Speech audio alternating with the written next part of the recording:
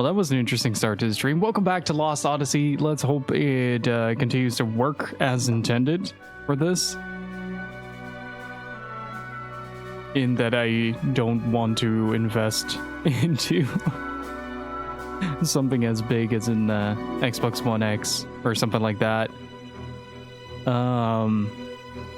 Right now, maybe in like 2-3 months, but we'll see. We'll see how this goes. This game has been absolutely incredible.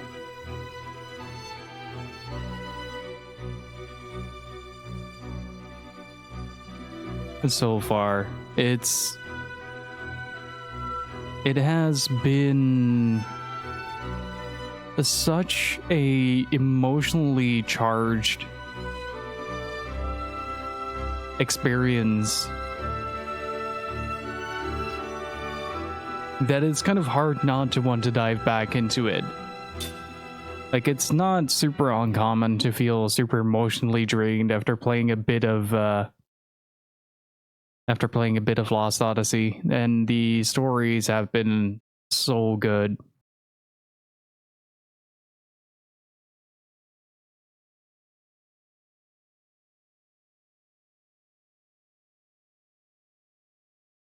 Oh, right, I forgot to tweet out. Oops. Hang on. Got distracted by tech issues.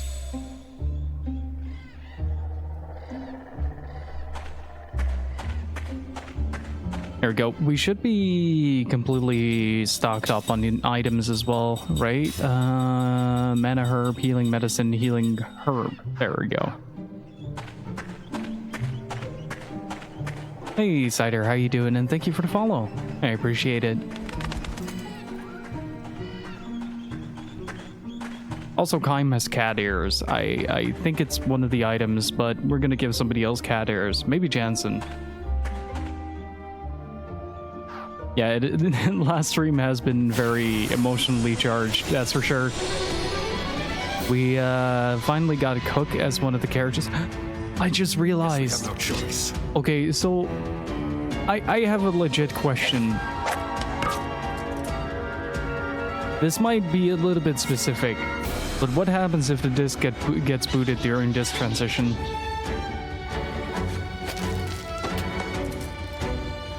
Because I just realized that at some point I'm gonna have to change the disc, and I did not think that through.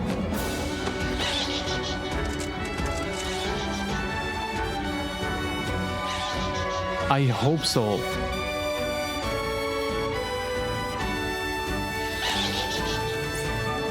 Well, even if I have backup saves, it wouldn't really matter if the console bleeds out in some form or way. But the disc tray has been an issue on this platform for a good while now, and it's entirely my fault. I dropped it from a cabinet while I was moving because I pulled off the TV and it was still attached to the Xbox. All right, let's see. We got 4 fire, I think, right? Yeah. I think you can.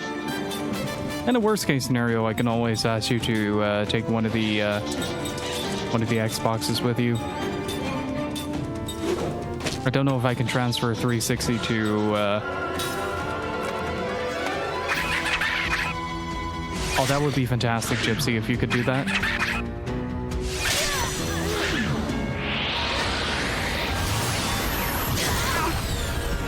Explosion doesn't do a lot of damage anymore, but Aqua does.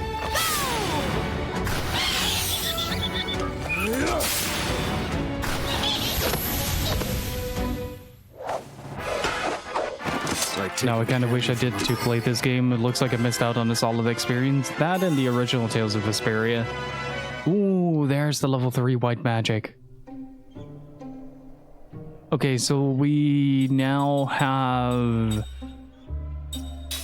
on Jensen, we should have level 3 black magic, and then we have level 3 white magic on Cook. What did we get with that? That is kind of important. Oh, we have the full. Creates a weak barrier that absorbs damage and protects a party member it surrounds. Oh, we can now use Shine.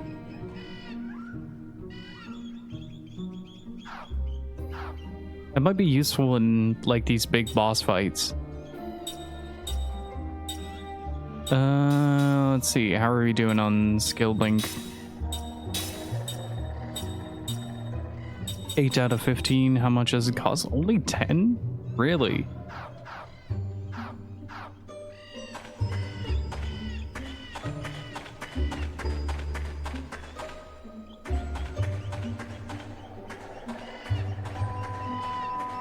And this place will never not remind me of folklore.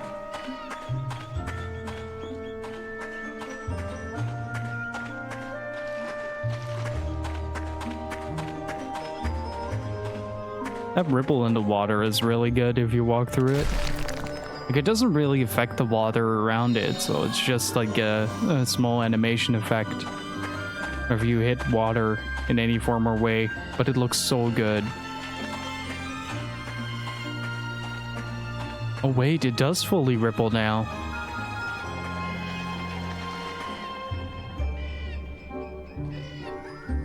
And it counteracts itself. Look at that. Waves dispersing as well. That's really neat. Let's see.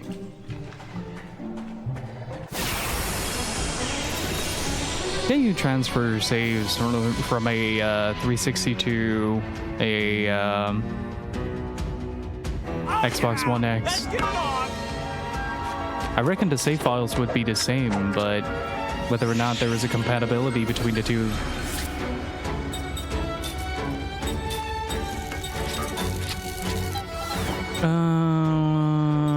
Let's take the Spiritura out first. Your wind, right? And ground is the answer. And ground. And another ground. There you go. I love that last time we spent most of our time in the city just reading stories and experiencing this game's narrative, and now we're just hopping straight into the action. It's such a difference.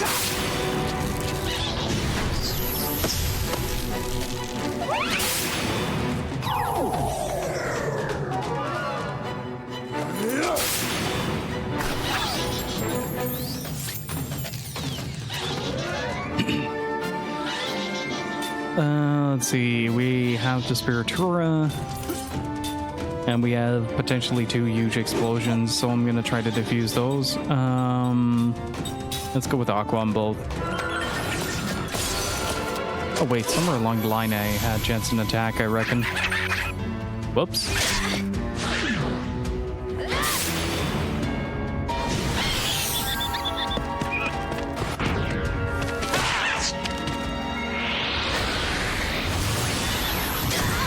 Yeah, that was bound to happen.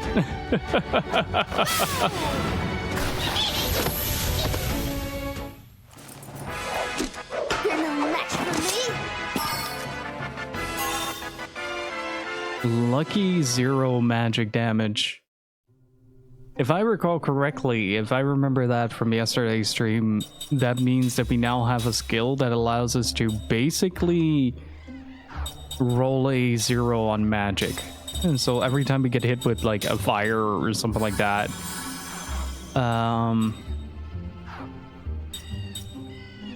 then let's actually unequip it from Seth. Increase maximum MP. Where did she get that from? Wait. That is her skill link, isn't it?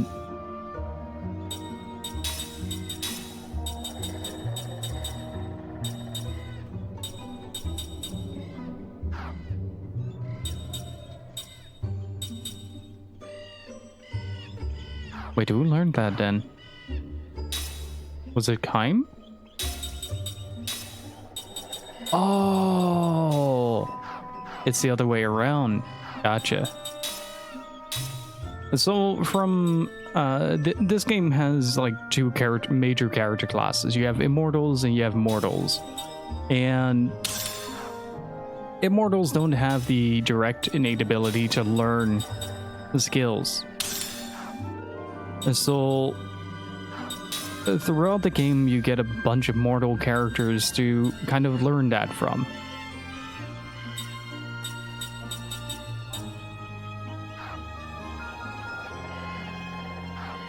Why did I give her a level 2 black white magic? Does not make a lot of sense. Let's see. Increase maximum MP. That is good. I'll have to look that up after stream. That's a good skill to have. The casting time reduction when in critical HP.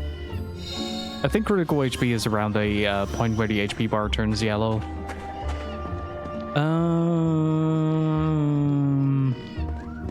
Beyond that, though.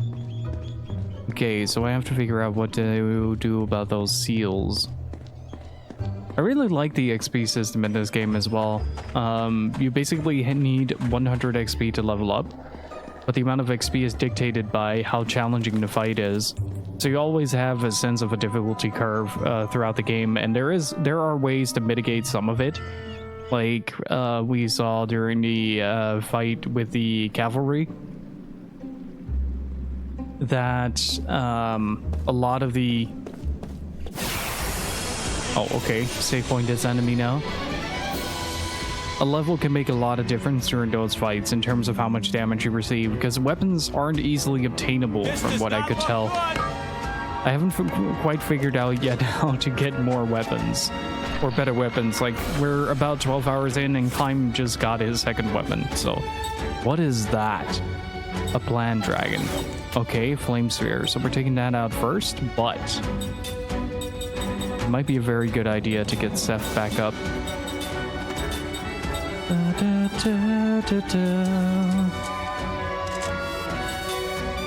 What kind of skills does he have? Still only steel. Gotcha.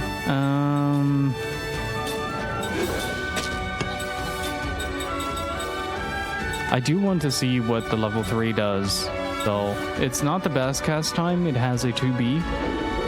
Wait. She has something to mitigate that, right? Reduce spellcasting time for one party member. Let's use concentrate. Okay.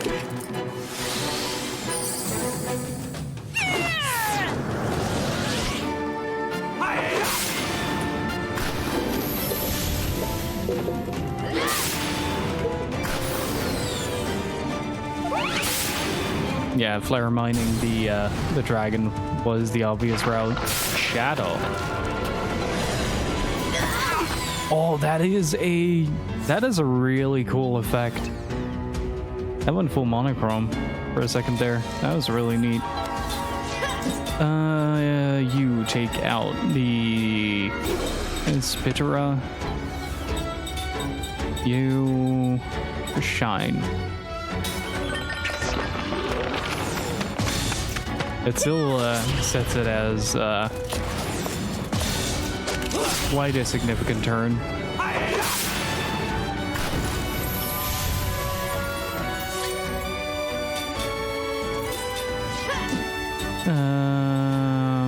What kind of type is he? Element numb, tight spirit damage. Continue casting. Oh, it does put her pretty early in the next turn, though. That's interesting.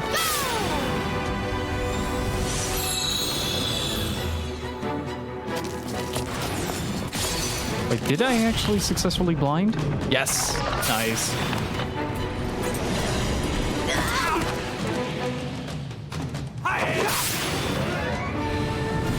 That should take care of it.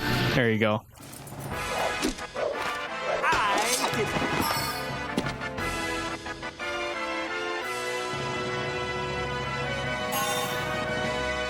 Concentrate, learned level 1 black white magic. Seth learned concentrate. Nice. So the skilling system in this game allows you to learn skills as an immortal. You get a certain amount of SP at the end of each fight, and you can use that to learn skills from somebody else. And so you're basically constantly trying to figure out what the best way is to get new skills, to unlock everything basically on every character, which is why I'm consistently switching equipment as well. He learned to level 1, right? Yeah. As you can see, I cleared most of them. Let's go with the circlet. And heal... They don't use a lot of mana, so... There you go.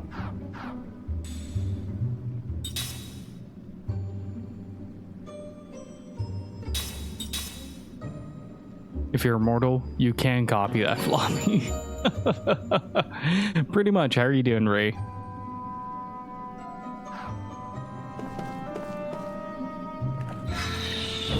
Oh, okay. Leave this place at once if thy life is dear to thee.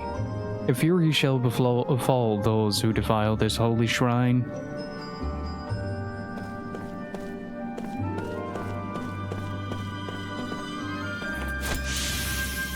That might be why the queen told us not to go here. I'm really nervously side-eyeing my 360 right now. If it's a fight you want. Hey Soldat, how's it going?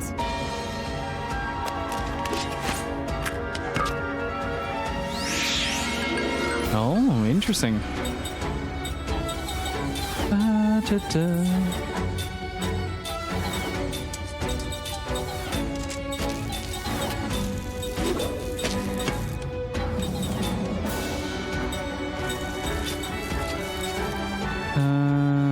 Let's prayer on time. Okay. A bit earlier than I intended for the Monster Hunter event. Yeah, that's fair. Right, looking forward to something?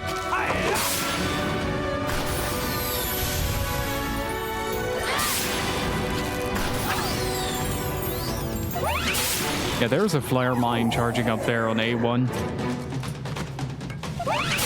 Wait, no, it's not a flare mine. Why would you flare mine that guy? He's eating you. Like, literally eating you.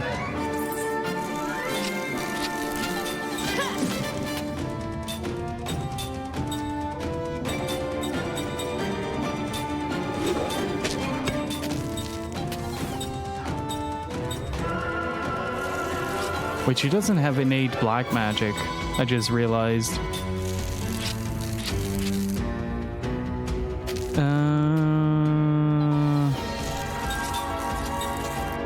Might be a good idea to just put her in a supportive role for now. Oh! Yeah, slow and slower. Gotcha. There's a distinction made between the two. Oops. Okay.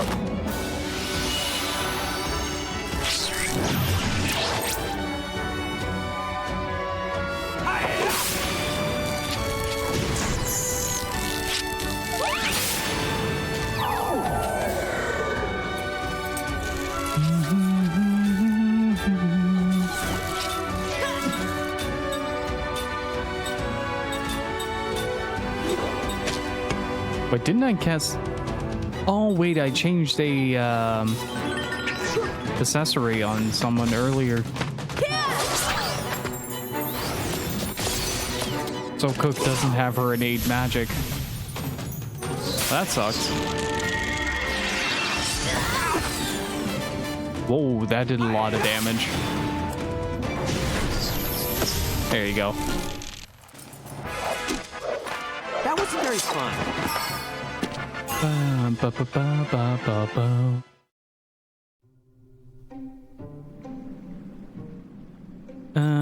Let's see. What was that? Learned that really quickly, by the way. Lucky Zero. And let's get started on that. I think it was in her equipment.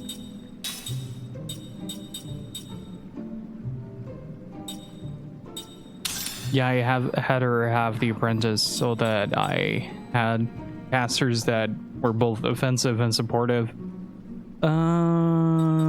What's in the ring assembly right now that I missed? Inflict significant damage on magical enemies. Fire ring, piercing ring, jamming ring, ultra. All right, that's mechanical. Absorb a small amount of enemy MP. That might be a useful one. Shockwave, ultra.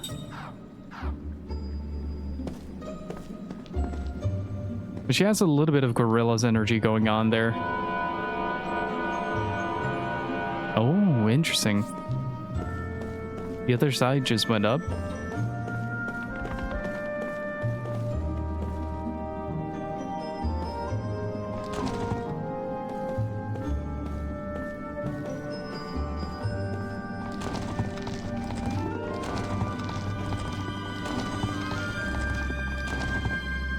I don't know what I'm doing with this. Hey Shock, how's it going, dude?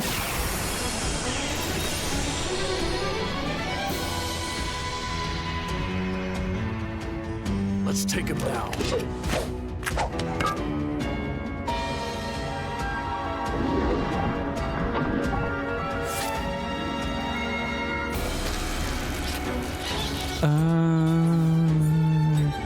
Flame Sphere, Balloon, Soul Eater Bug, Spechora.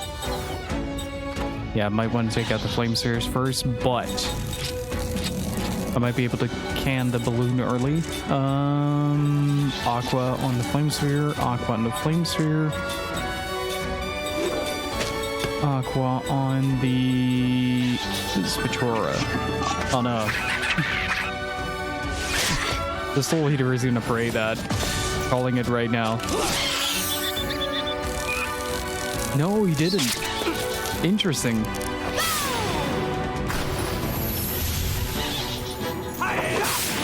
That eliminates a few things at the very least.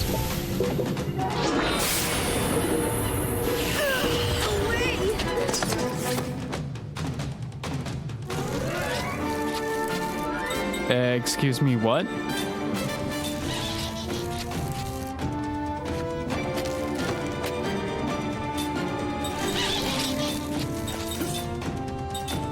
What just happened?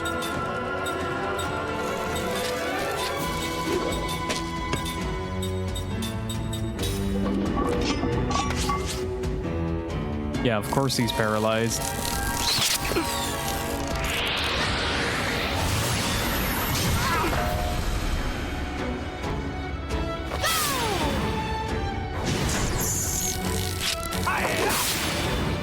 That should at least kill that guy. Yeah, okay, that's good. At the very least, that's good. Do try to Angel Plume that. We need the front line backup. It shouldn't really matter too much since... Damn it, Kime! Where is this damage coming from?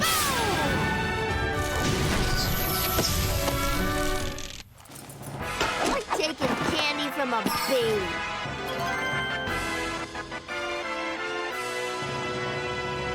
Like, seriously, I would have been able to accept that if it was, like, oh yeah, we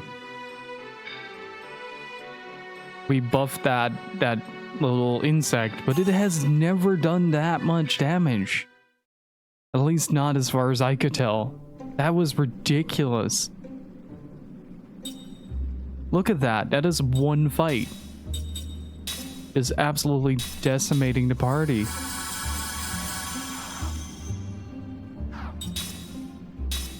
So death cause an immortal memory loss? Nope. We don't know what causes the memory loss. We just know that most of the immortals that we know about are affected by it in some form or way.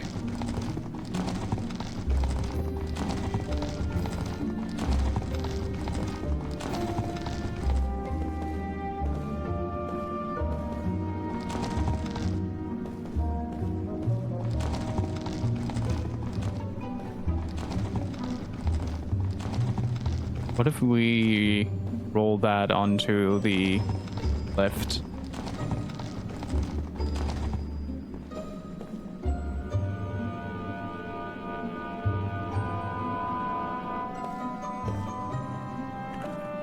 What is this? A tablet fragment obtained. Okay.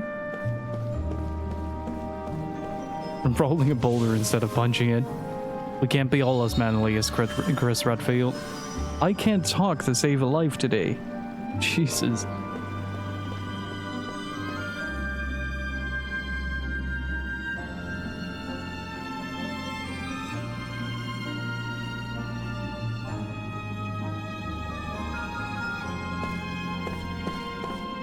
This area looks really cool. Oh no, we're gonna have to fight that, aren't we?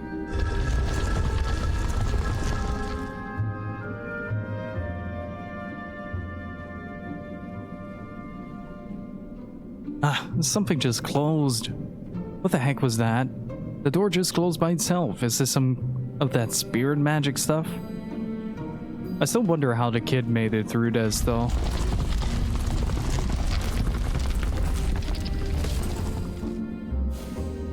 Well then, they at least took into account that I would be at any point thrown to the side.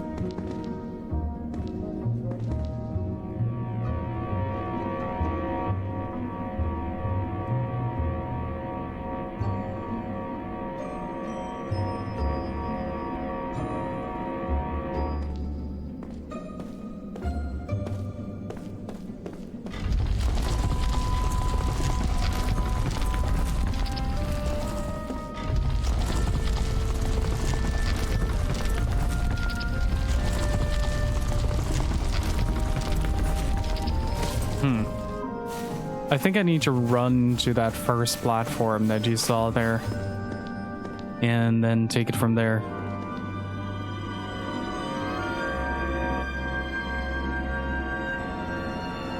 Let me check something real quick. I'm also, like, sorry if I seem a little bit distracted. I'm also trying to make a few calculations to see if I can sort of mitigate this from happening in the extent of this run. Give me like 2 seconds. Let's just think of something real quick.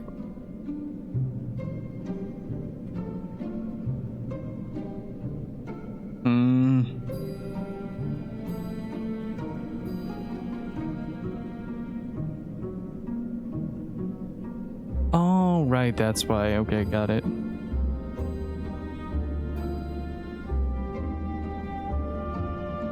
Whether or not I could replace the 360 immediately. There you go.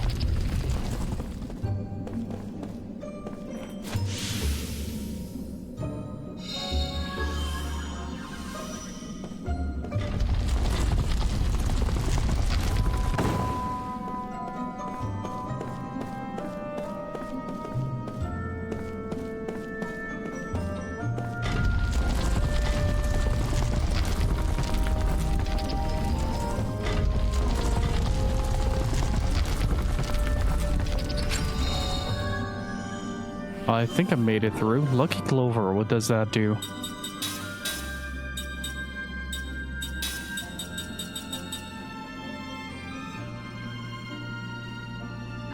Oh, that is... We might be able to give Seth a full crit build now that I think about it.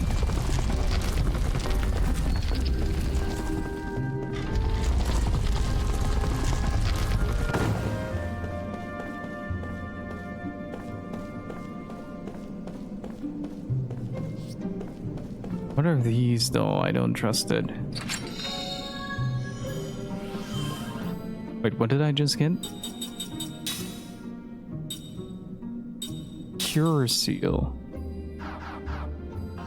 Didn't I already have that?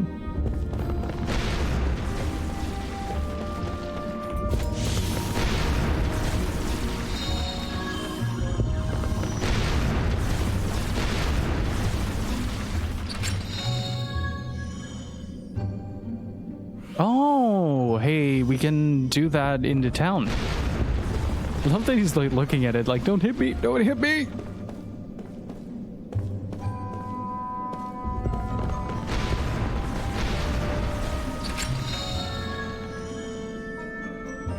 Okay, slot seat, that's good. Hey Joey, how's it going, dude?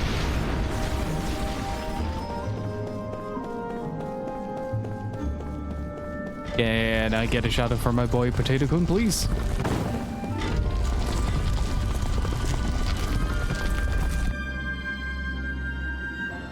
I'm doing alright. A bit worried about the 360 going absolutely haywire, but other than that,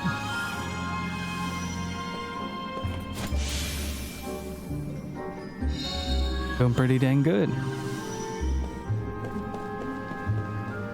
Okay, so this is completely blockaded. What happened to knock off Gilgamesh and the government of Ura? No idea.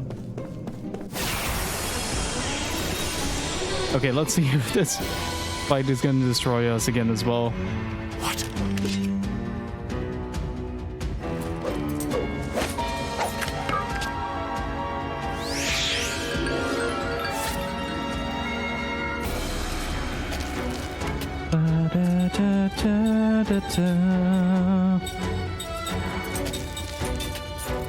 Hey Skitty, how are you doing?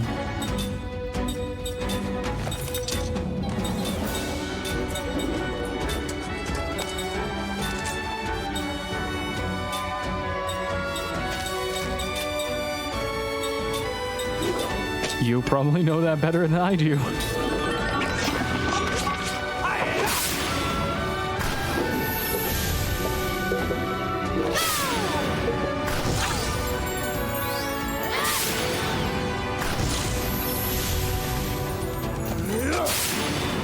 I'm absolutely loving the game.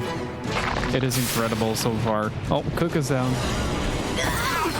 Wait, she's not. Ooh, she is not. Let's see. What were you? You were elementless, but you're plants, so I'm gonna set you on fire because that's logical. There we go. That's one. And that's a two. Okay. Now port Fantasian onto something that I can play. I was looking into it, but my phone doesn't run it, sadly.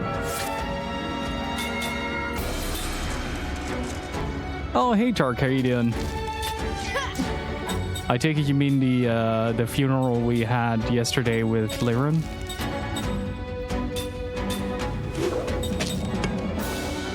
Puff the magic weed. I got you. There you go.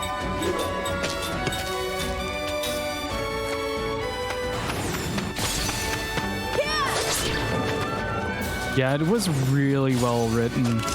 That was also the build up towards that was really hard to digest.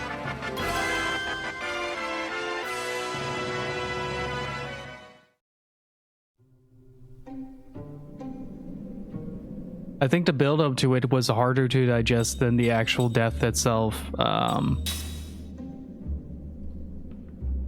Oh, the voice acting of the children hit hard, especially in the after the send off.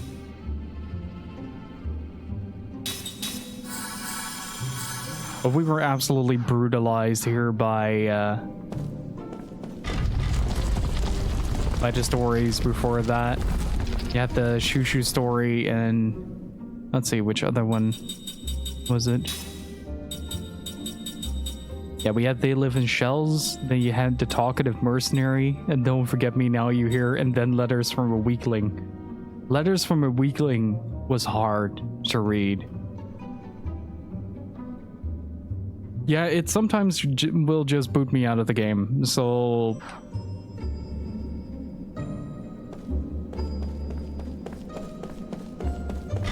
Don't put it like that, so that hurts.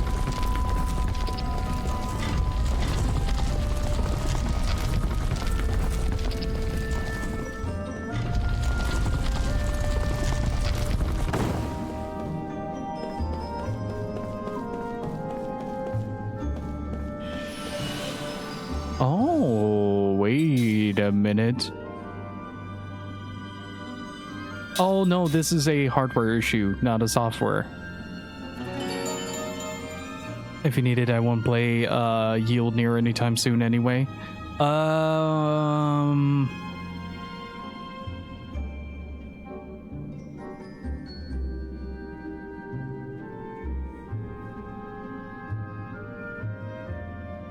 Don't Forget Me Now was probably the one that hit closest to home for me personally, though.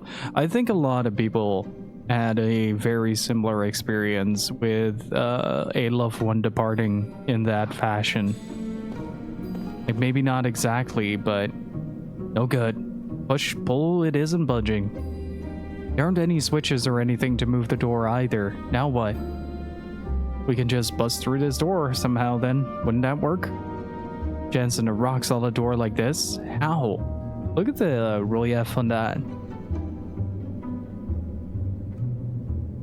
I don't even know. Like the engraving on that.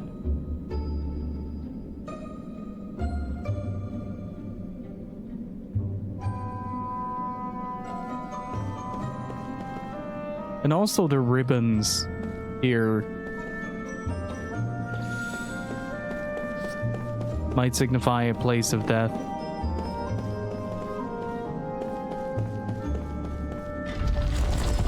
But no, I practically have no trouble streaming like the consoles themselves, but most of the trouble that I have with the consoles is because the hardware is failing.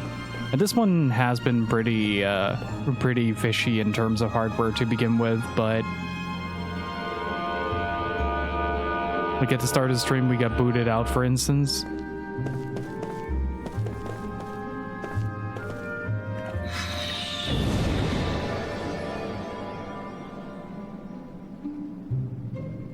Okay, wasn't there at the very start of the forest, wasn't there a little cutscene about something being missing on a tablet?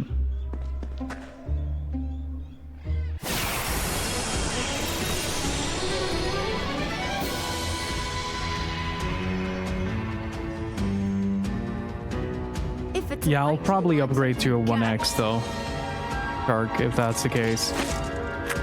I'll probably do that later this week.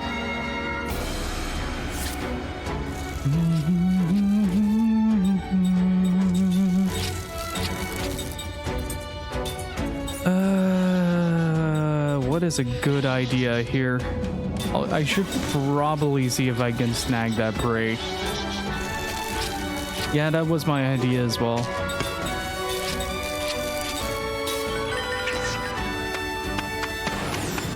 Also, everybody, do me a favor, go check out Tark's Gauntlet on YouTube. Dude does great video game reviews, a lot of niche titles, JRPGs and whatnot. One of my favorite YouTubers out there, and a good friend of mine. Fuck, he took the break.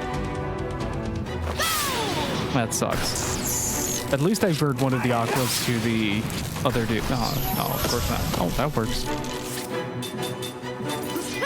Balloon!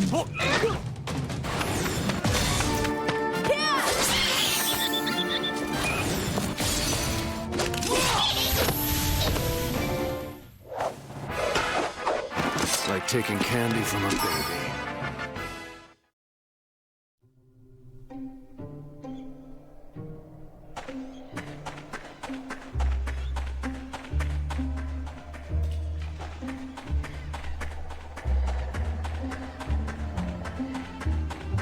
This game does look great.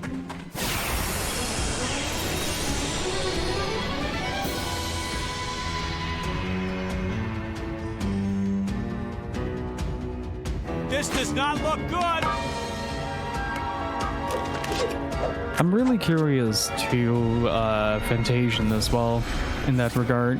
I really like the overall aesthetic of it. Of course, they're both in the back. What type are you? Earth.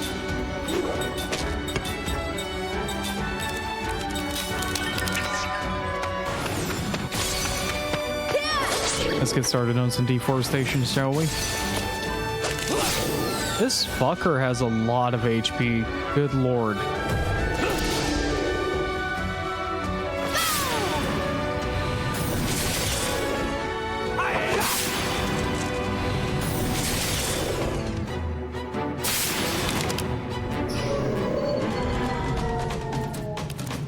You can tell from the top left, by the way, if something is on the front line guarding the back line, you can tell the total HP pool on the front.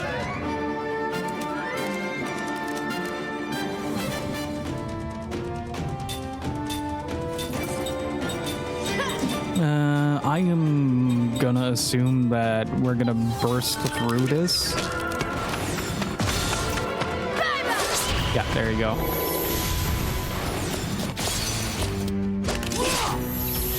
Oh. Well, that was nice.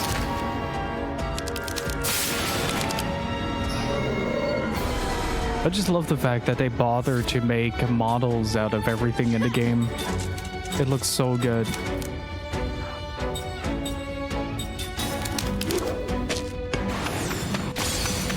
I can actually look up something about the weaknesses in this game. Hang on. There we go. That was a close one. I am so worried about the disc swap. You have no idea, chat.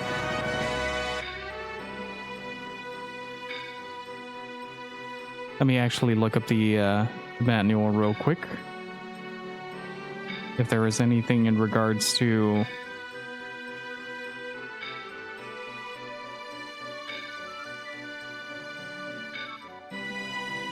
Well, we'll still, like, what happened earlier was it sends an opening signal to the 360 and it will boot the game out and it will stay stuck on the opening. I'm flipping through the manual real quick. Okay, so water is weak to earth, is weak to wind, is weak to fire.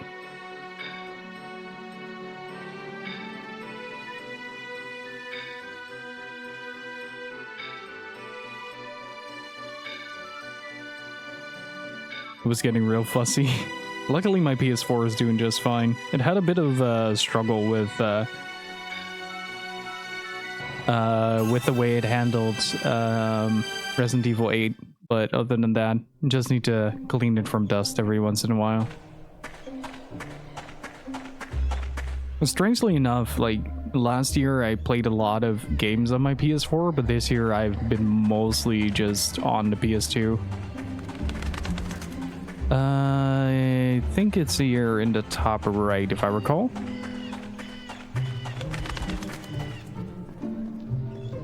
Not this one, but the next one.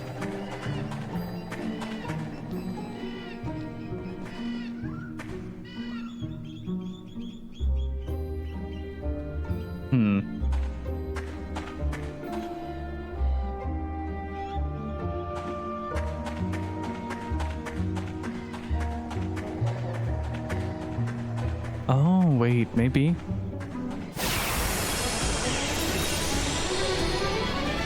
Yeah, it does that. The fan system of the PS4 isn't the most quiet out there. Looks like we got a good chance.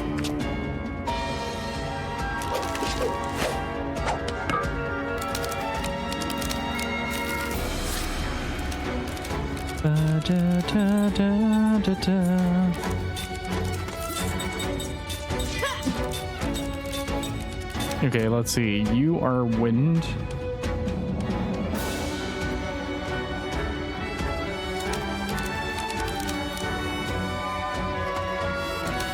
That means flare.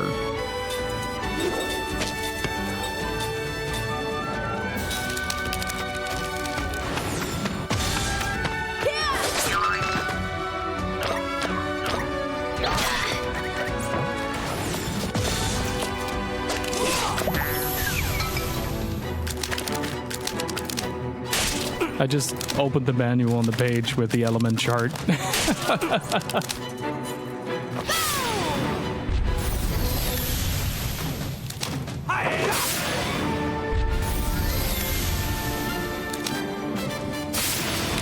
Yeah, I probably need to redo the thermal paste as well. And Free Jerome, thank you for the follow. Appreciate it. How are you doing?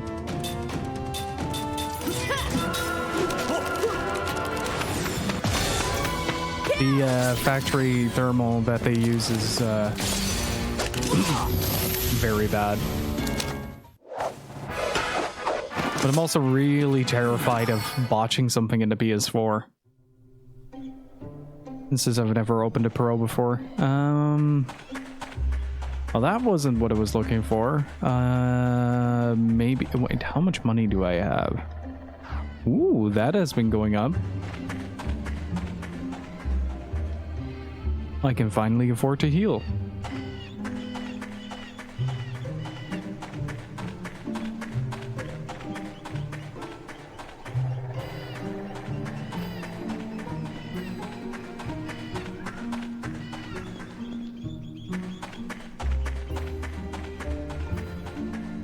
Wait, does the manual say something about the battle or the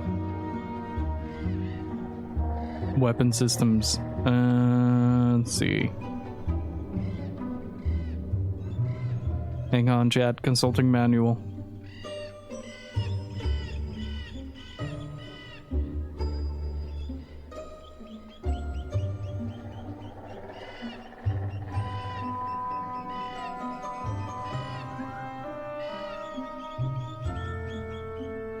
Let's see.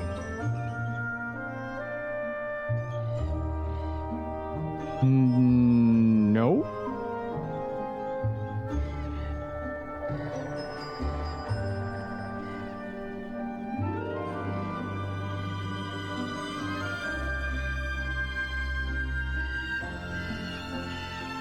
Yeah, I'll still have to do that at some point, but first I need to figure out a way to there's my element chart. There you go. But first I need to figure out a way to actually do 360 stream stable. No one gets in my way. What I'm concerned about though is whether or not the back compat is region free or not. Because I do have a few cave games that I like to play from time to time. But I think it is.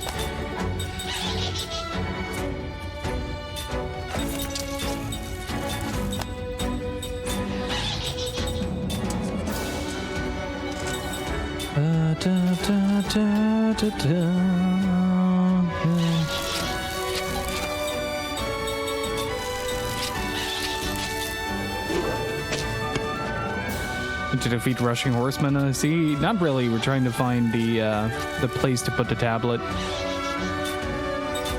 Good. Now, if saves are compatible between the two, that would be fantastic. That would be like perfect. Ow. How's it going, Sakaguchi?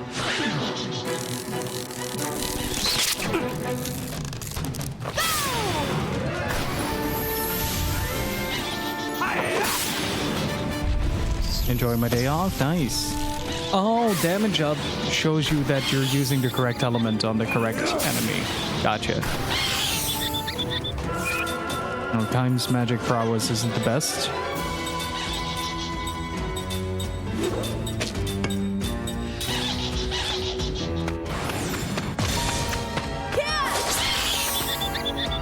I'm starting to think that going crit on oh, he didn't explode. Nice. I'm okay with that. Because now he's dead. Da, da, da, da. I am the greatest. Yes, you are, Jansen. I love you. I've been watching Twin Peaks on Blu-ray. Every time I put in a new disc, it is a 10-minute battle for it to take it. Oh boy. Is like the eject button stuck or something? Like, I know that some of the vanilla models with the touch eject button had a lot of issues with that.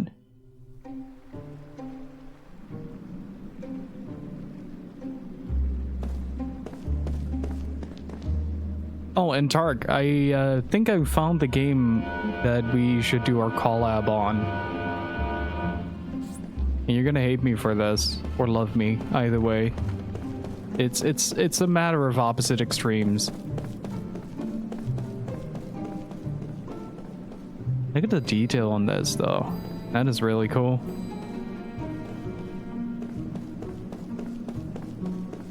All right, what you got? The Ring, Terror's Realm. For the Sega Dreamcast. So up top, everything seems to be fine, right? I get normal amounts of damage, but down here, it's a different story. Good chance. Yes, based on Ringu. It is. Ooh, those are new. Hello. Very big. Yes, you look. Did they give them bulges? Let's see. If they're earth, it's wind. Did you see what Thor posted on Twitter? I did not. Should I? Hang on.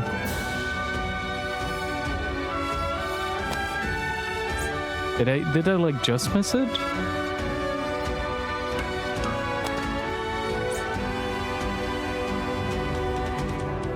Hang on.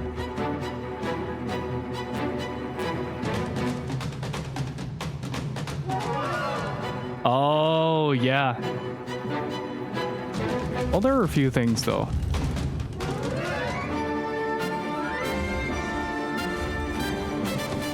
Oh? He's voicing a new game by the Sukaban dude. Oh, that is really neat.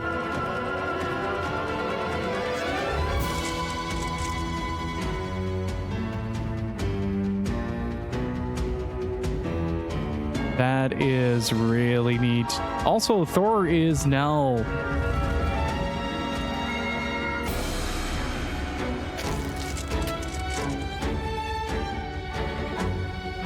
Also, my dudes, listen up. My friend Thor is now officially an award-winning composer. He got Best OST on the, I think it's the New Zealand Game Awards for Umurangi Generation, and I can't be more proud of the dude. Such incredible achievement, man. That OST is absolutely poppin', and he deserves every bit of that.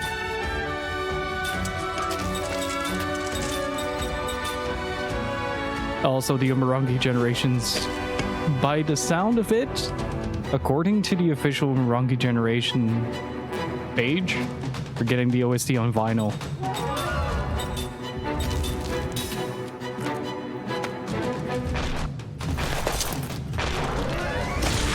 Oh, that is not too bad.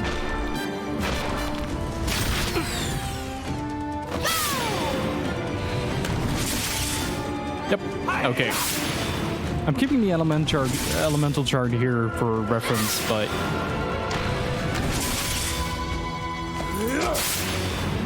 and Kieran is a pretty good dude as well, and just generally really good guys. It's really cool to see him get more involved with game development as well.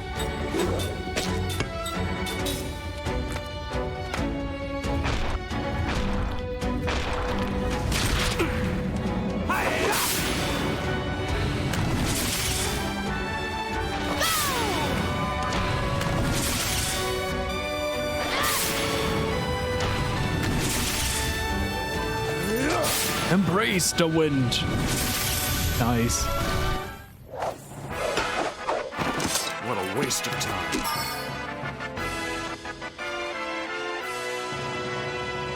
Doing lots of collabs? Yep. It's been great to see, man. I'm really so happy for the dude.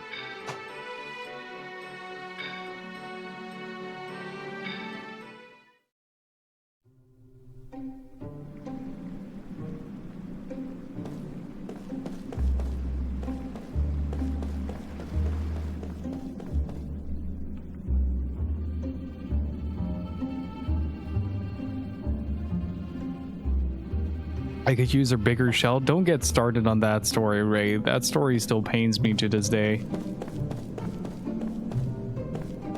Maybe. I probably wouldn't count on it too much, but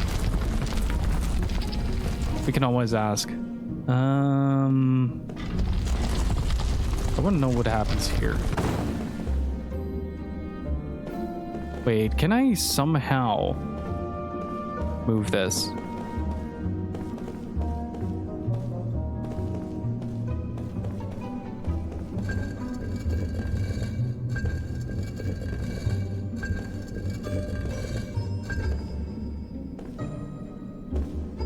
You could almost abduct. Don't do that.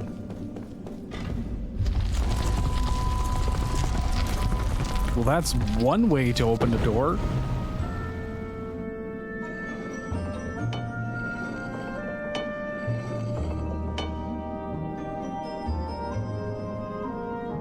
Woohoo! We did it. All right then, let's hurry on. Seth with the cat ears is hilarious. Let's use this opportunity to heal up a little bit and save. We gotta save very often. I have trust issues.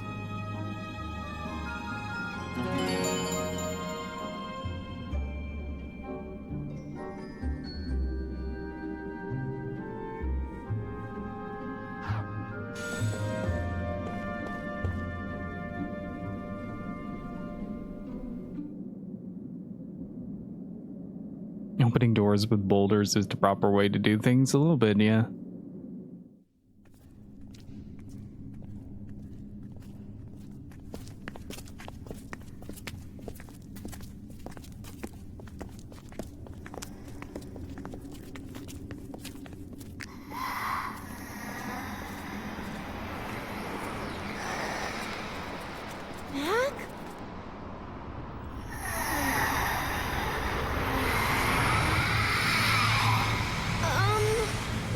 Wow, puberty's weird.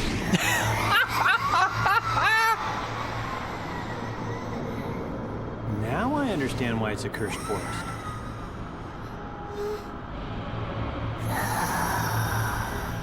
Mac!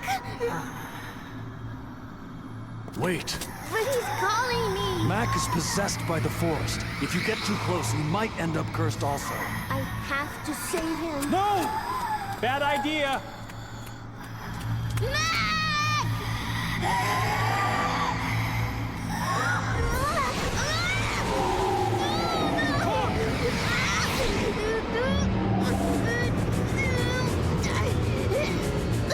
Bad idea! I just told you that! Let's just do this! Is anyone listening to me?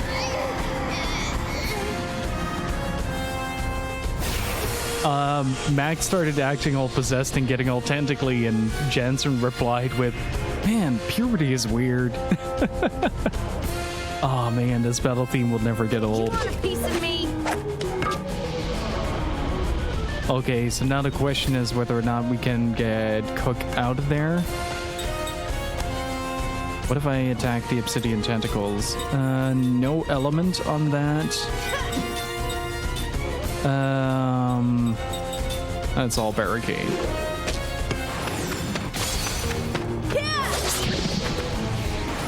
That does no damage.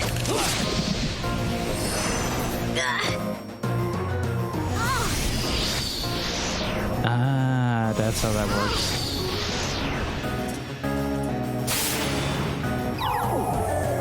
Okay, we might game over on this at least once. Well, we start early with the old barricade.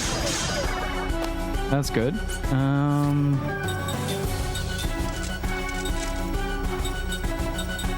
My question is heal. If I do that, can I? No. Fuck.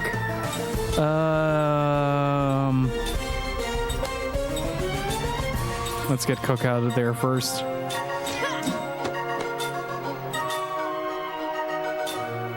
No element. Okay, it is a magic type, so.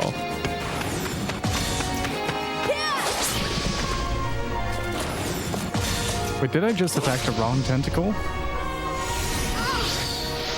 I think I did.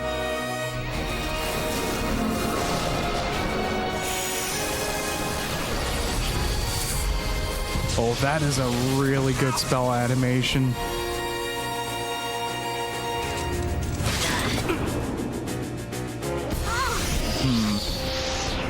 Yeah, I definitely think I targeted the wrong one. Well, at least one tentacle is down. Oh, it changes as well. That's smart. Yeah, let's flare it up.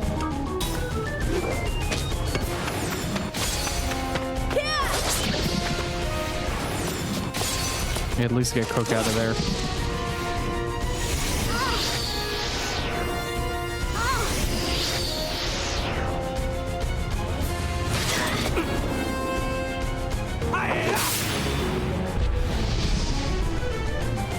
I think one more turn will do. Okay, it's still C. And just mess up one turn.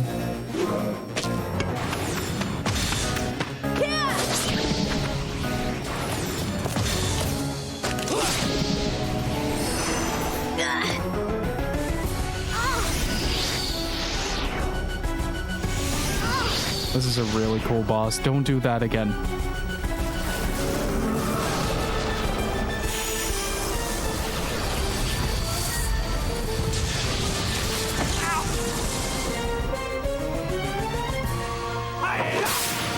Let's hope this burns that. Damn it, let go. Let go of my grandkid. Come on. Enjoy. Let me know what the event entails.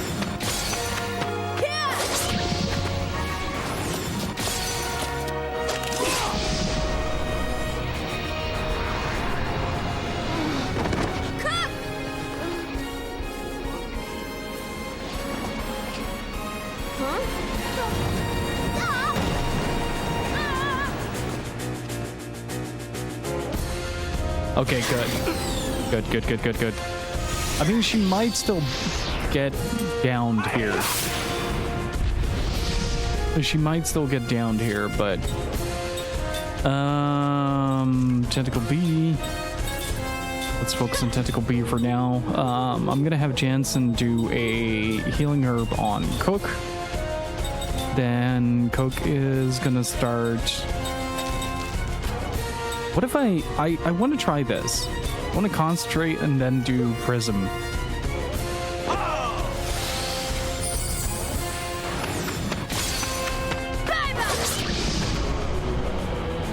X.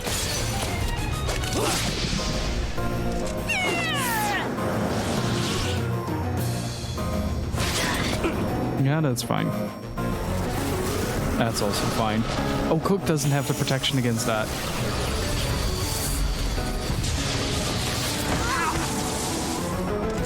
Oh, it's a backline specific attack. Gotcha.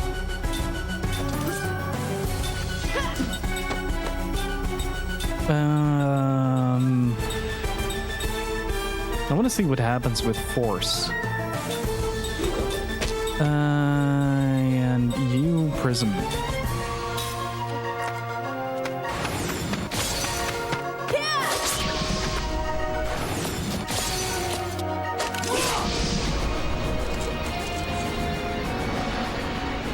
Oh, was that the fight?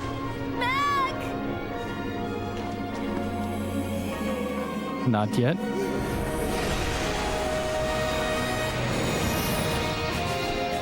Phase 2.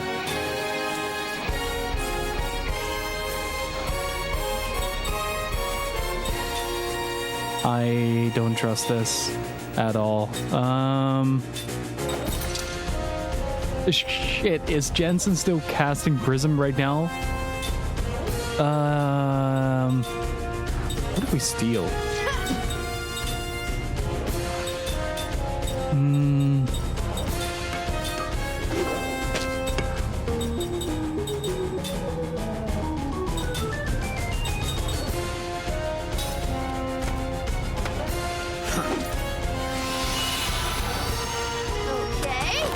I want to see what happens.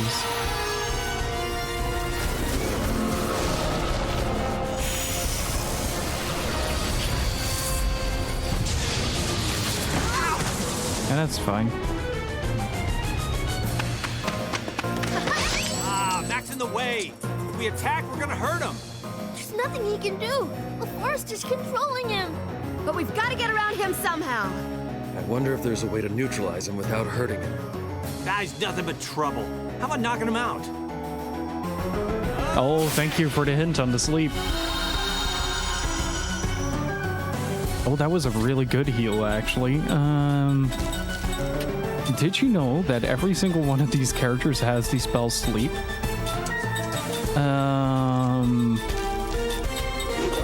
Just gotta make sure that there is at least a little bit of variety in there to neutralize him at some point. That is a miss. That is also a miss. There we go.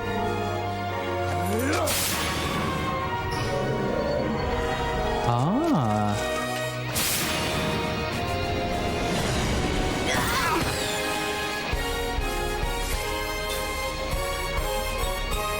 There we go. That is a really neat mechanic. That is fucking amazing. I love that.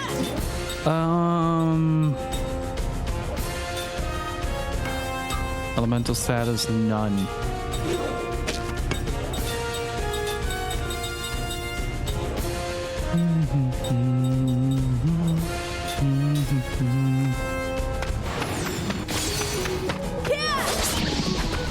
Oh, he is not susceptible to any of that. Interesting.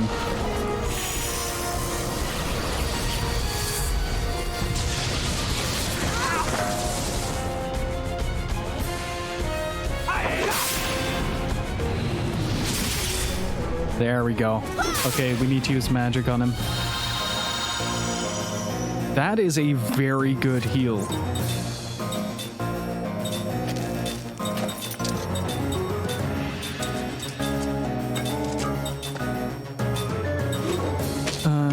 I hope that Max stays asleep throughout this fight.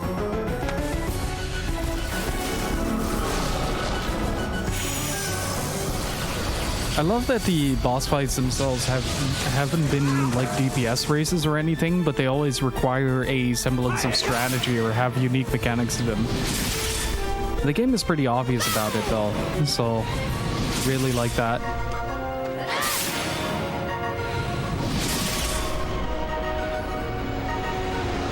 Oh, did we get it? Oh, I think we got it.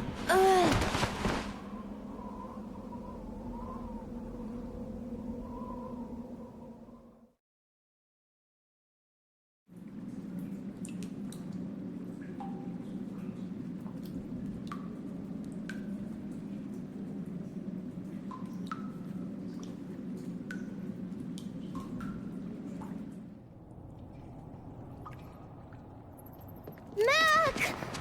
Mac! Cook! Oh, you dummy! Oh, damn. Sorry. Don't you know how sad it would have made Mom if you died? Yeah, I know. Why'd you go alone? How come you didn't tell me? Because, Cook, you're always so cranky when someone wakes you up. Well, sorry, but still. I wanted to show Mom those flowers. I thought if I came here, I could meet her. I wanted to talk to her. You can't do that. Mom's dead. You won't ever see her again.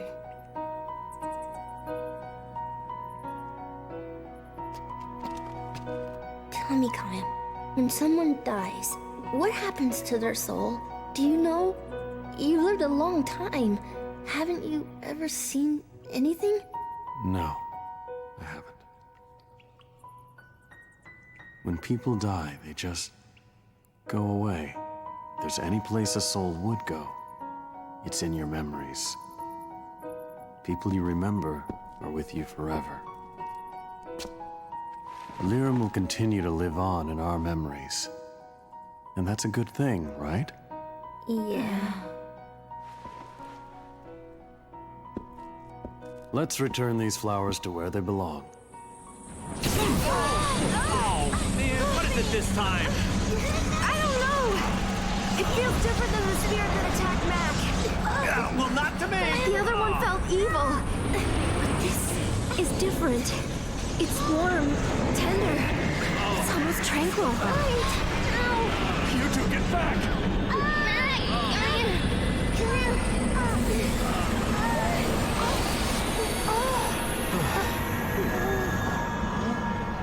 This. What?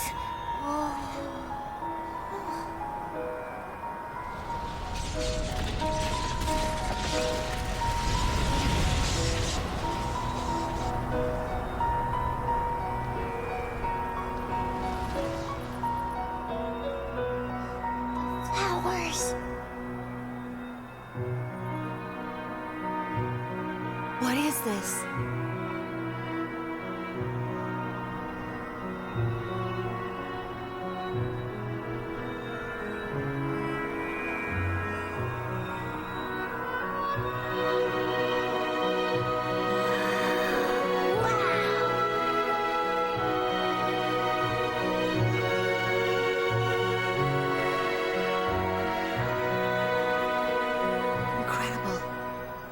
It's a miracle.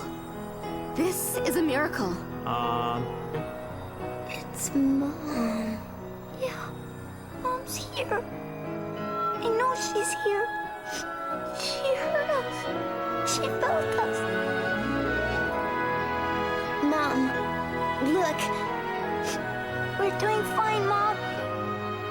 Mom, I'm gonna go find Grandma. I'm gonna grow strong like Kime. It's warm. The warmth of her soul. Liram's brought us a miracle, Kime. Miracle. Always keep you in our thoughts, Lyra.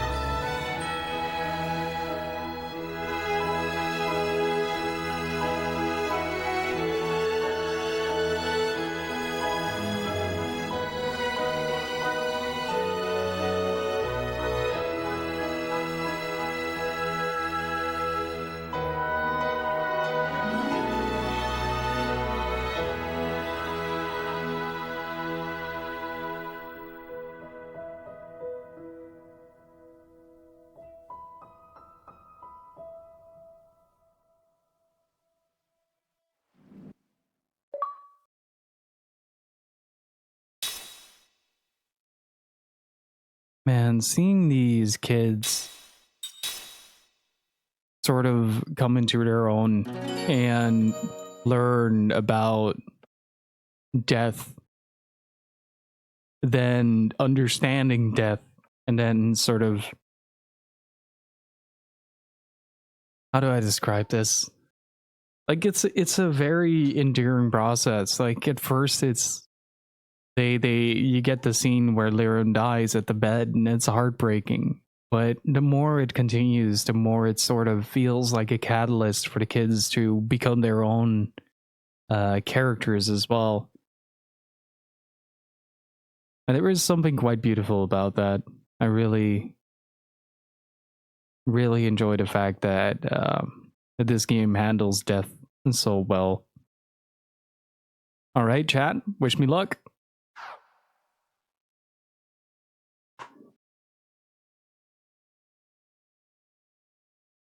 Because this could get ugly.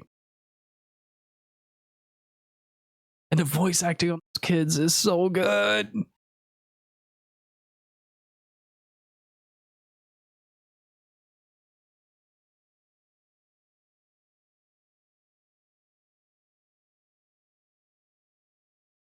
Don't you dare. I'm pointing at the screen, but it should point at the Xbox.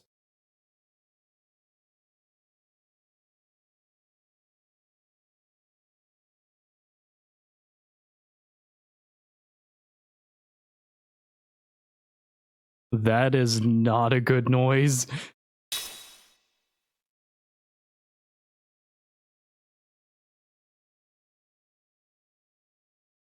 Oh man, this thing is really on his last leg.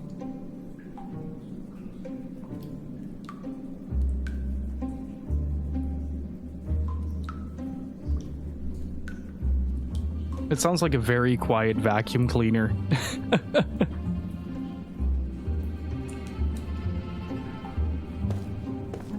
Yeah, the Xbox is dialing up.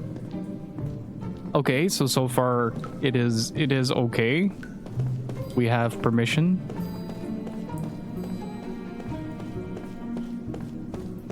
Look at that. Look at the little butterflies, the aura coming off of these flowers.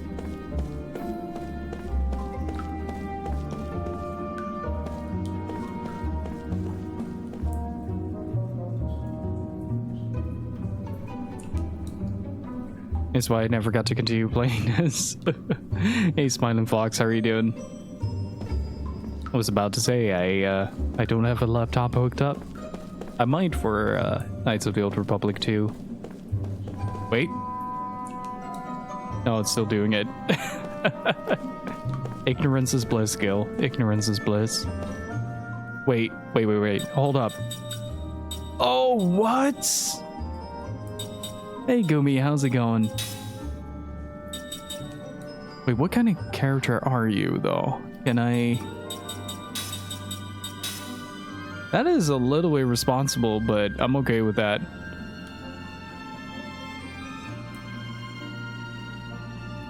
Magic defense 11. That does not sound good.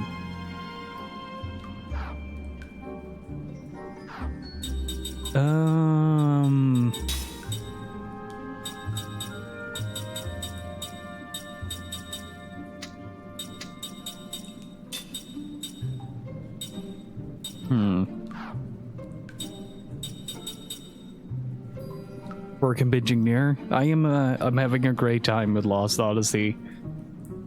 These characters, man, they're fantastic. Let's see. You're mortal, so...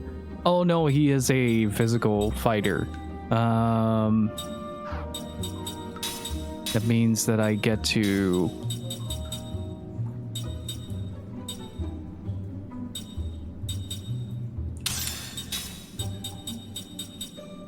Let's see. HP recovery when a critical hit occurs. I already sallied forth with Cook until he clearly seems to believe in throwing the grandkids into the flames.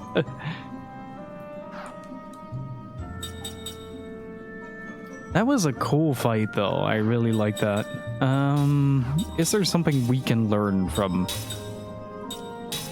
Hold up. Hold up.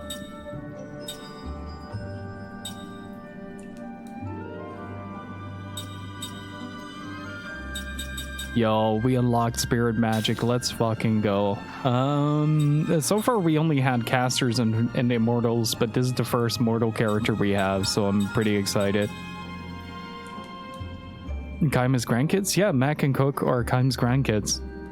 Lyrum was the daughter of Kaim, who seemingly fell off a cliff. So when Kaim got here, he discovered that she was still alive, and we got to experience a little bit more of the family dynamic. And Kaim is now really sort of getting back in touch with his humanity, which is really cool to see.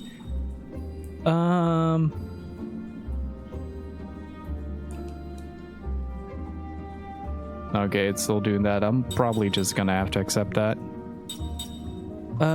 What did I want to do here? I wanted to do a few things. Not that. Well, first of all, I wanted to check out what the kid is capable of.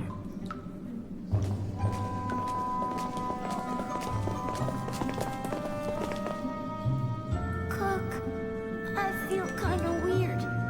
Oh, spirit magic. Mac, are you getting all strange again? You'll be okay, Mac. Calm down.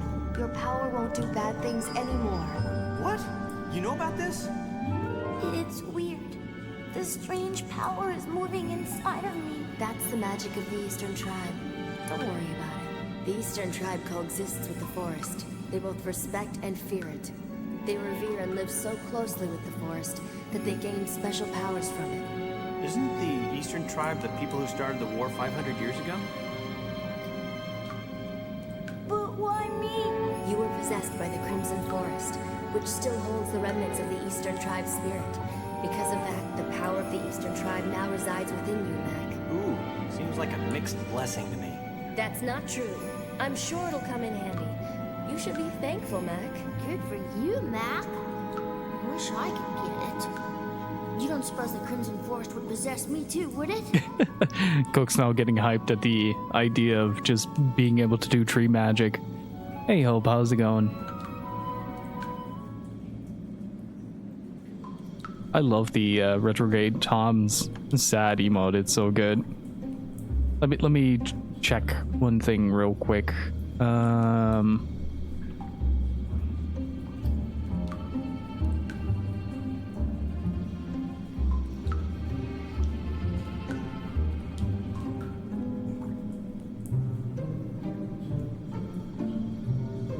Not in there. I kind of wanted to just check something real quick. See how old these kids are.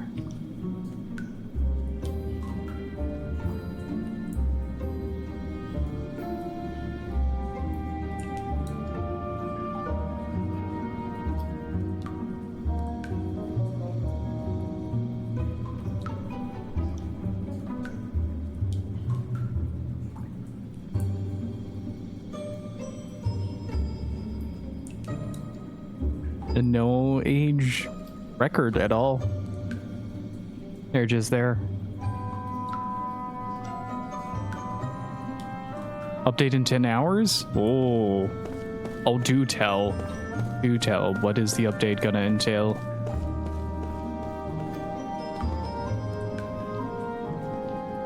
So yeah, now that the Xbox is not on fire and the well, it might be. I'm worried. I am very worried. No, what's this? It wasn't like this before. Maybe because Mac is here. But me? It seems so. There's a powerful spirit magic at work in this forest. It's likely that everything is coming back to life due to a spirit mage like Mac being here. How neat. Let's see if these things are working then. My Xbox has been having hissy fits throughout the entirety of the day. Ah.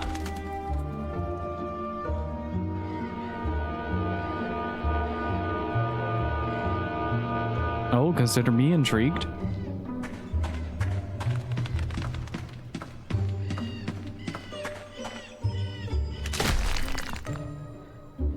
With Mac, we also have 3 frontliners now.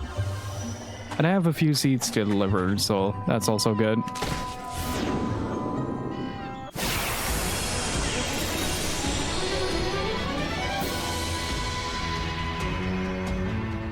Guess we have no choice.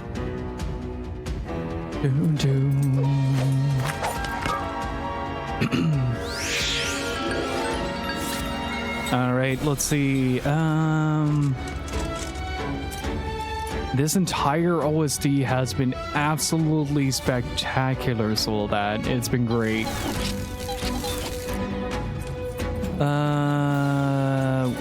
That is front. That is also front.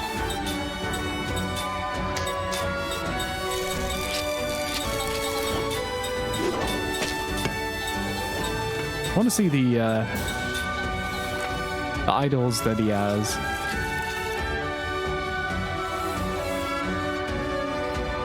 Mac is a very stoic individual.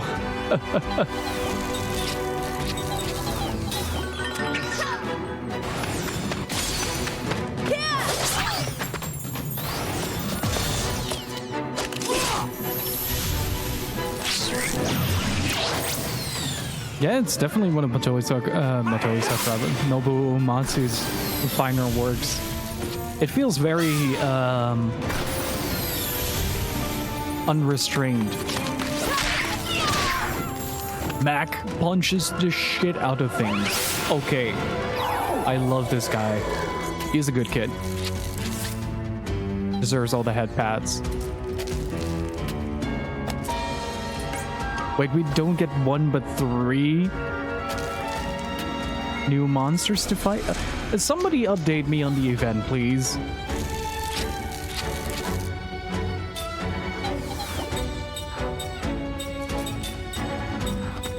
I take it we're doing Monster Hunter after this.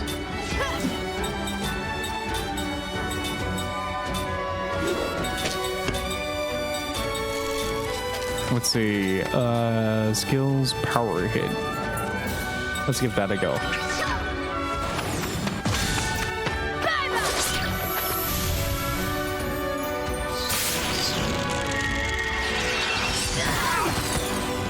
Whoa, that is very dangerous. That was also a lot of damage. Yeah.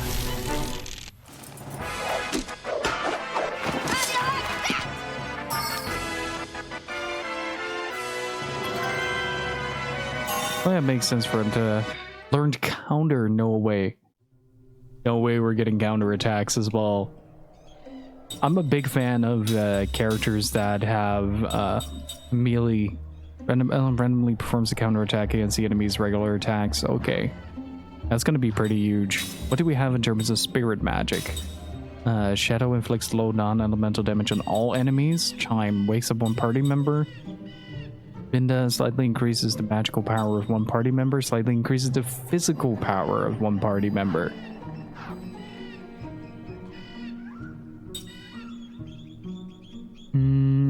Oh, that might actually be very good. Okay, so we are now learning power hit.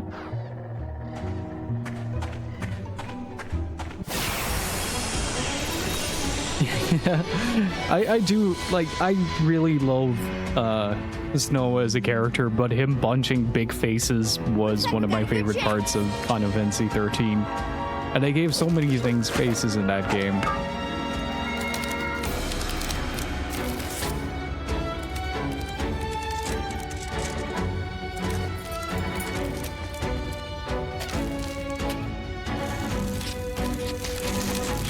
Oh man. So anybody who's up for hunting after the stream, join the Discord. Let's see, what do we got? Oh, we got shin beetles. After stream, yeah. I am definitely gonna set up my Switch back in the stream setup.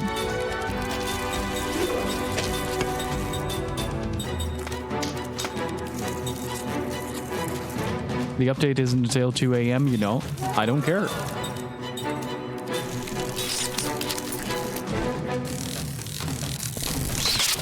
I shouldn't do too much damage because he can charge up on the little fairy dudes. Permanent event quest, yes! Or the new monsters.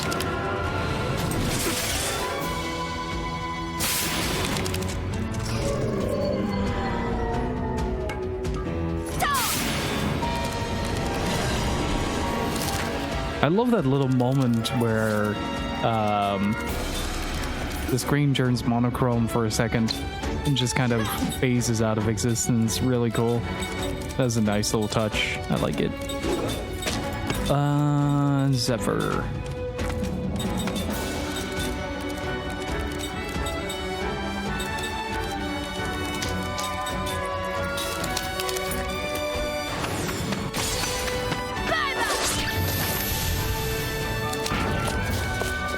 Well, we now get to test out wall at least.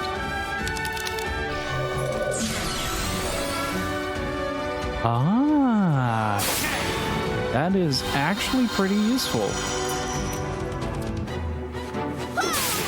That is actually pretty useful.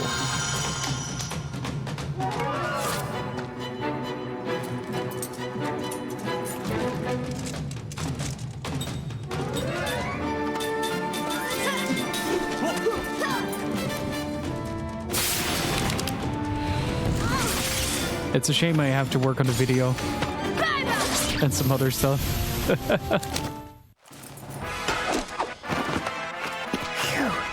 That was a close one. Max almost level 17.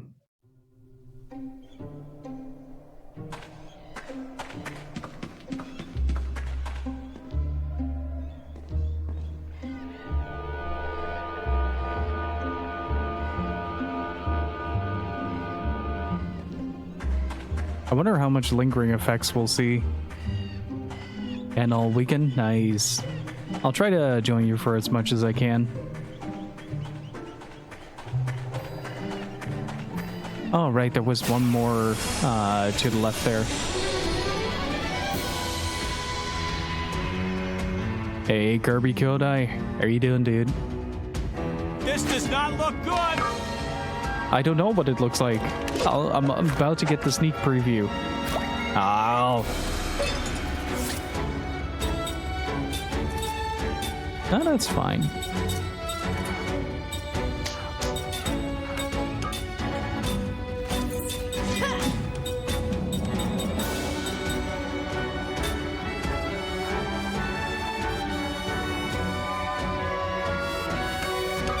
Just caught the Monster Hunter Rise thing. Yeah, we were just talking about that. Pretty excited. Hang on. Hang on. Consulting manual. I need my elemental chart. There you go. They were water, therefore we ground them. And what can you do, buddy? I want to see what happens if we power up Kaim.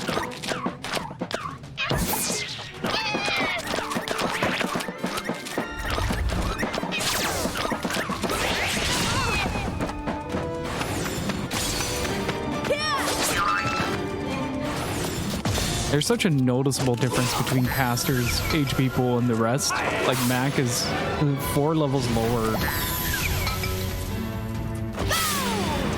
And already has nearly double Cook's HP.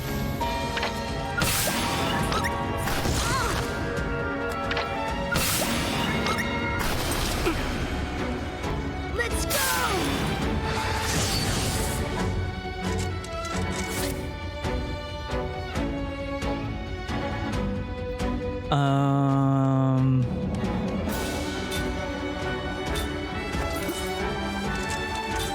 And luckily I took it a bit slow when it comes to that.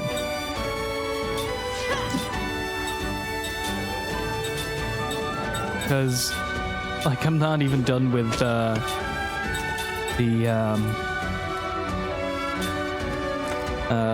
Hunter's Hub quests. I haven't done all of them yet, nor did I see the last monster. The big sparkly thing.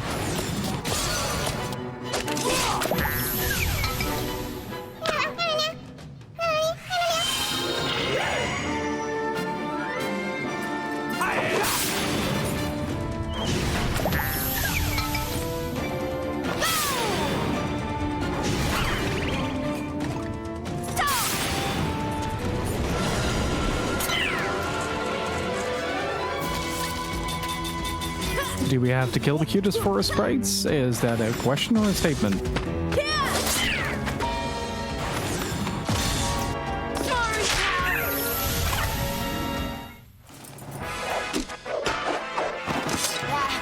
What a cinch.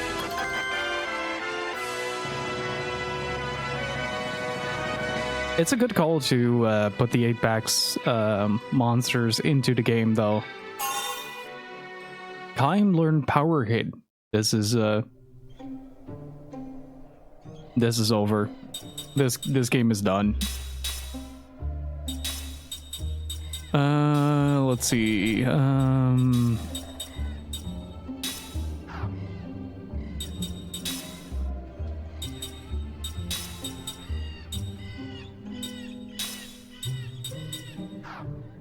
What is currently equipped? Oh, level 3 white magic. Gotcha.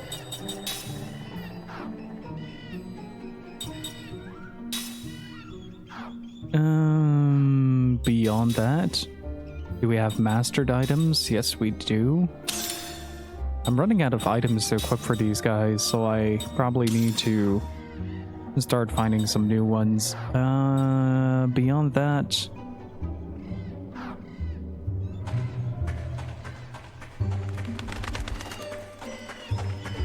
let's see what's up here. There are 3 or 4 platforms that I want to check. It's probably a good idea for me to actually use a few MP boosters here. Especially on these 2.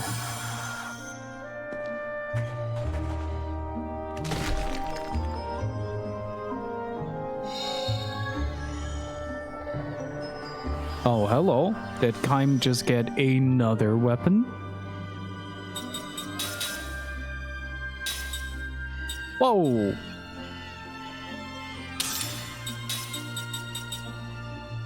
Inflict significant damage on enemy beasts, inflict significant damage on mechanical enemies. Okay, so this is just a get fucked clock bracelet. Gotcha.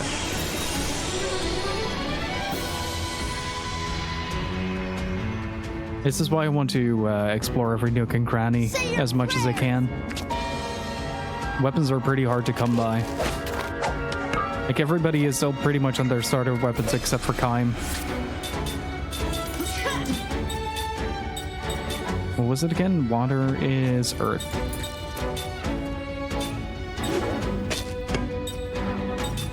a lot of the weapons that you find are pretty much dedicated to the place that you find them, so yeah, makes sense. But I think a crit build on her would be really good.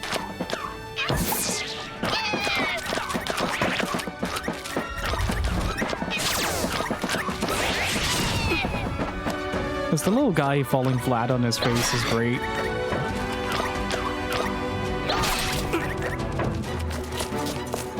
I want to say the raw damage on this. Whoa.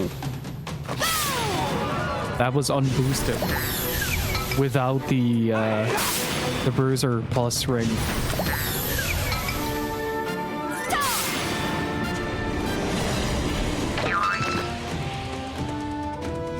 That is pretty wild. Let's see what happens if you actually take the effort to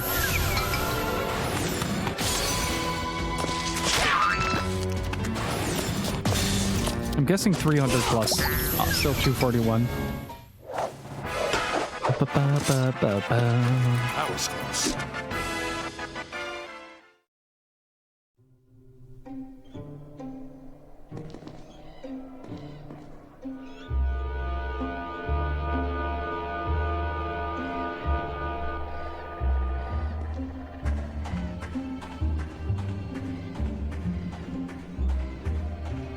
Let's see. There should be one more on the other end of this. Like, it's definitely worth just checking out these little spots by the looks of it. Like, there are a few, from what I can tell. I know there's one here at the end with this little swamp-like thingy going on, and like that.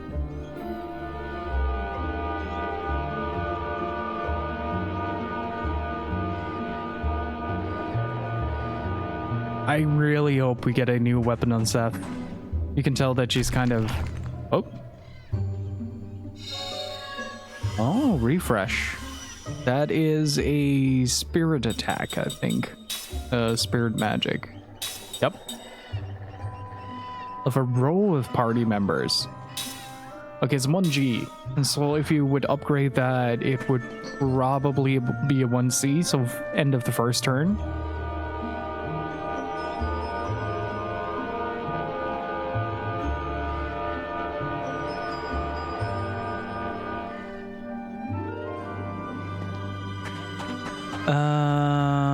Let's see.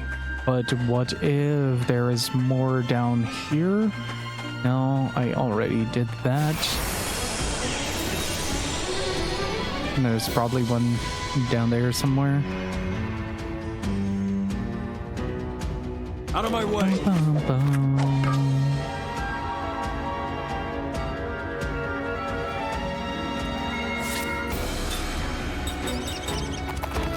What is that?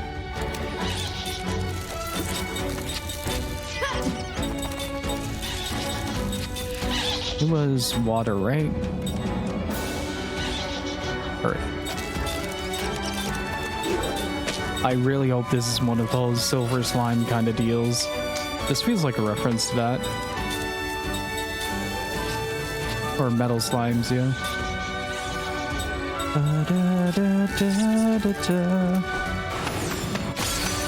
We'll see. That little thumbs up was great.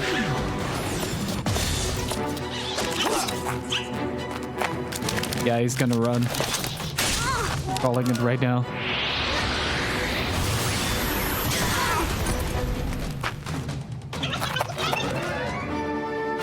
It is. I do kind of want to find one though to kill it.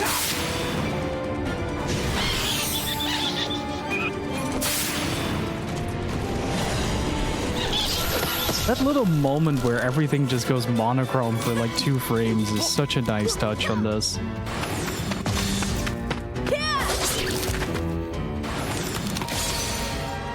Get him, Mac. Whoa.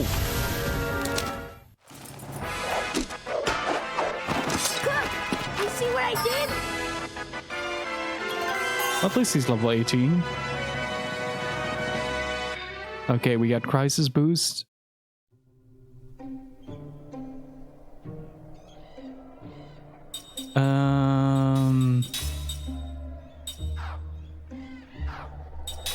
Which means that we've also done these. Yeah, Kaim has outlearned everything right now.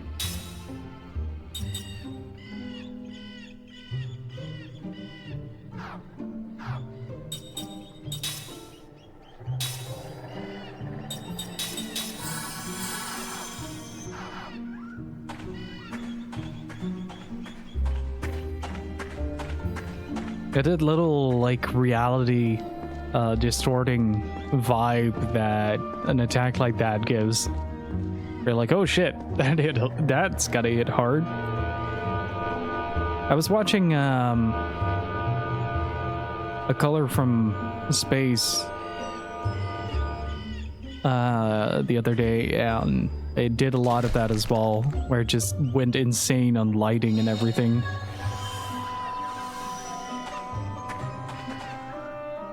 Colorado Space. I'm sorry.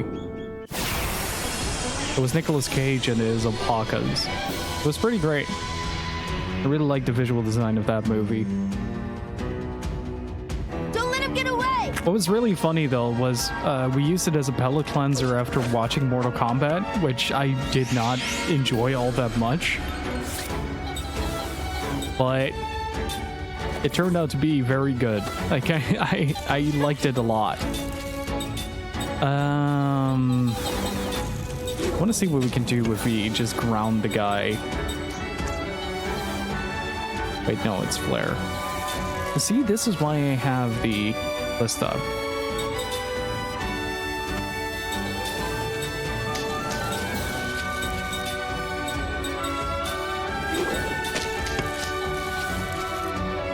I expected you to hate Colorado Space too.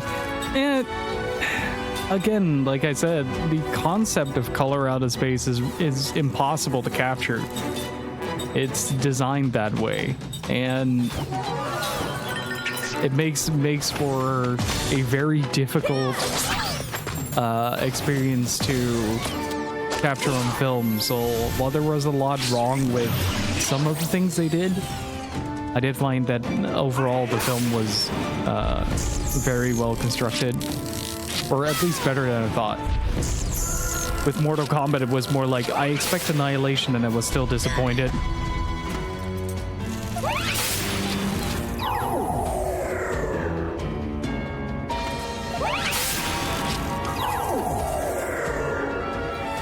He was very upset with that. Or he just wanted to fart real loud.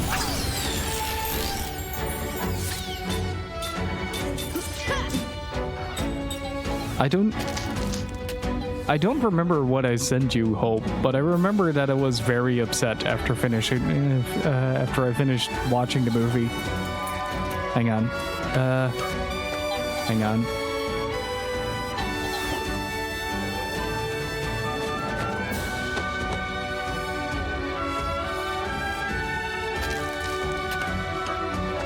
I said something along the lines of, holy shit, this movie is awful.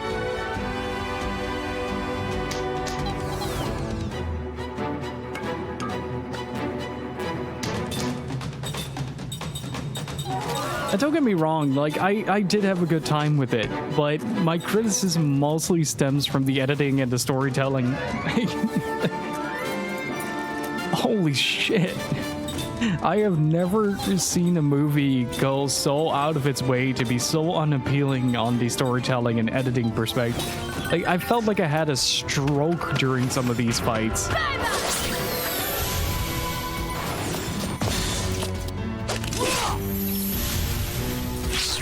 Like, there's a point where a character gets flung across the room, and without saying anything other than this, they cut 4 times in that very specific spot. I am the greatest! Like, the character gets flung across the room, and from the throw to the impact, they cut 4 times. And that is the best analogy I can give for the editing and the pacing of this movie. It felt like I was watching 3 or 4 movies in one. Like, it's a fun flick. Don't get me wrong. Like, if you're expecting like schlock, I guess, with Mortal Kombat, then you got it. But at the same time as well, like, I was like, really, dudes? Like, I expected Annihilation, and somehow Annihilation was better. It is the most Mortal Kombat movie in terms of gore, though. Like the gore, the sort of like the Mortal Kombat aspects, and some of the key fights were fantastic. But again, like the editing was so bad that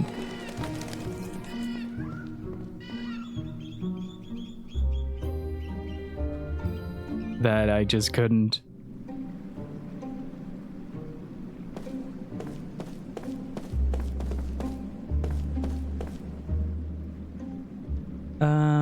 Let's see.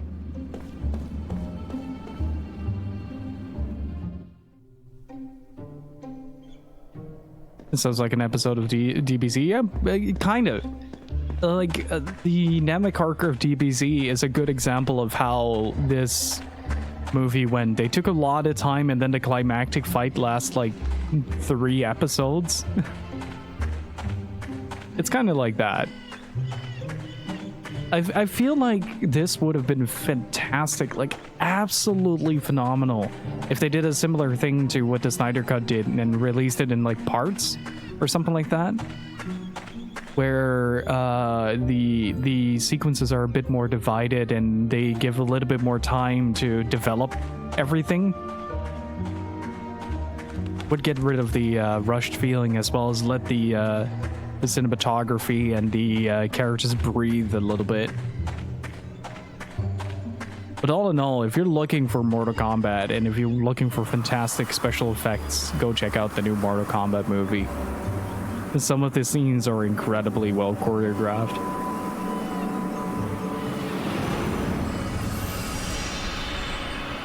Uh-oh.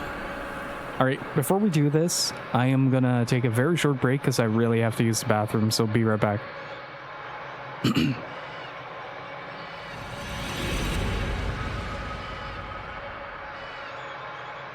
A dream has been revealed.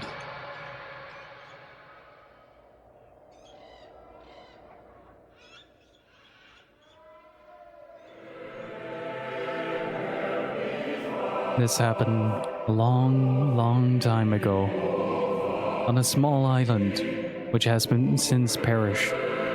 They had an odd custom. They mourned their dead with song, with elegies. The songs would play without ceasing from the last moments before deaths, through the funeral to the burial. Elegies would be sung for many purposes: to ease the grief of the family, to recall the legacy of the deceased, and to appeal the soul of one who died under stressful circumstances, and to celebrate one person having lived into a ripe old age, or to evoke anger at another's pointless death. There were no fixed melodies or lyrics. Apparently, the songs were sung without lyrics at all. No documents have survived, so all we can do is assemble oral histories, and sighs the archaeologist as she views the island from the deck of the ship. The people of that island country had no writing system, which means they had no way to leave behind signs or evidence of their lives.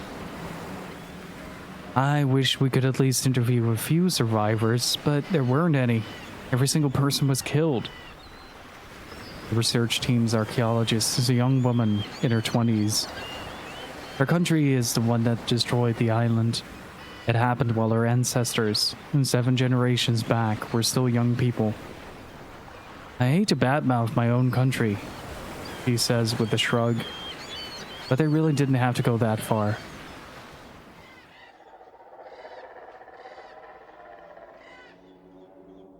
That far is no exaggeration. Her country prided itself on its overwhelming military force. For it to gain mastery over the tiny island would have been as simple as twisting an infant's arm. But her country believed in oppressing its neighbors with force. The leaders were thinking more of those neighbors than of the island itself when it launched its all-out attack. The island was a mere object lesson. It was scorched from end to end. Every human being on the island, from newborn babies to elders on the verge of death, was killed without mercy. It's odd though, says the young woman with a grim smile. There are hardly any records left from that time, even in our country.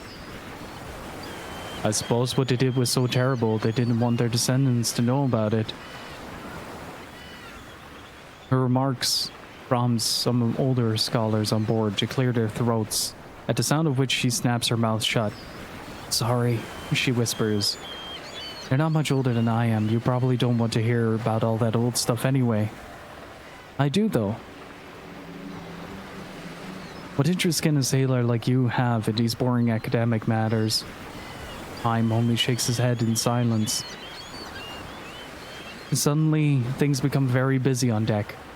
The boat is approaching the island and has entered a stretch of intricate channels where the skills of the crew will be tested. The boatswain calls Kime. Oh, I'm sorry, the woman says. I shouldn't be monopolizing your time. You've got work to do. Even as she apologizes, the talkative young archaeologist asks Kime, Do you mind if I ask you one last question? Please, ask away. He replies, stopping in his tracks. She looks around to make sure no one is listening and whispers, I'm sure this is your first time taking a research team over. Uh-huh. And your first time going to the island? Well, yes. So you probably don't know about some of the bad stories they tell about this place. That some scholars who go there fall under a curse. Likely they get sick while doing their research on the island, or they become mentally unstable after they get home. I've heard some even killed themselves. I mean, a long time ago, right? Right. This is the first research trip in 50 years. Up to then, every time they send out a team, one or two of the members would suffer the curse. This is why they put a stop to them all these years, so I'm a little scared myself. She sends a mock shudder through her body. I just thought I'd ask you if you could teach me some magic spell for getting back safely. I looked straight at her, not merely taken in her appearance, but searching for the person deep inside. You'll be fine, he says. You think so? I'm pretty sure you'll be okay. She looks at him questioningly. If you hear singing though, he adds, hum along with him. What do you mean? She asks, her expression increasingly uneasy, but Kime says nothing more. Get over here now, mister. The boatswain shouts at Kime, who heads for his station. He did tell the woman one white lie, though. This is not his first time coming to the island. He has been here many times before. His first trip happened a long, long time ago.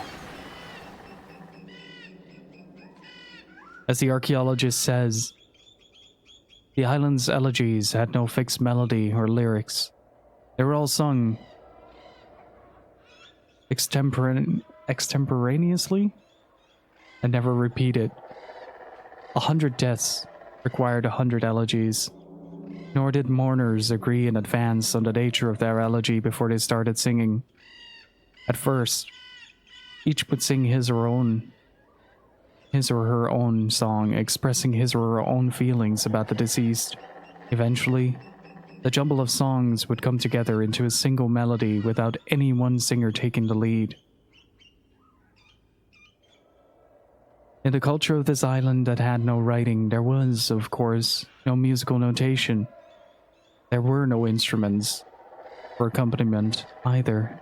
Each mourner in grieving for the loved one would give voice to hopes for a peaceful last journey, and a song would emerge.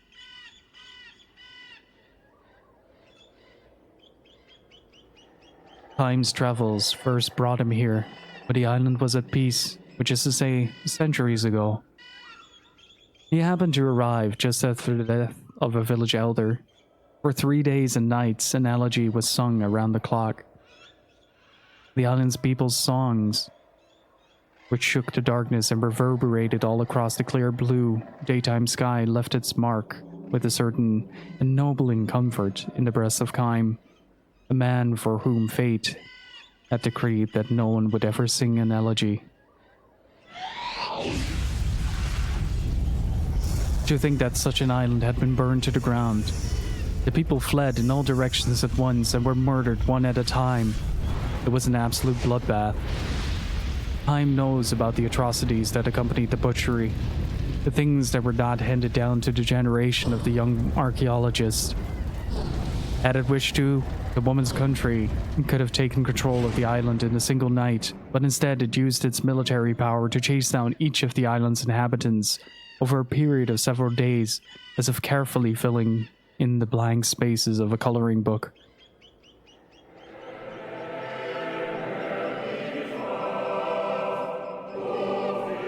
The island became enveloped in elegies. At first, while the living still outnumbered the dead, voices in elegiac song all but shook the island with their volume.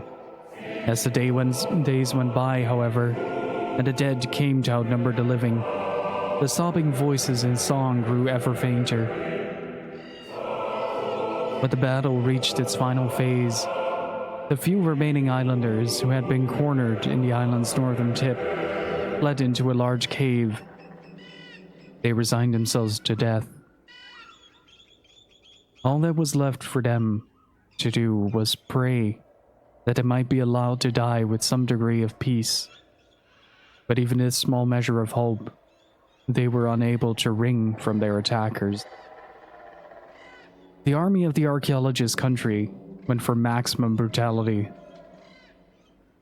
They entered the cave with every weapon at their command, and they dragged out and killed one islander per day. Today, it was an old man. The next day, it was a young man. The day after, they tortured to death the young mother with an infant at her breast. And the following day, the infant they tore from her arms was put to death. The elegies resounded without interruption.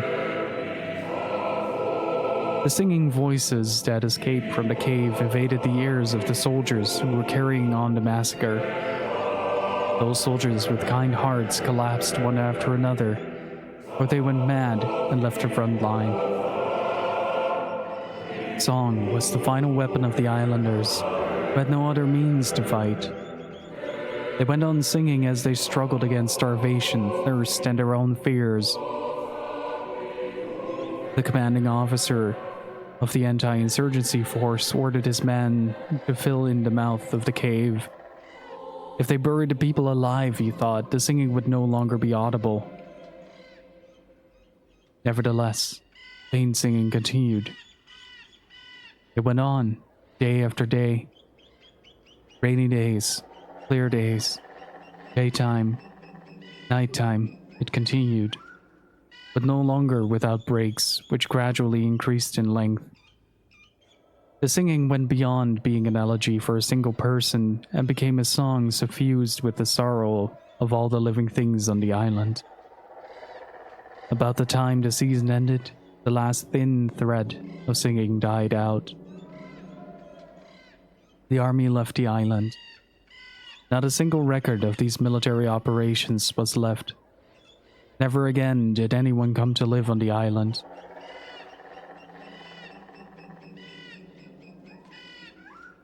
The first research team in 50 years is plagued by difficulties. One scholar after another collapses. Almost every day someone is sent out to the vessel anchored offshore sick. All of the scholars moan with pain blocking their ears. The situation is exactly what it was before the island was sealed off from research. Time knows exactly what is happening. The ocean breeze sweeping across the island sounds like a song. The branches swaying in the forest sound like a song. The birds in the trees sound like a song.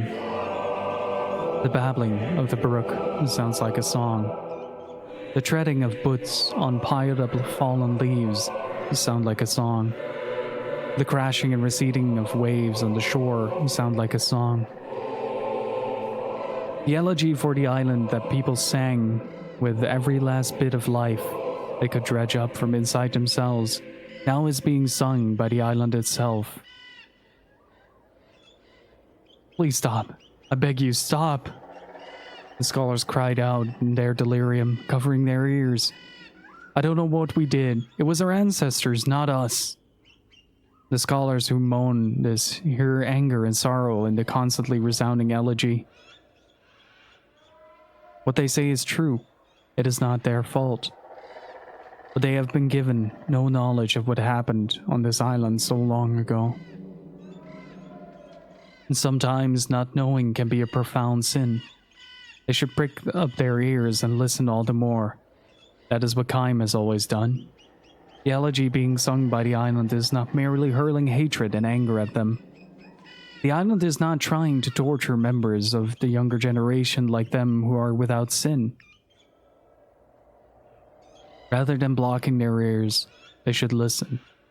If they do, the message will reach them. For the island is telling them, you must know the truth. You must know what actually happened on this island so long ago.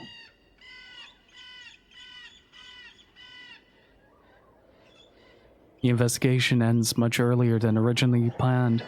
Most of the research team have returned to the ship, their health broken, as some of them more seriously ill members have been sent home. It is no longer possible to continue work. The young archaeologist who spoke to Kaim on the way in is one of the few who have preserved to the end.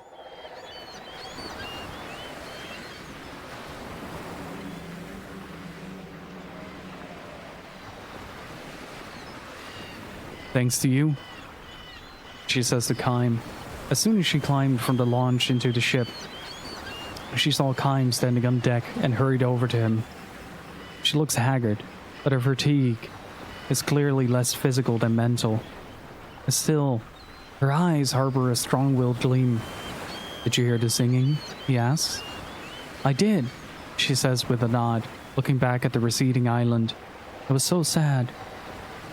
Just as he had thought, she was able to open herself to the sadness. Did you sing along with it? Yes, I did that too. Partly because of what you said to me, but I also found myself humming the same tune quite naturally. Kaim nods and smiles at her. This is the first time he has encountered anyone with a heart to hear the island's elegy.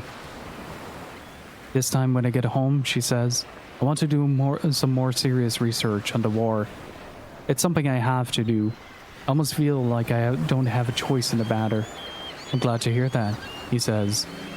I might turn up some facts that my country finds inconvenient, but I feel that it is absolutely necessary to learn the truth, to know what actually happened.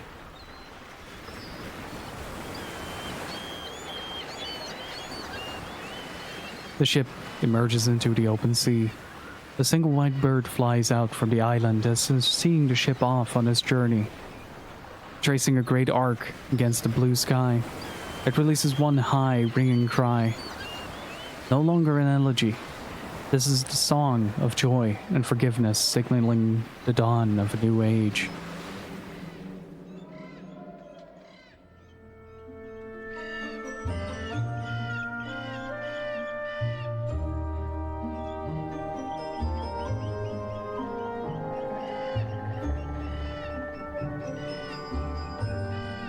Man, just imagine what that does to a man, though. Witnessing genocide firsthand.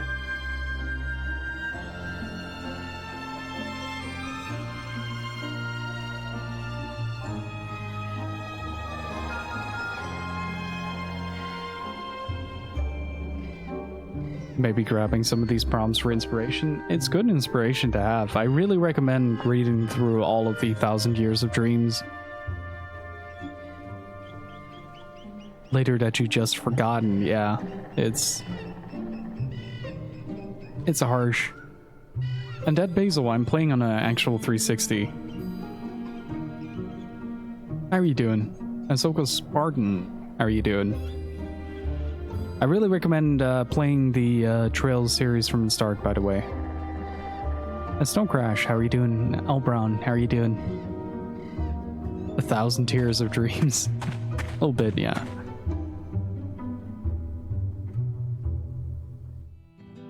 It's not a death song, though. That's not what the story is about. That's...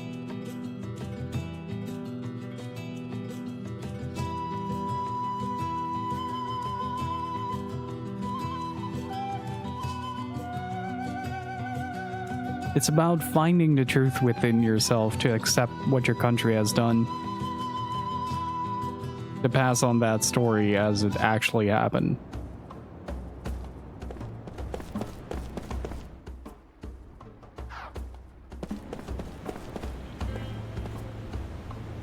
Hit the cubes in the correct pattern to create a melody and earn a fabulous prize. Want to give it a shot?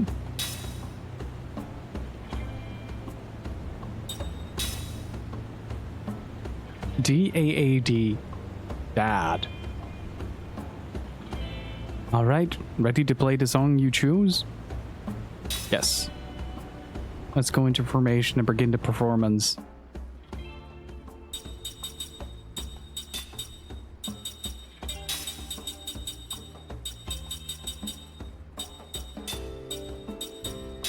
But also just think of the idea that the researcher herself has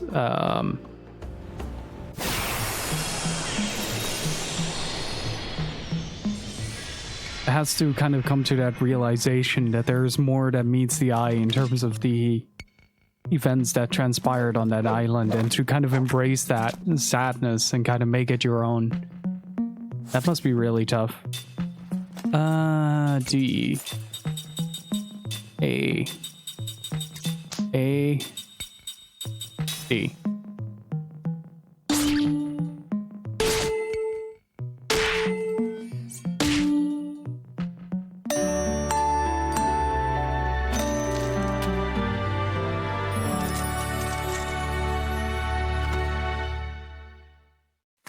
Nice. It wasn't supposed to be hard. The sequences get more elaborate the more you continue on, I reckon. Congratulations, that was some superb playing. To commemorate this first performance, I'd like to give you this.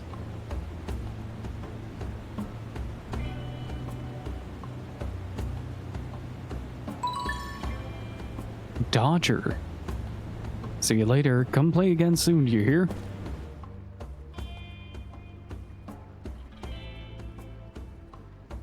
It's kind of a similar thing you experience when you enter the Colosseum in Rome, I reckon. Like there's sort of this thickness to the air, I guess you could describe it as.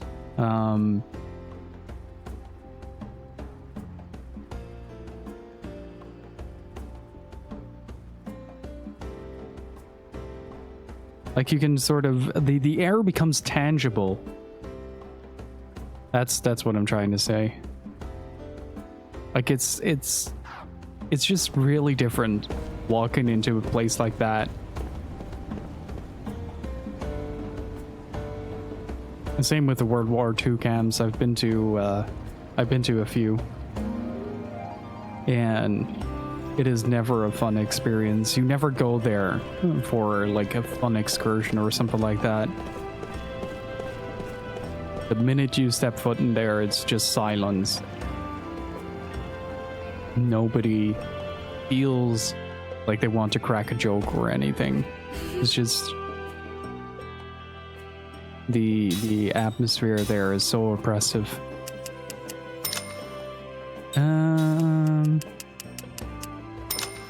But I reckon in a sense, that sensation is kind of what the story alludes to. Not to compare, but just to kind of use it as a analogy in this comparison.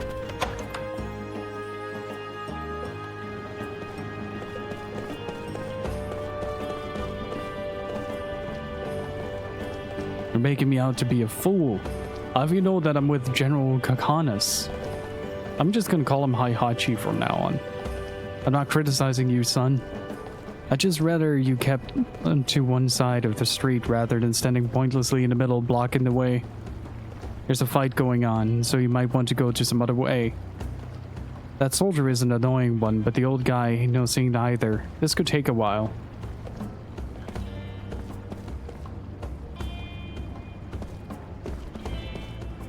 Okay. And so we're blocked off from that, I guess.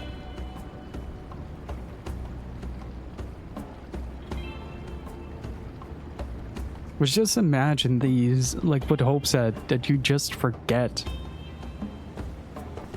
Like, I really understand why the memories are a pain to Kaim, though. Like, I really wholeheartedly understand that.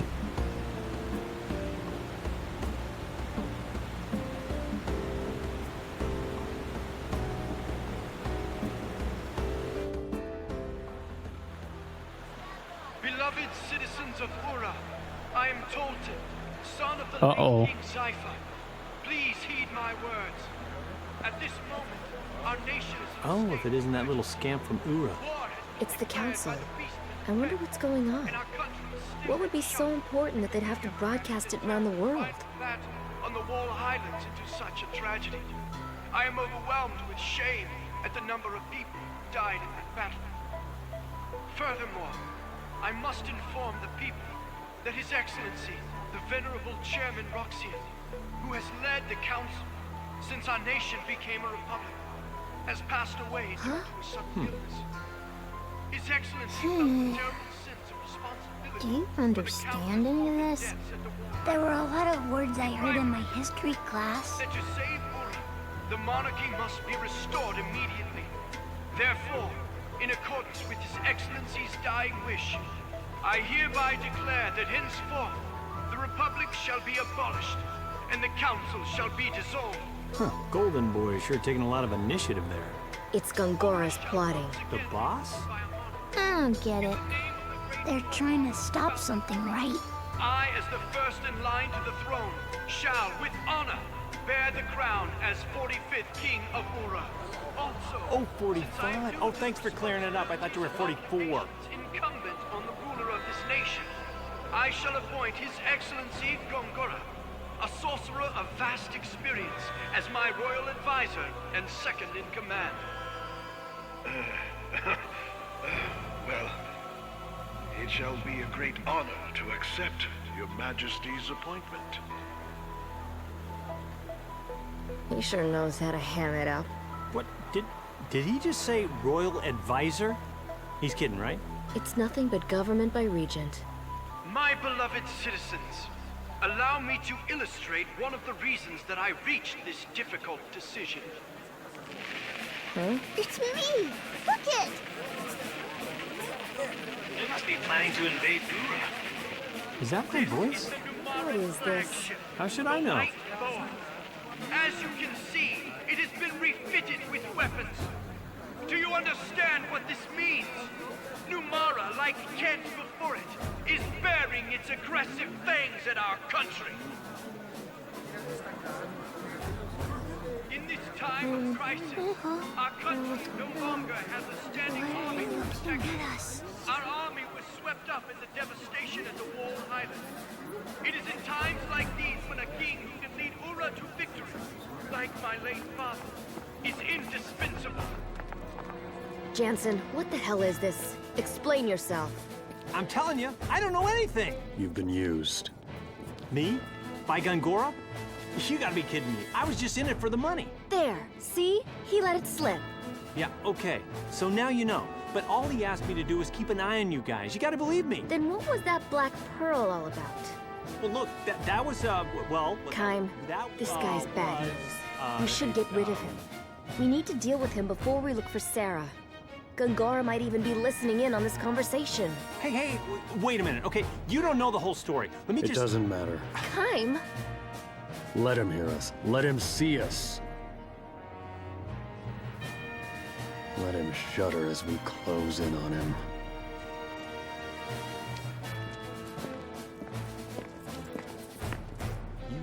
creeping me out. Man, you know, he's a handful even after getting his memories back.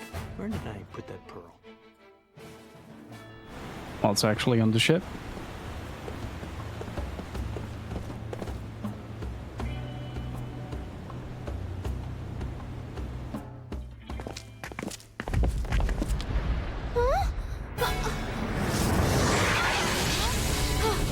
Get down!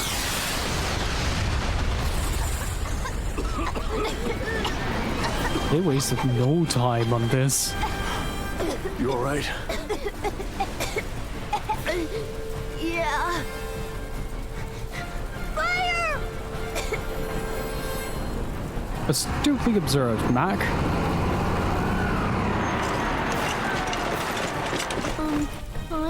They came here to tank us No for our ordinary services. attack, is it?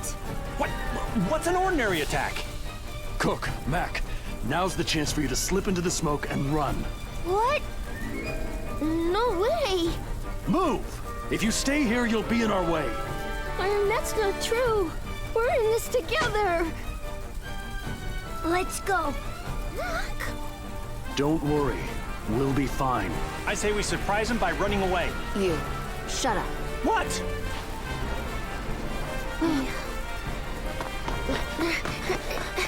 Climb!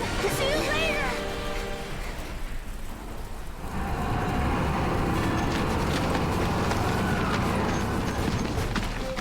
You know, I think they've noticed us. Kaim? If we put up a struggle here, we could end up triggering outright war between Ura and Numara. So that means we should do what? Don't move! If you resist, you'll regret it.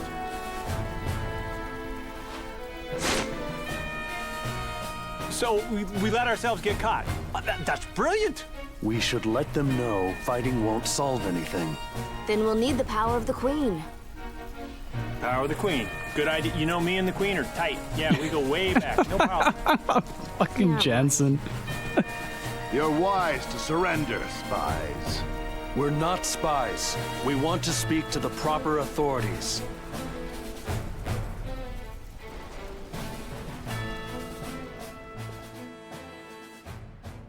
Jensen is great. I love how much fun his voice actor has with it as well.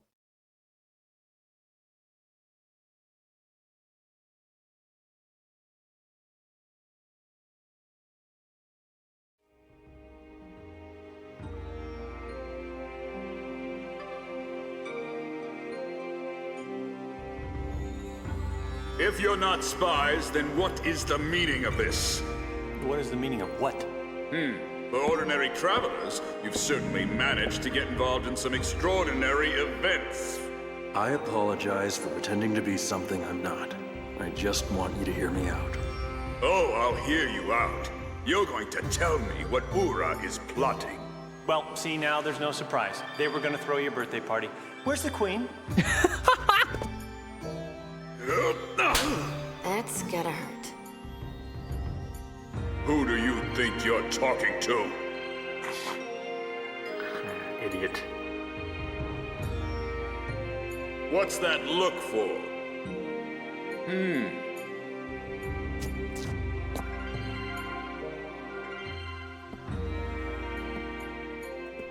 This fellow senses something unusual in your eyes. What? Well then, let's expose those eyes for what they really are. Our country's sorcerers have some impressive powers themselves. I am flattered, General. Do it. Yes, sir. I like the voice of that guy.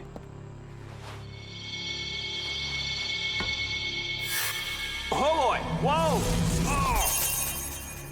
Jansen! Wow, do you see what I'm seeing? Because that's... Are those mine? Those are mine. Ah. They're mine?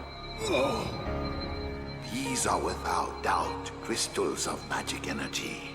What this man sees is passed along to another sorcerer through these lenses of light. They're called spy eyes, and they allow a sorcerer to see everything the wearer sees.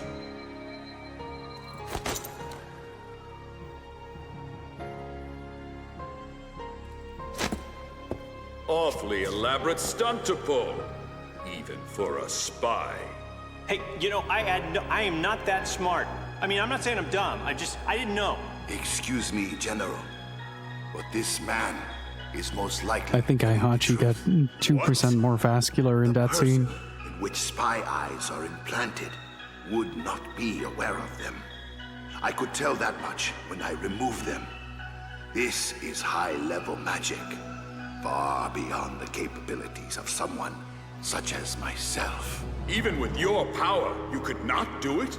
As you say, sir. Man, those triceps are popping. I can't believe he was just using me. Of all the times to figure that out.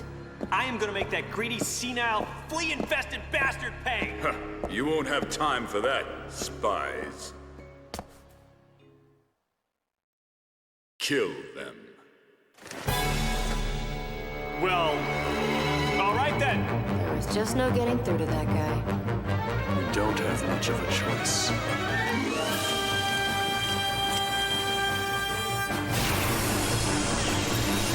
The kids aren't with us. Shit. Oh, this is gonna be rough. If it's a fight you want, you got it.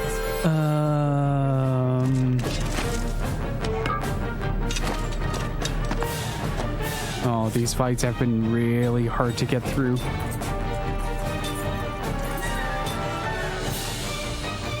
Hey, Artemis, so what's the degree of the Protag's immortality? They basically get knocked out for a few turns and then they get put back in place.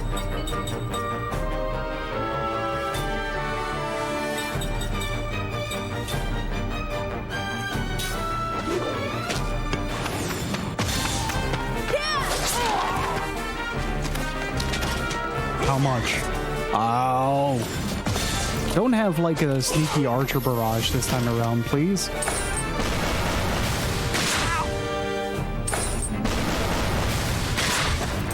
Okay, ow. Okay, that very ow.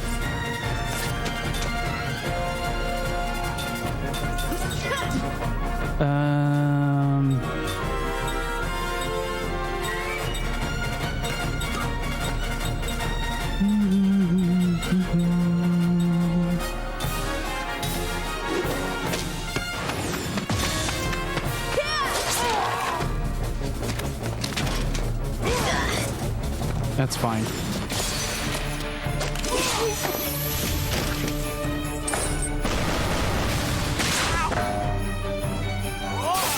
Get all shield up. Next turn, Zephyr.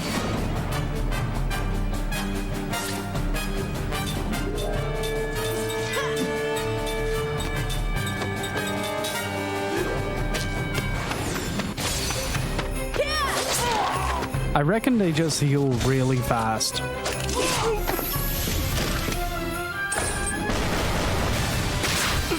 It just does nothing against him. That's great. The trumpet section of this song is really good, by the way. Let's see. What are we doing? Just flare it, I guess? Jansen could really do with an AoE. It's not in my nature to lose. Ooh.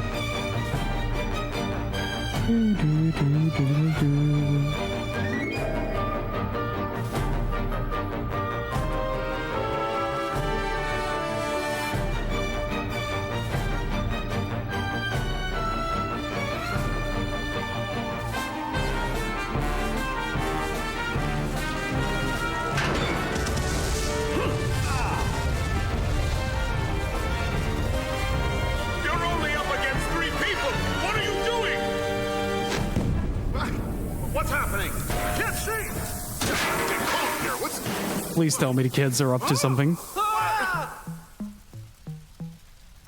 Oh no. Why is he wearing a bra? Hey,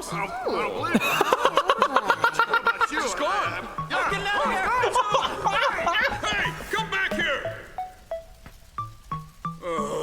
Who did this? Sorry to keep you waiting. Mac? Hey, where'd you guys come from? It was fun coming up here. We ended up sneaking around like thieves. Yeah. You did great. Let's go. All right. The military has been dismantled. This is the elite forces, right? What? Don't let them escape! Release! It's not even like properly situated. Like the nipples are just showing. This man leads a country, by the way. And last Saturday in Requester, how you guys doing? Let's see, what is the situation here? Nipples out, Juji style? Hell yeah.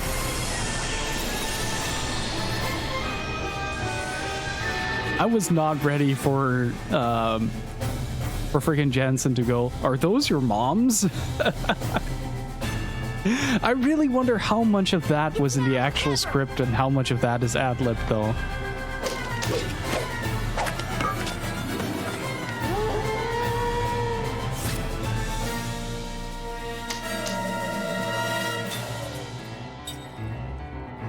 What is that? What even is that?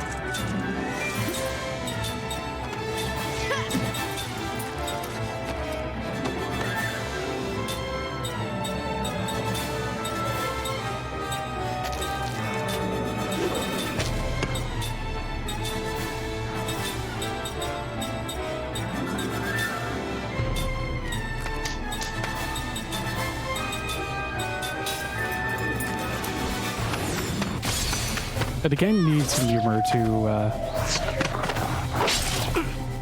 to kind of keep the player afloat.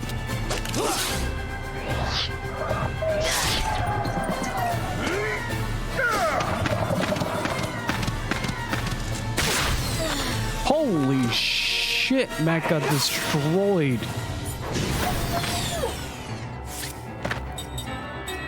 What the hell?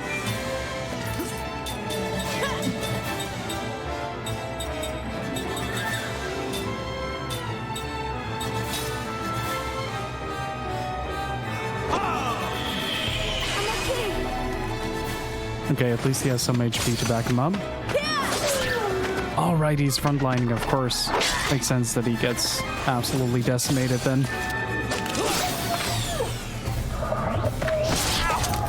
These are tough fights. Uh-oh. A Kime can take it, that's no problem.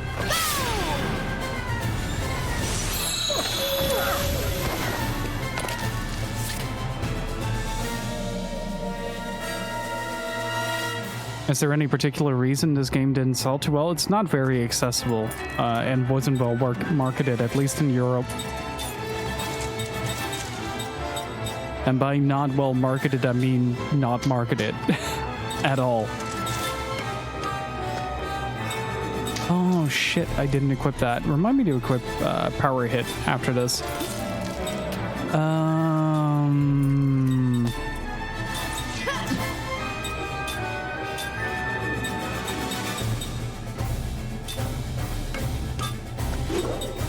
Yeah, the 360, for all intents and purposes, is not a platform for this kind of stuff.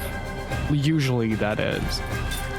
There are a few exceptions here and there that do work in the game's favor, or do work in, like, general favor, but overall, most of the JRPGs, except for Tales of Vesperia and Final Fantasy XIII, bombed on the 360. Which is why you don't see a lot of those games out there.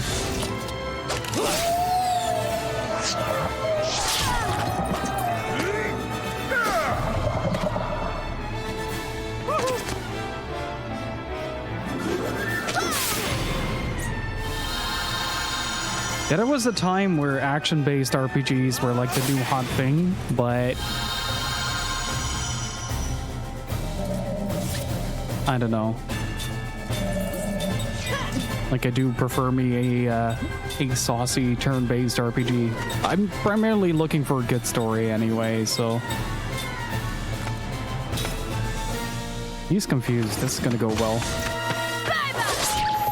You're gonna get a party nuke.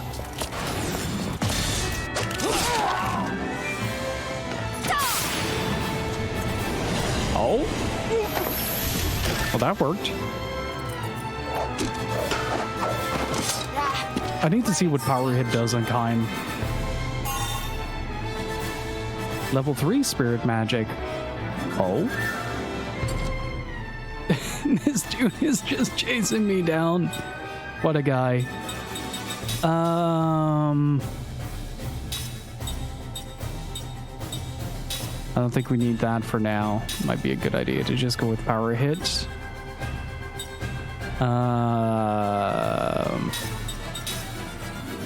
Let's see, I think we've learned... Oh no, it's almost done cooking. How's Seth doing? Anti-paralysis is being taught.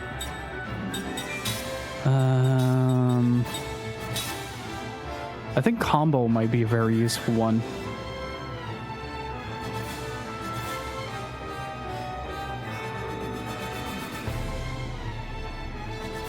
But it's a lot of factors, especially in the in the EU. Marketing for games wasn't as aggressive. You really had to look for it, and gaming magazines themselves were pretty biased towards certain titles as well. Like, it was very noticeable that once the FIFA came out, that other games did not get like the light of day. So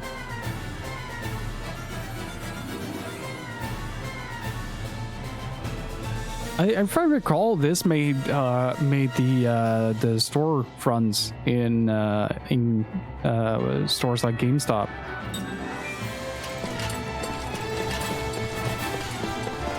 I need to probe that.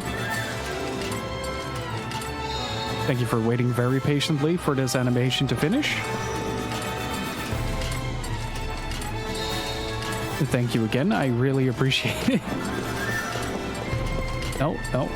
Let me open that. Thank you for waiting. He's a very kind gentleman. Now I'm gonna kill him. But then, like, the flagship came out with Final Fantasy 13 and Evercuster, how are you doing? And then Final Fantasy 13 came out, and it sort of upturned how JRPGs were viewed in the West, which got very mixed reception. Either people really loved the game or loathed it, and there was like no in between with them. He is in the back. He is in the front. He is in the front. I have power hit. Let's see how well this guy is gonna last against that.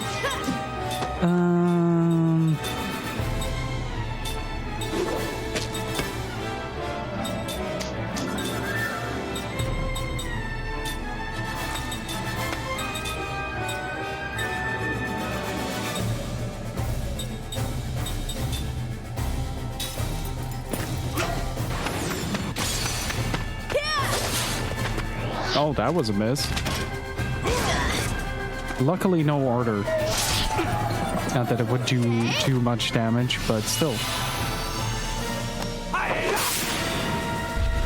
Well, sure, but... Oh! That dude got obliterated. Yeah, he's dead. Not that much of a time difference between this and Persona 5. Persona 5 was 2005, my dude. 15, my dude. 2016 even. That's 8 years of differential between the two. A lot can change in 8 years in video games. Keep in mind, video games have been commercially active since the 80s. They haven't been around that much, so the landscape changes pretty rapidly.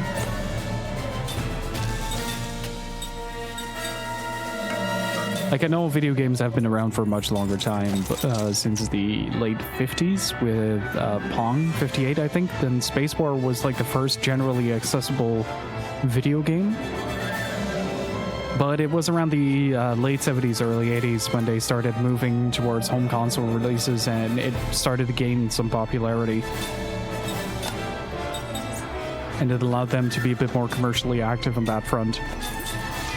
Which still is really cool, but at the same time, you also have to realize that video games haven't been around for that long as a medium in comparison to movies, which have been around for well over 100 years.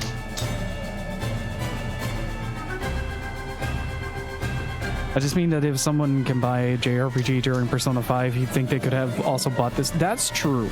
That's true. And Persona 5's fan base is a lot younger than you'd think. A lot of them haven't been around for like Persona 4. Like Persona 5 was like their introductory JRPG.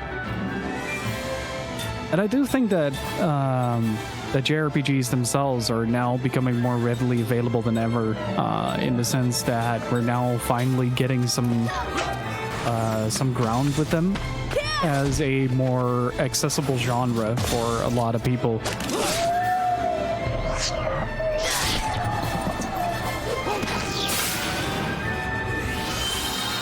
It's a fascinating thing. It's always been sort of like a subgenre that not too many people looked at until a certain point.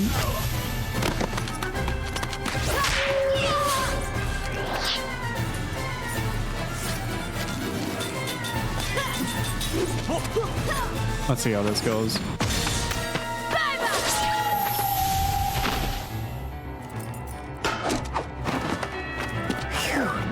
That was a close one. Oh, black pearl powder. Might be able to craft some new rings. And Kaim learned combo. That's really good. I'm not trying to like sound pretentious or anything like that. If it comes across like that I'm sorry. But oh! This guard is going places, mostly to the door.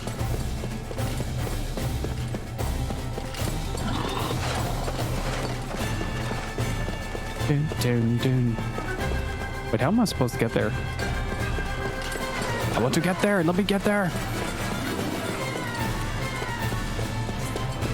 Yeah, I really have to say it's really unfortunate to see that this kind of only now started to gain a bit of traction. Like there's a lot of overlap between like Final Fantasy fans and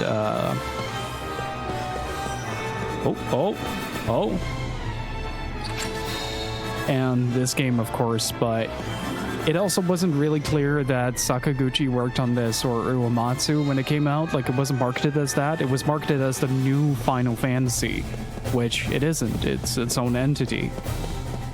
And that also turned a lot of people away from this game. Come here.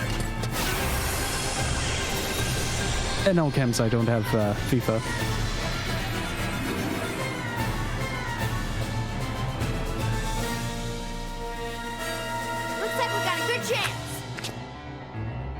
I love that Good Faces is now being filled up with Lost Odyssey faces.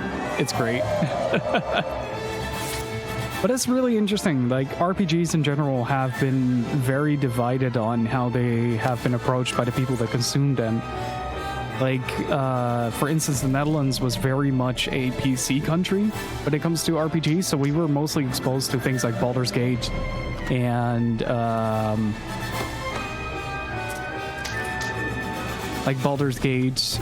just the Neverwinter Nights and stuff like that, Diablo.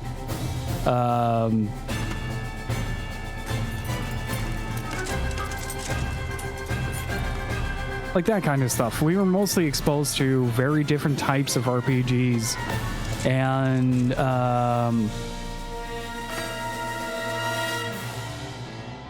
through that, like I got really lucky. Like a family member was really into them, so I got exposed to Final Fantasy at a really early age and really enjoyed like these elaborate stories, these long form stories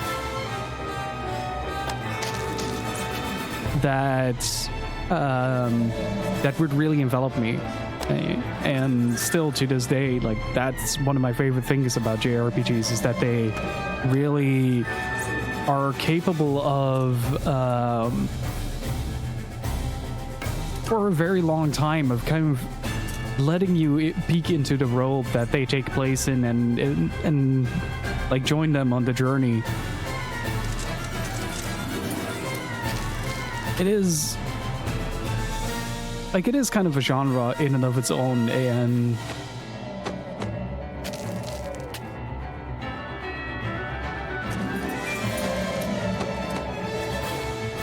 like, I don't know, it's kind of hard to describe. I just really like RPGs. I'll come back on that. when I figure out how I want to say it. Let's power hit this beast.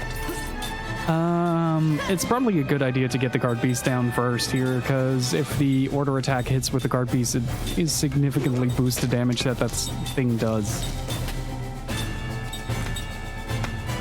But I also just like the idea of turn-based games being able to allow you to formulate your strategy in however you want. Like, you can take your time and just kind of figure out the solution to the situation that you're in.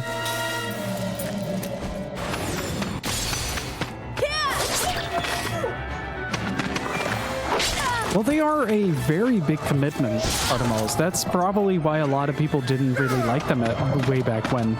Somebody's gonna die now. Oh, thank you for hitting the back row. Oh, that was good. Mac died because he was on the front row, so he doesn't get the damage reduction. And the damage reduction is pretty significant.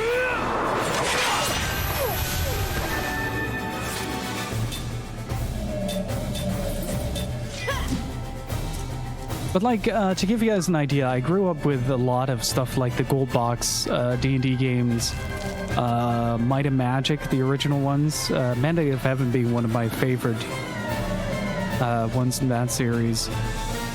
Played a lot of Baldur's Gate, played a lot of Icewind Dale, played a lot of, what was it called again, the other one? There was one more, Planescape Torment, there we go. A lot of games like that.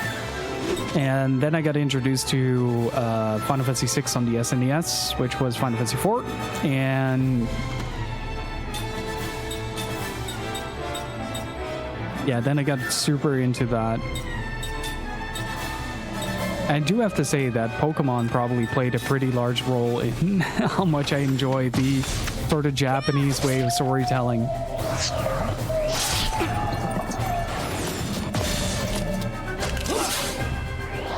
Like, a lot of Western RPGs were very, very dark at the time and emphasized a lot of, like,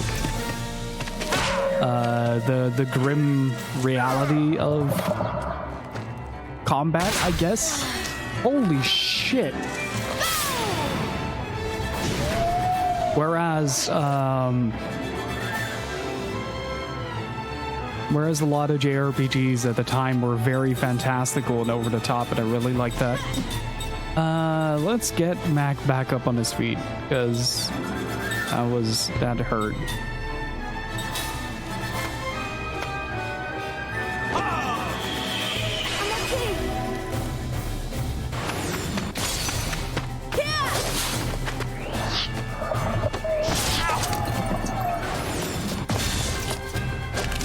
Outside of Pokemon and the Game Boy Color, that you threw me in a rabbit hole.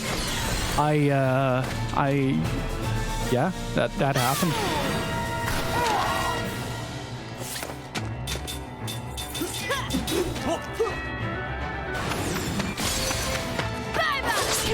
I have a tendency to get really enthusiastic about the games that I play, so I infect other people with my enthusiasm. Ooh, Mac is level 20 though.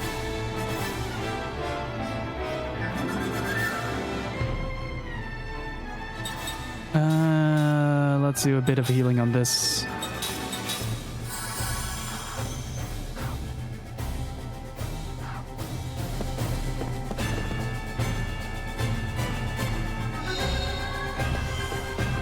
I did not see what I picked up. That dog is very patient with me. So I'm just gonna leave it there. Please wait for a while.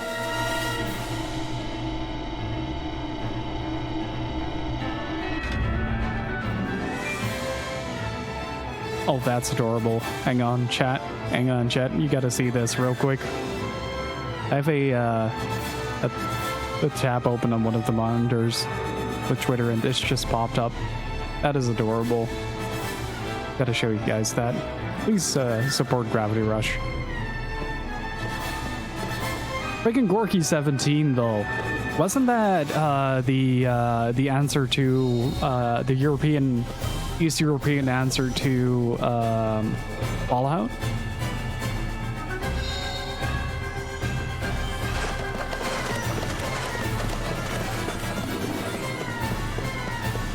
No, I want the treasure. Where's he going?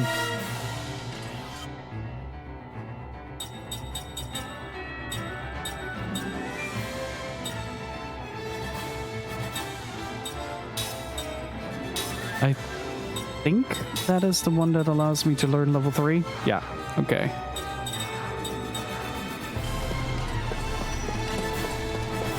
And Stalker mixed in one. Oh, that sounds actually pretty interesting.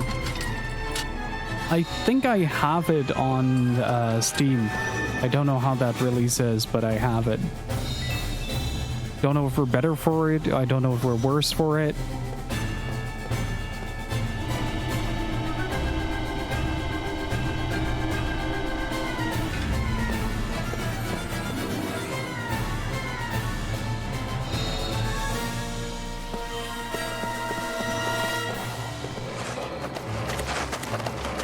Please wait. As I rob you guys blind.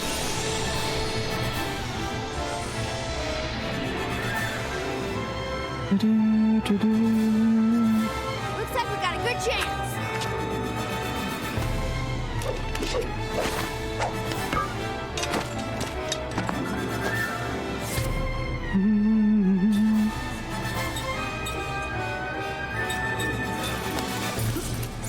And I want to see if I can... Oh, wait, no. Kaima doesn't have any MP left.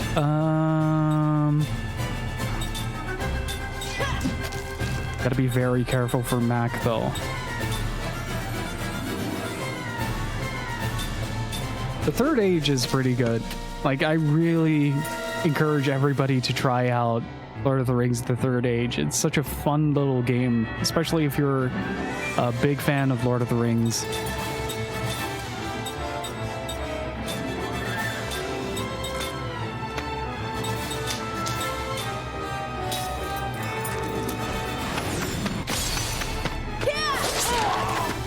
Okay, there's gonna be a lot of damage. Okay, they're not gonna... Okay, neither of them did the big gun attack. That's good.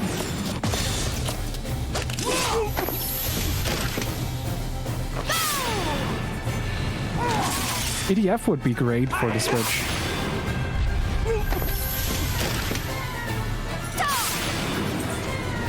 I do remember me and See For Yourself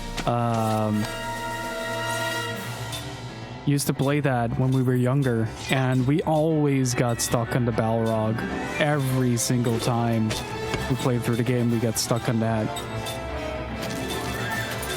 Like, if you weren't ready for it, it would just decimate.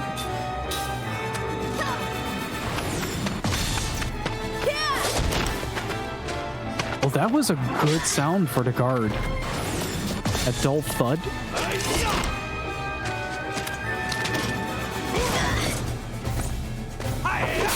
I remember the Two Towers being really good. Being a really good action game. Here goes. Holy shit. This kid just uppercut a dog in the teeth. I really like this guy. He's actually really strong, and only now realizing. If you didn't really understand game mechanics or how to deal with weaknesses and stuff, then the Balrog would be incredibly brutal. Like, specifically that fight. I wish I was stronger.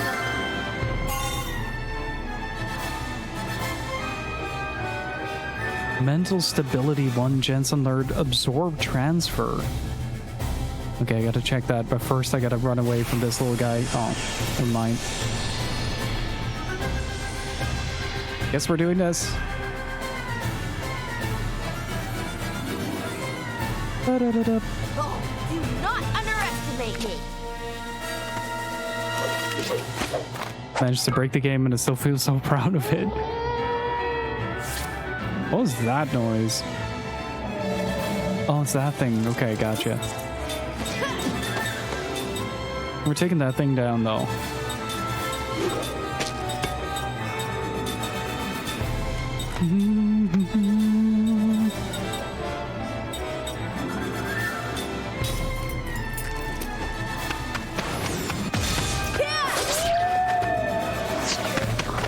Because that dog doesn't do too much damage, but that little fucker does.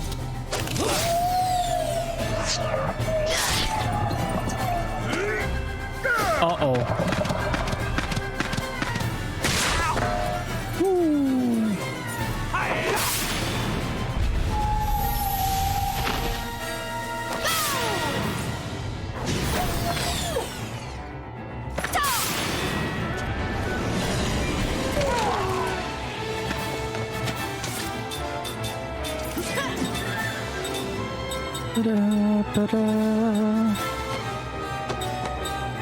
What does seal do? Hang on. Consulting manual. Prevent spell casting. Okay, that's good to know. Wait, can we inflict Kelolon? I think we should be able to, right? Hang on.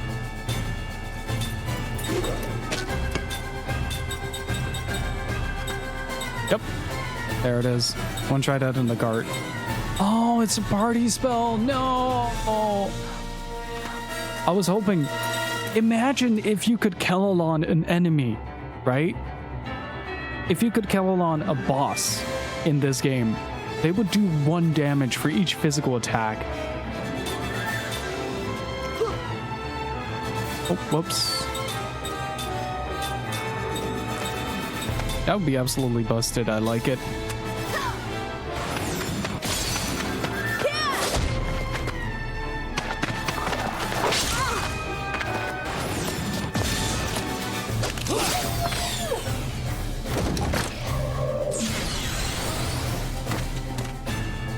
Oh, that spell animation is really good.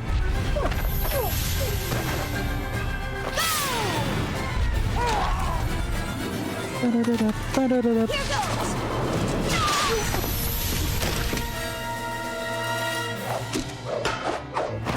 Ah, what a cinch. Oh no, the cinch is following us. What game was it that said that was a cinch? I forgot. Oh, it might be a good idea to actually heal up.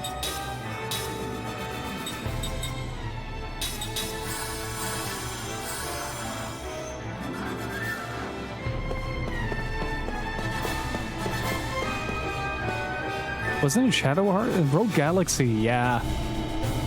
Rogue Galaxy at every fight end with, that was a cinch. It was really funny in such a weird little way.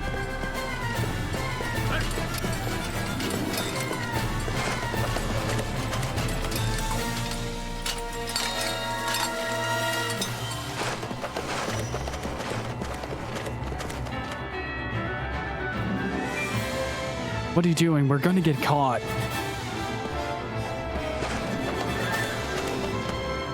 Oh, they can't actually approach you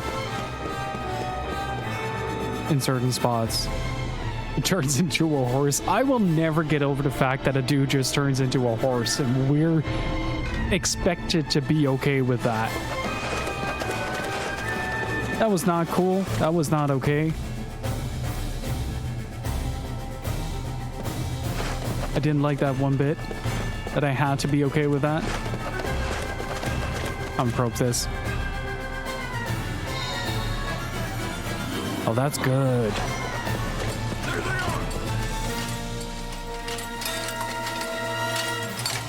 Ah, wait, I think I see what I need to do here.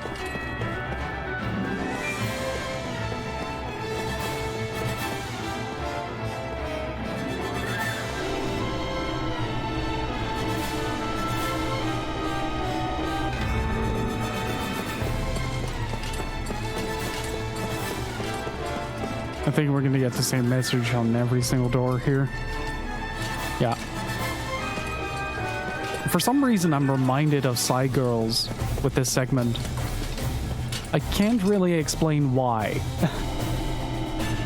I just am.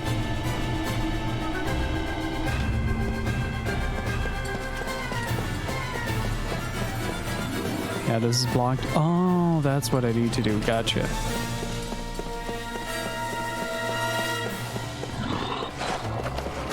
Wait, why didn't that trigger an encounter?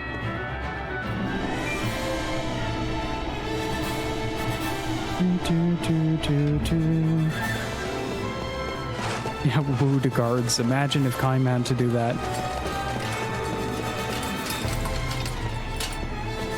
It was awkward when the when Ice did it in Inside Girls, let alone with Kaim. It'd be freaking hilarious though.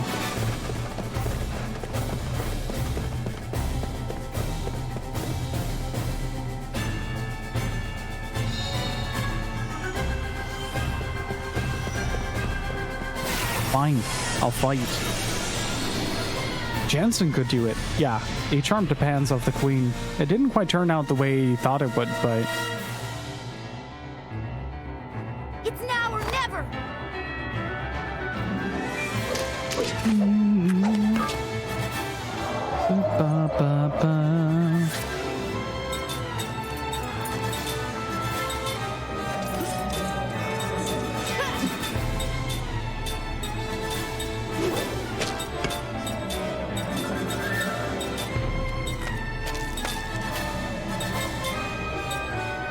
Hey Melvarox, how are you doing?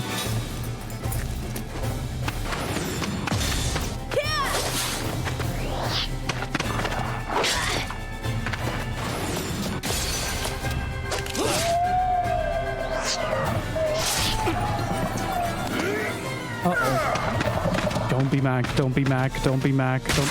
Ow. It's Mac. That is unfortunate. That's the downside of being no element, buddy. You get bombarded with whatever I got.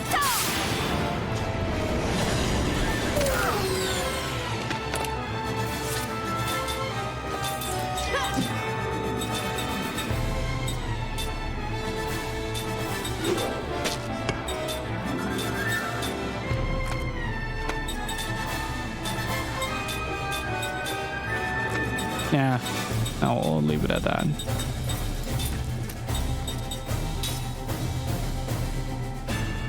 Gotta have Mac heal up. I just realized that Kaim passed 1,000 HP in total. That's madness. Look at that damage.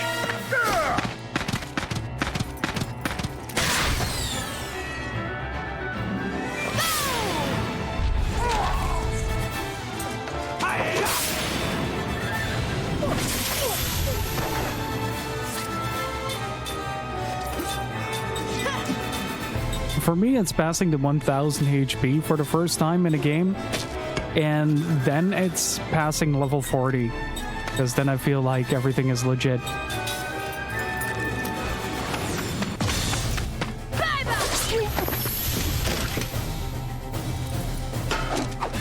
Alright, I'm gonna take a very short break here to heat up my food, because I'm getting quite hungry, and I'll be back in about 5 to 10 minutes. Right, so don't go anywhere, dudes. Well, I wasn't allowed to shut down the kazoo now, am I?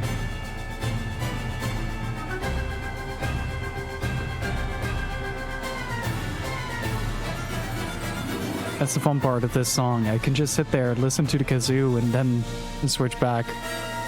I wanted to check this, or do a probe on the right, and just basically probe everything that I can find. Because I do want to see if more seeds mean that I get a better reward.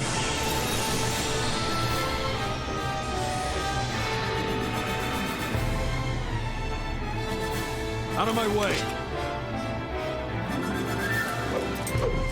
If you do, you must finish it yourself. You have the instrument. Oh no. If there was ever a very bad idea.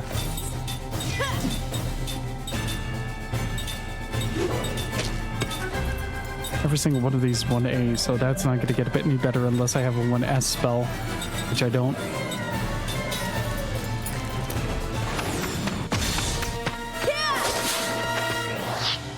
She's suddenly missing a lot. That dice roll really doesn't go well in my favor sometimes.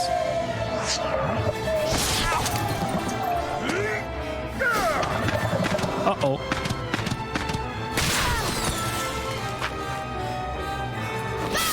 Well, Max survived. He is getting stronger, more powerful by the day. But he got upturned, so he'll have to sit this turn out. Let's see. Flare, the guard beast, item, healing herb on Mac. You continue doing shadow.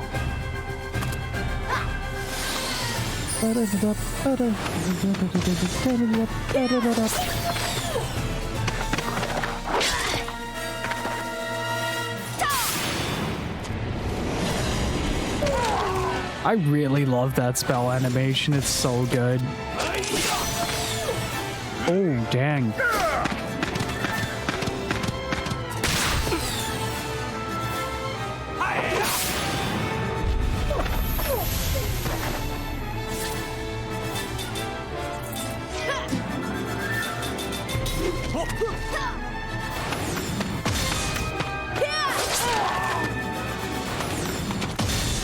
I just might. I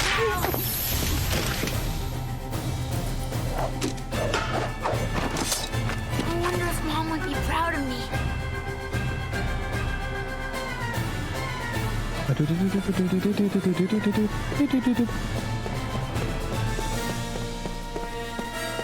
Ah, something big is about to happen.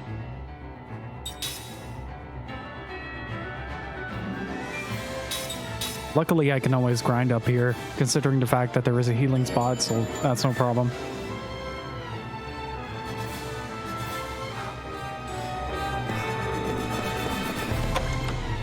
Let's see how this goes.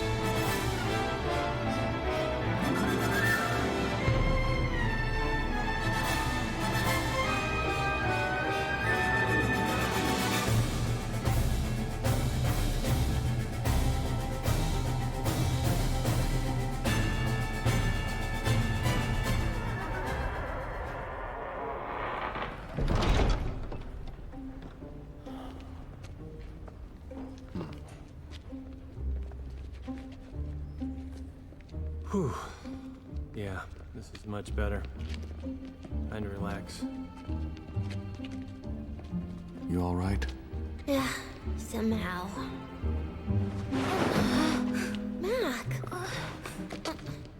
You okay? I'm so tired, Cook.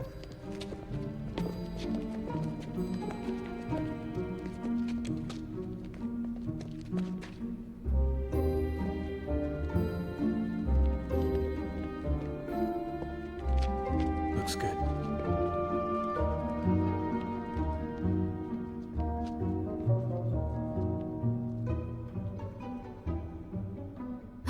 Ming!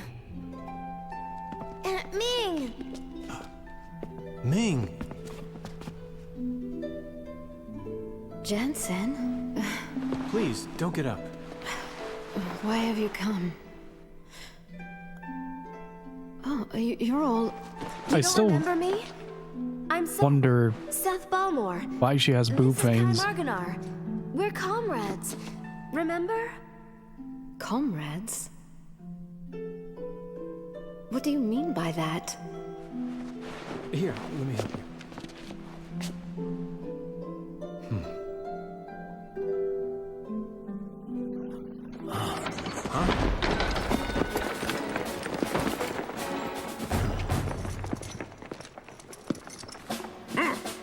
End of the line for you. Your Majesty, I'm terribly sorry for the trouble. It will be over. Just a moment. Sorry, this will be over in a second. Hey, Squeaky, don't care about the Queen's continued good health, huh? Aunt Ming! You! Get out of the way! You do anything funny and the Queen gets it. Figurehead or not, she's still the Queen, Tiny. If anything happens to her, you'll be held responsible. You know better than to try anything, right? I mean, you're not stupid. You're a real thug. You know that, Jansen? There's an exit in the back. Huh? Behind us. Jansen, keep it up. Fall back. Right.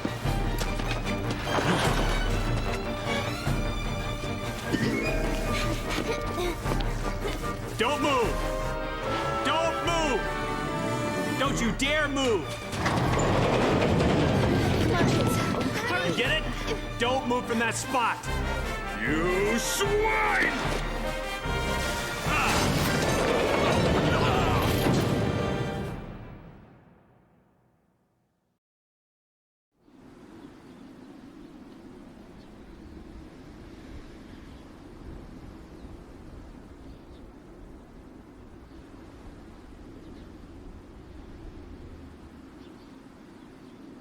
So I guess we have a queen now? Have a good one, Jeannie. Thanks for stopping by.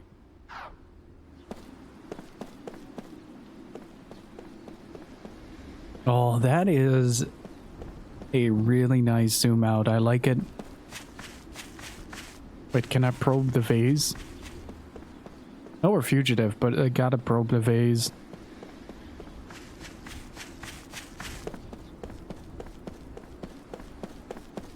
Love that they add like little butterflies to the flower field, and as well as the birds flying over. It's such a nice little touch.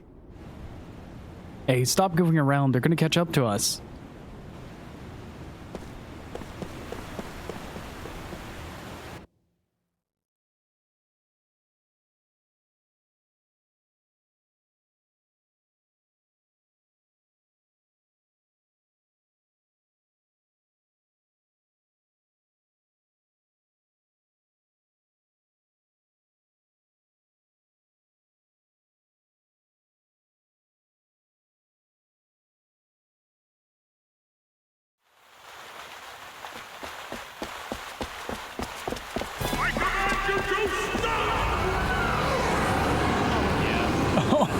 Oh,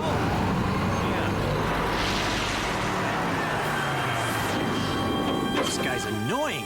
General Kokonis! You won't get away this time. that was hilarious. You're under arrest on suspicion of spying and for abducting Her Majesty the Queen. You will come along quietly.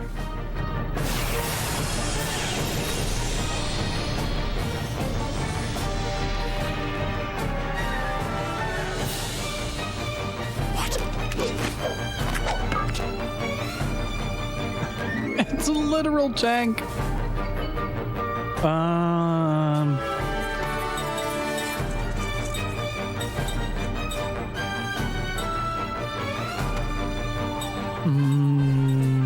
Let's target the cannon unit first.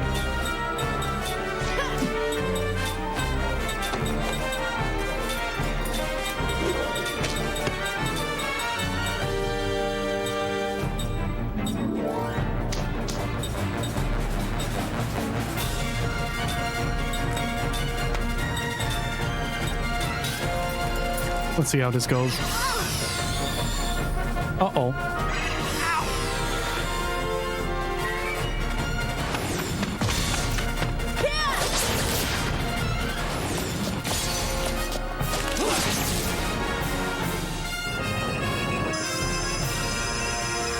Uh-oh.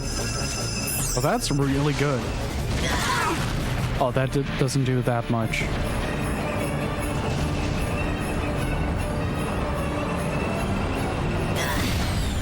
You're allowed to, like, step aside. You're allowed to step aside from that, Seth.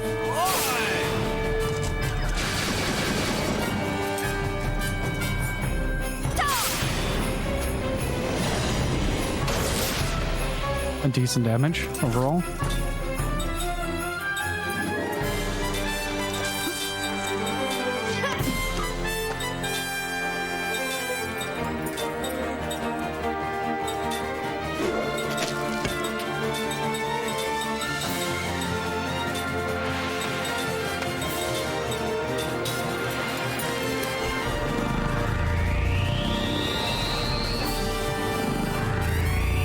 Yeah, I gotta get those charges down.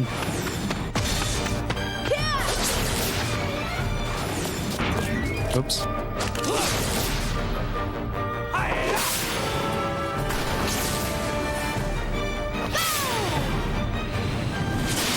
It's no use. Don't even think you can stop us with your feeble effort. Well, I stopped the cannon from charging.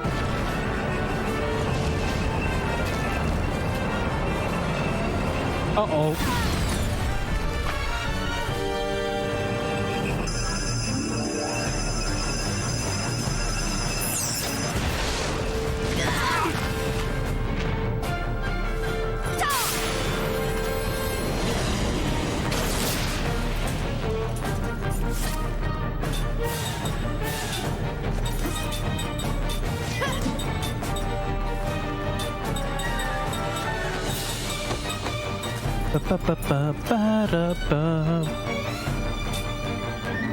Yeah, elemental damage isn't really...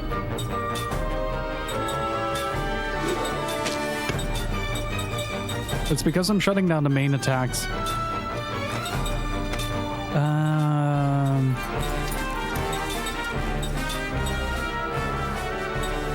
What if you just keep walling, actually?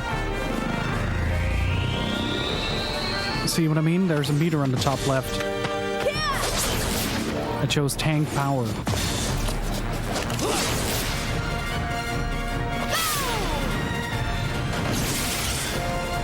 Uh-oh.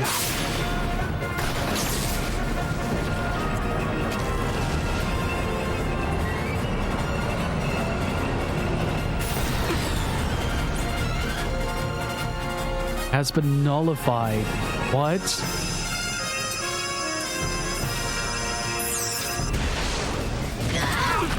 Oh, it still doesn't do that much damage.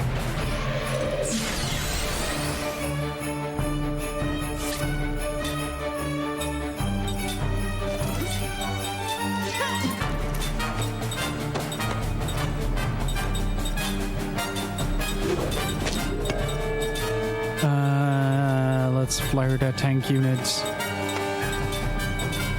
I'm just gonna have him keep walling.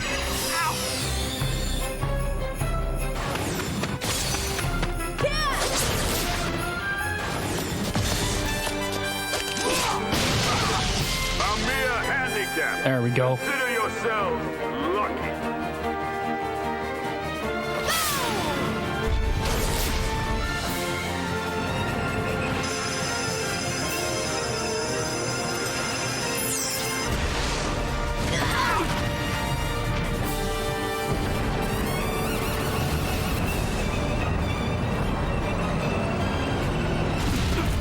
It doesn't do that much, does it? He's in the tank.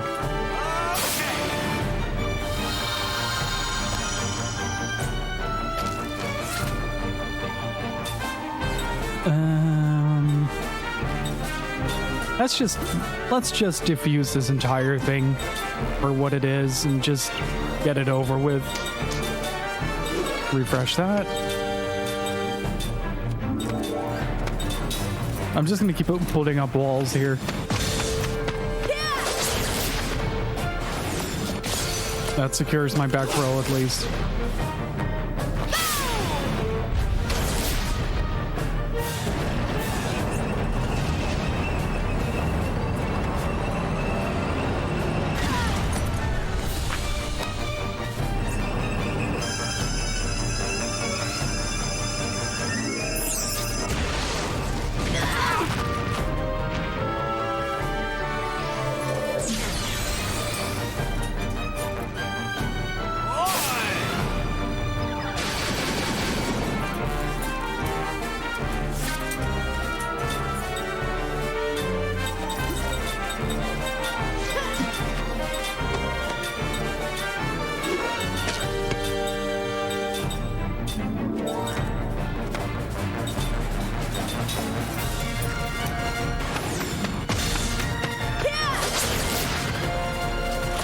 Hey, Goddess of Day, how are you doing? It should be too long.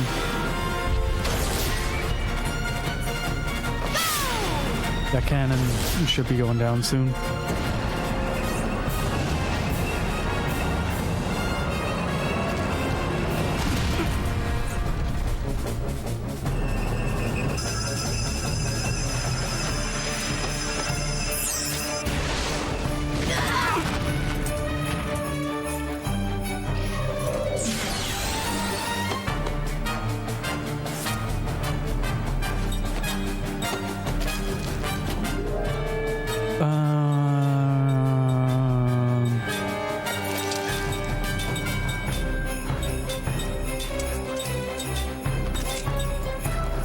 Wait, what am I doing?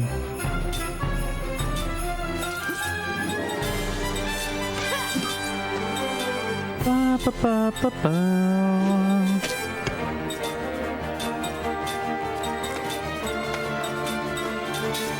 So basically, I'm consistently walling here to make sure that my back row doesn't accidentally get blown up by something. I'm not through yet. A real man dives in head first. A real man dives in head first, gets his tank blown up.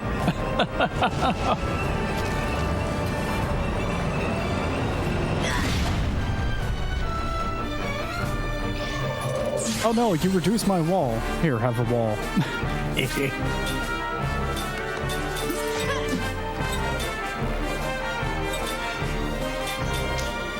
So far, this dude is trying to be like this intimidating ruler of this land, but I am not thoroughly convinced on this just yet.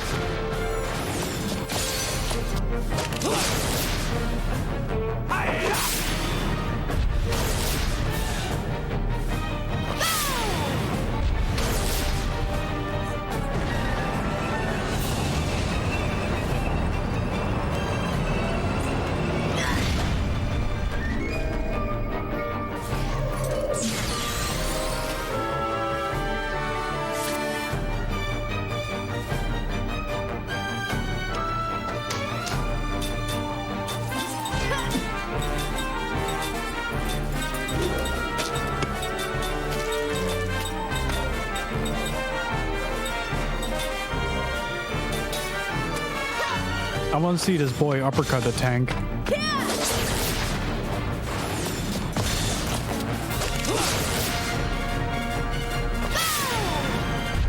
Yeah, you would not win that DPS race. Not with the amount of attacks that he's doing. Good job, kid. You did well. I'm proud.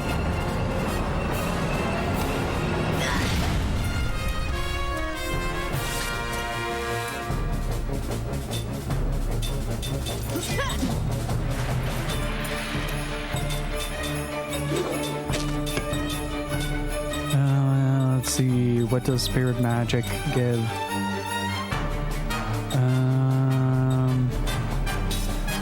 The same. That would have been great.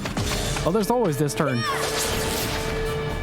But I think it's already done for. Our tank is too magnificent to strike, is it? Ha-ha! Don't you realize it's no use? Huh? Why aren't we moving? Go! Move! Forward!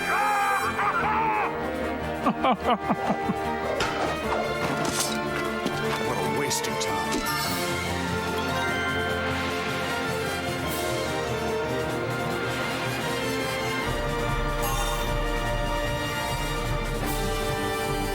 Uh-oh.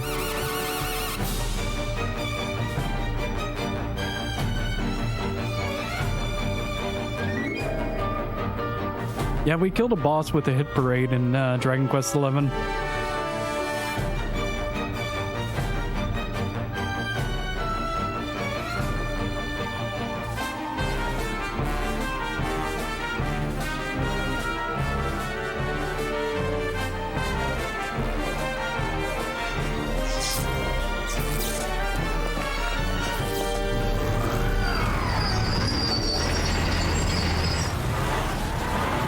Spin!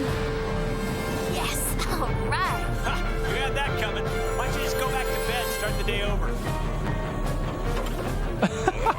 What are you doing? Angrily emerges from tank.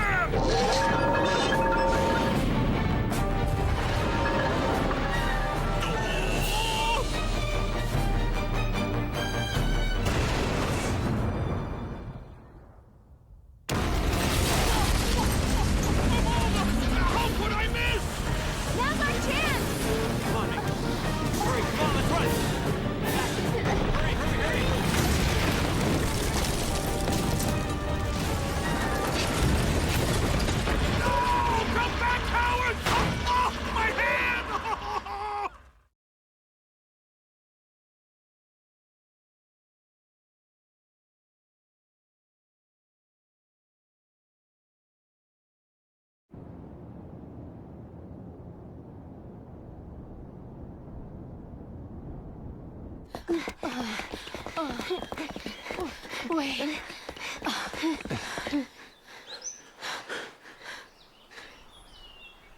Yeah, sorry about that thing back there.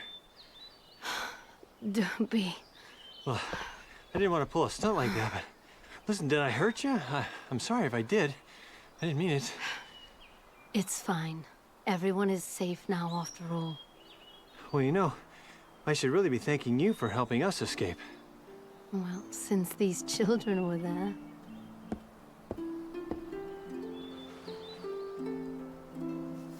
You're acting kind of weird. You got a crush. Would you shut up? We had a moment there. Aunt Ming, are you okay?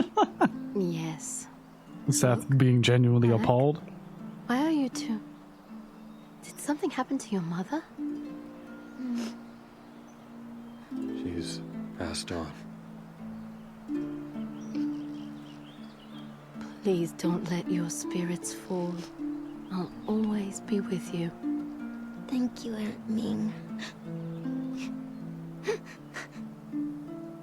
Oh, why would a big boy like you be crying, Mac?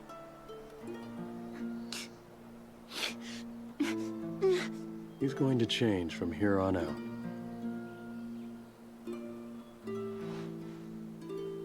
Seth. What you said earlier, that we were friends, is it true?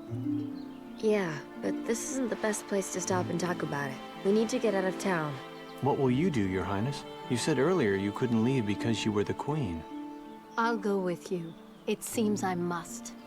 You'll come with us? Yes. Awesome. All right. Back in the background. Hell yeah.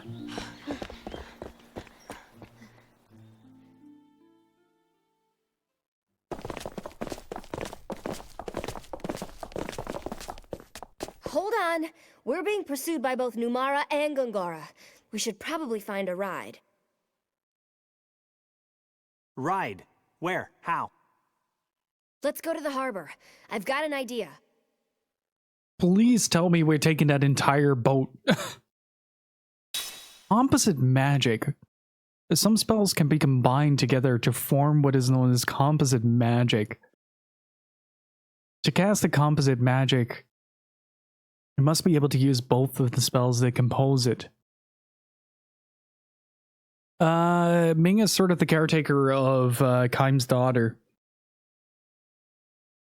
And surrogate aunt for the kids.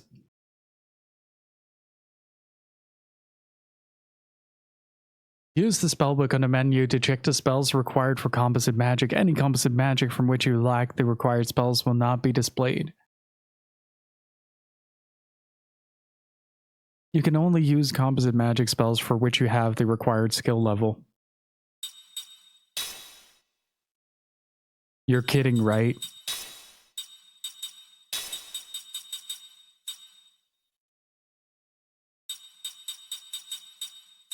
Holy shit.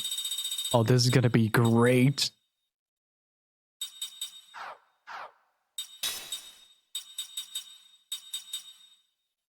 Okay, wait, maximum party size is 5. Or is it 6? Can we get Ming in there?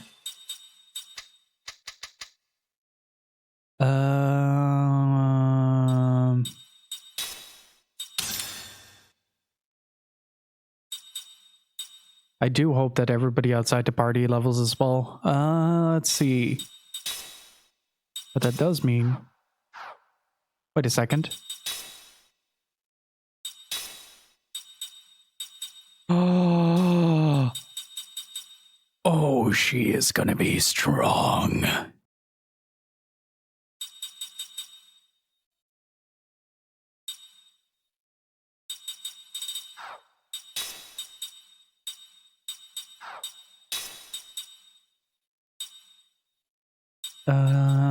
Let's see. Let's go with the level 3 spirit magic for now. I just realized that she's an immortal, so...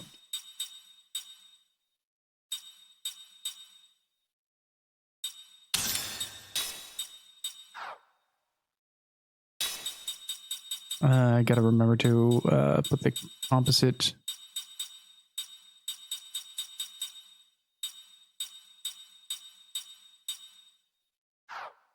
Wait, where are the other ones?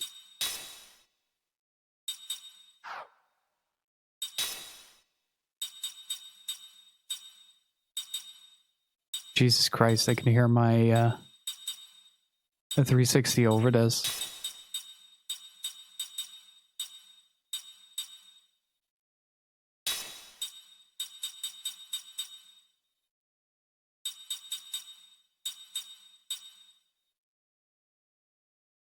Oh, she already has that.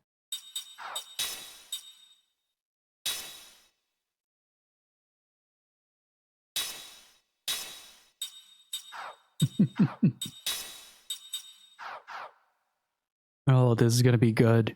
We have AoE magic now. Let's see. Skill link, how we're doing on that.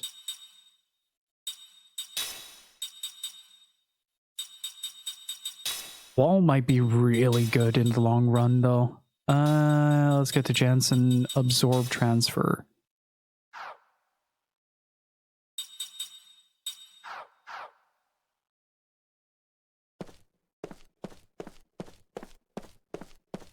Yeah, it's being very loud. I don't know why. Wasn't this loud on the first disc, but I'll take it. I get to play. It doesn't crash. Oh, can we? Can we?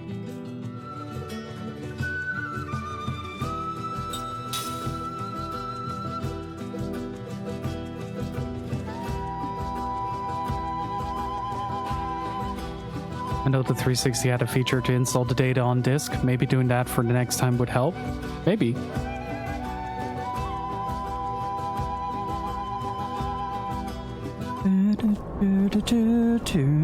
The shipyard is up ahead. That's where the latest model is being built. We should take a look. I do want to check something first, though. Deja vu.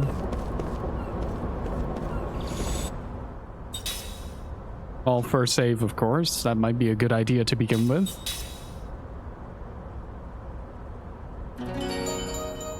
We suddenly have a lot of characters in our cast. And we still are getting about 3 more by the looks of it.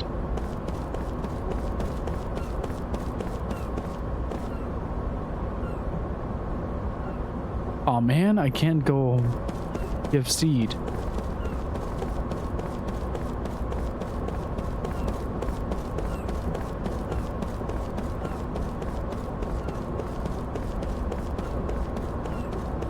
I'm actually very disappointed by this. What is that? They always tell us to be faster and faster, but these things take time, just when we're already on the verge of finishing the speedboat too. Hey, it's a set of Dino Crisis.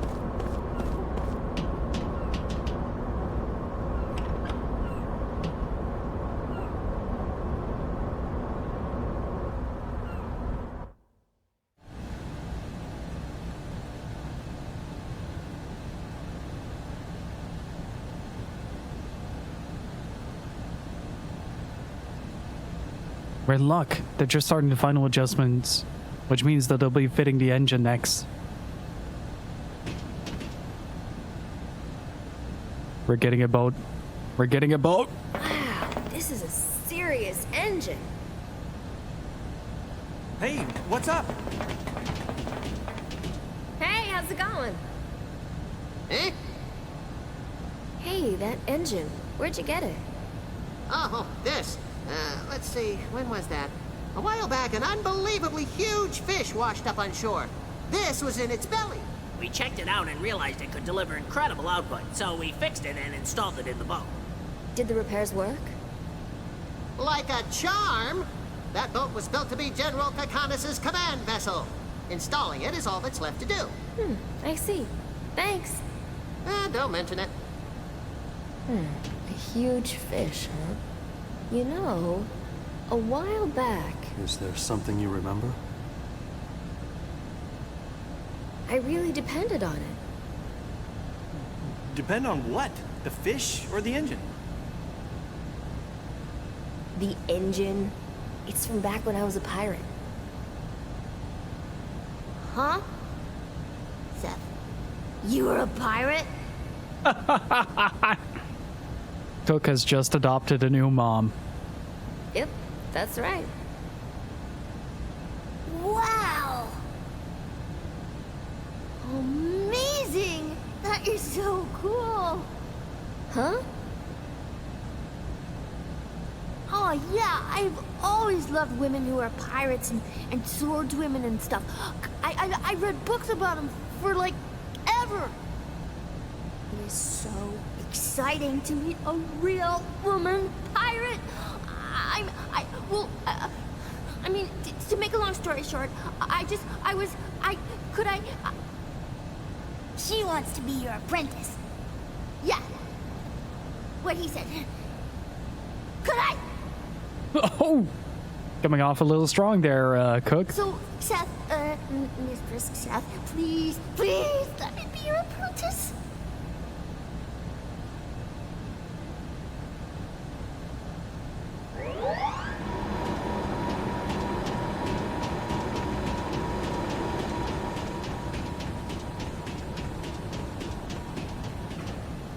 Finally, that should solve the problem. Come on, don't fail me now.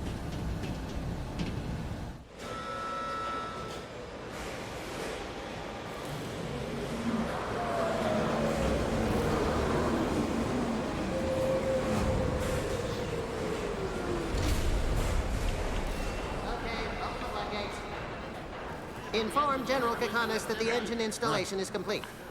He said to call him when we're ready for a test run. Alright, yeah. Oh, hey, look! Someone's on board! Hey, yourself, you little toad.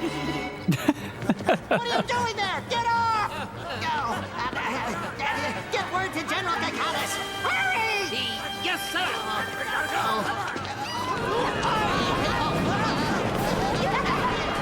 Somebody grab them!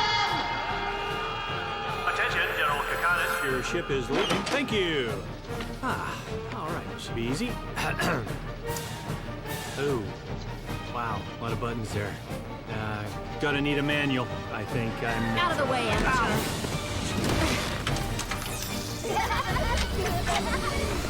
Here goes. Starting engine.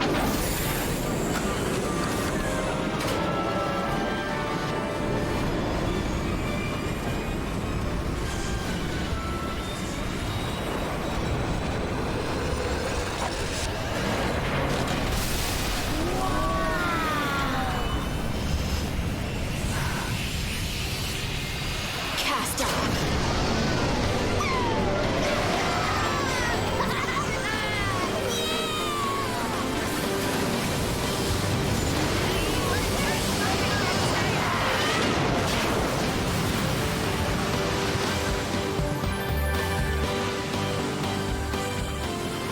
This Dreamcast ass music.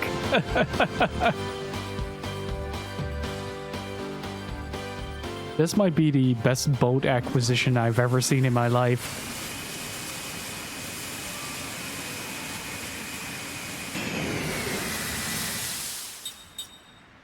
The slant nose control tutorial. With the slant nose at hand, you're able to traverse the wide open ocean.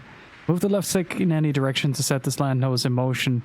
Move the right stick in any direction to set the camera view. Some areas such as shallows, ice fields, and hypercurrents are not navigable even with the slant nose. Press the RB to move the slant nose's bridge. Return to sea navigation. Approach the cockpit controls and confirm that you want to embark. When you approach the shores, A land will appear at the bottom right. Press A to exit the slant nose. To make a roadmap menu appear, click the right stick and move to the closest landing point. To reboard the slant nose, choose the landing point on the roadmap menu and then press the 8 button.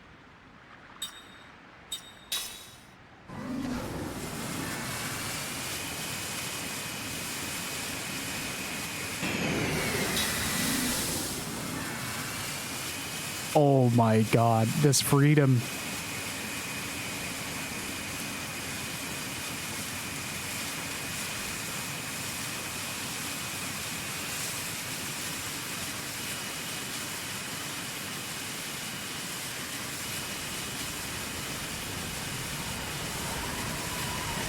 Oh, that is a tornado. What happens if I go into it?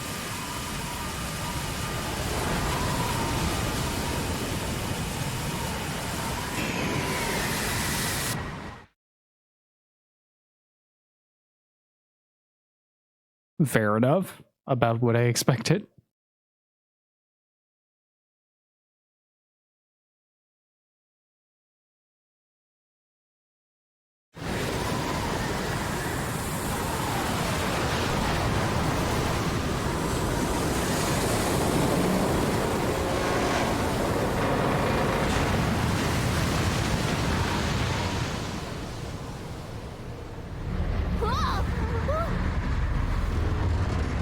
We're not gonna make it!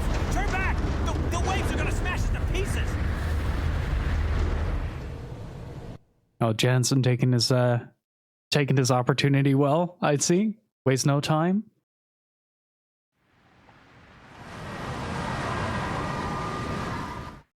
Let's see what we can find in the ship, actually.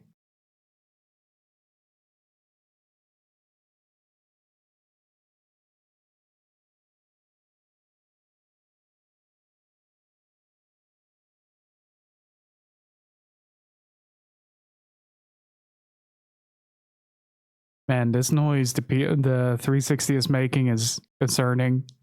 It sounds like it's blending the disc. Wow. Look at all Are the you feeling buttons. okay? Don't push Yes, any of them. I'm fine. I'm the only one that's without you. Okay then, where do we start? Have your memories come back? Nope, it comes in fragments. Same as you. Bits and pieces. Please tell me what you meant by saying we were comrades. Do you have dreams? Yes, I do. Well, what about them? Have you ever wondered if those dreams might be fragments of your past? Hey, Sonotaki, how are you doing? Leave something turning round and round in your heart, different from the way you are now. Have you ever had a rush of feelings? Wow, you're like saying more than one word since you've been getting your memory back. Well, you're still as fun to be with, though. Well, have you experienced anything like what Kaim is talking about?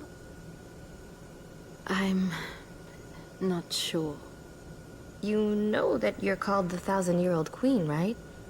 And your body is supposed to be immortal? Yes, but I don't know why I'm called that. Or why my body doesn't age. I don't understand anything. That must be why Kakanis looks down on you. You've lost your purpose. It's just that... How should I put it? I often feel as though there's something terribly important that I'm forgetting. And it pains me. As though it may not be in my memories after all. But my heart remembers the pain. There have been many times recently when this has happened. My body wouldn't move, like it was exhausted. And then I would collapse. When I felt this vague sense of unease coming on, I would often play the harp, and that would calm my mind. So that's what you were doing when we met? Yes. Kakanis frequently advised me to lift the country from its isolation. At those times, he recommended nothing more than expanding our information about the outside world. But it seems that his true objective was something else. No. This is what they call fate. See, meeting me was predestined. That means Kakanis just played a role. He was a pawn to make it happen. All right, that's enough out of you. Ow! Hey! All right, Seth. Me, I felt the same as you until recently. My memories were locked up. Your memories were locked up? You, me, Seth, and Sarah. And one more whose name that you as queen should know. The Urin sorcerer, Gongora. Yes, I'm aware that there is a sorcerer called Gongora, but... The five of us were once comrades. We had a 1,000-year agreement. We came to this world to accomplish something important. For that reason, we were made immortal. We don't age. When the end of the 1,000-year agreement drew near, Gongora betrayed us. Though we couldn't die, He inflicted pain on us that was worse than death. Pain? What kind of... He deprived me of someone more important to me than myself. He cruelly stole her from me and inflicted a deep wound on my heart that can never be healed. I also Dr. Dubs, thank you so much for the host, dude. How was your stream? Gora used magic energy to block my memories and seal them within me. After he wiped out our entire lives, we became like living corpses. Then I too have had something very important stolen, and my memories locked away? Yes. What could possibly be so important? Don't push yourself. Take all the time you need to remember. Oh yeah, I have something to return to you. Return? To me?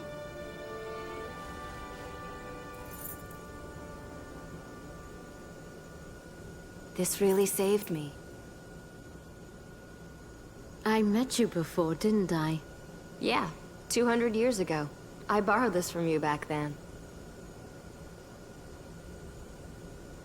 I must meet with Gongora. That's what we plan to do. He's up to something that involves Grand Staff. We have to stop him. That has become our mission. Guess that means our destination is Ura, right? Hold on. If we go to Ura, we'll have to cross the ocean. In a boat like this, there's no way we'd make it. Even with your engine set? Are we getting a bigger Oh, boat? it's got power to burn, but the ship itself wouldn't be able to handle the strain. It would fall apart. Aww. Why don't we head for Gotza? They've made the most progress with magic technology. I am the Queen of Numata. I shall request aid from the King of Gotza in the name of our countries and for the world's future. As the only thing that I haven't been really clear on is just how much Kaim remembers. Like, it feels like it's sort of contextualizing itself based on the events that are required to be told, but at the same time, I think we're gonna need a bigger boat. And how was your stream, Dr. Dubs? Thank you again so much for the host. Hopefully you had fun.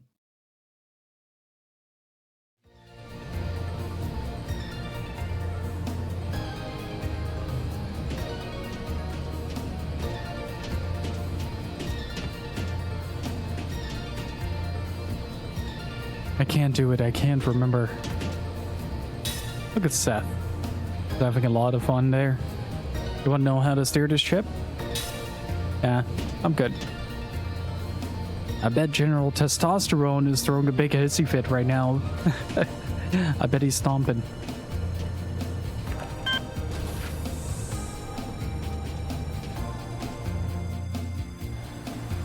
This music, though, is great.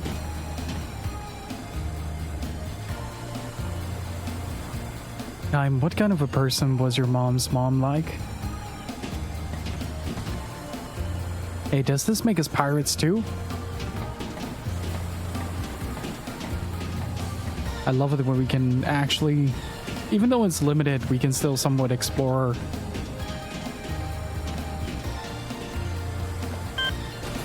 I bet he's wearing that bra and looking at himself in the mirror. Yeah.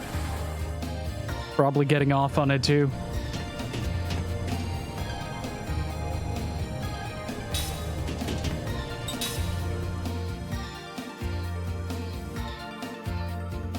Well, technically they're pirates, yeah. Their dream has come true. There's no doubt about that.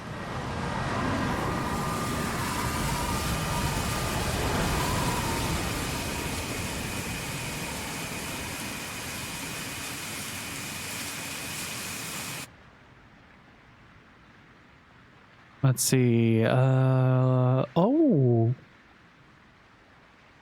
Wait, so there is a distinct possibility that there are some islands where we can dock and explore, just like in games like Tales of.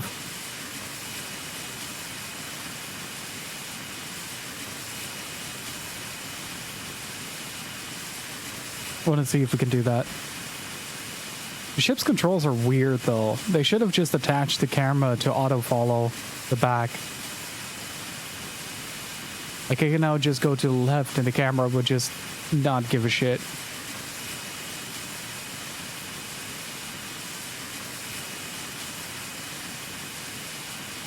Can we land here? No. That is a shame. I do hope we get to explore a little bit more caves and stuff like that.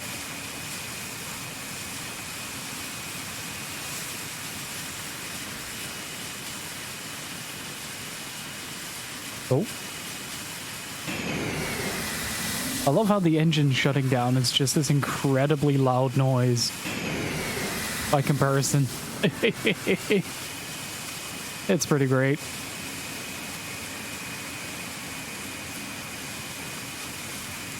I do love the look of this ship though. It's quite sleek. Looks a bit like a fish as well.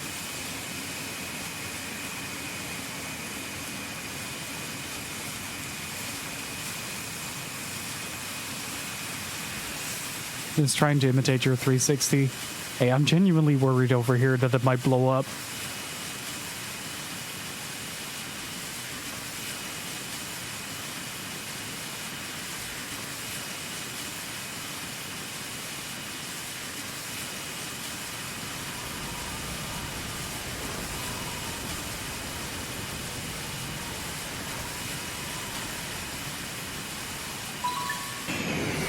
Or you get like a little noise prompt. That's kind of nice.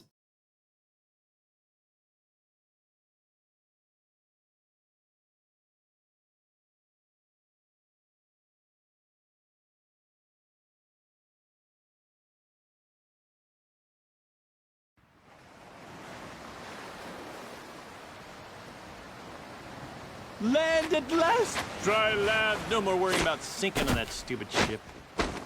Ow! What the hell was that for? The slant nose will never sink. Not with the captain's engine on board.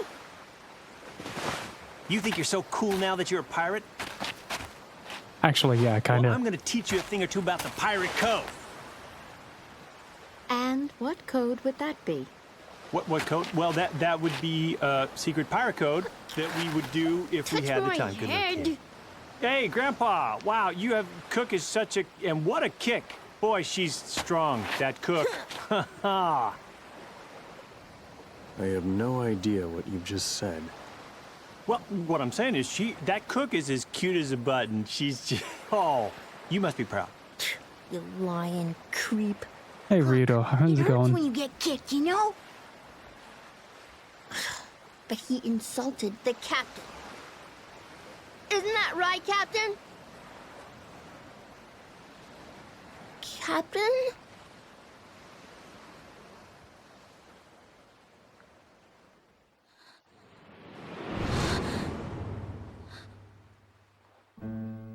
Sad. I'm doing great, having a great time with this game.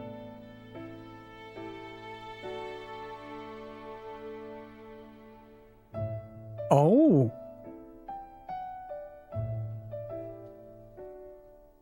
Alright, let me take a quick sip. I didn't expect us to get dreams from Seth.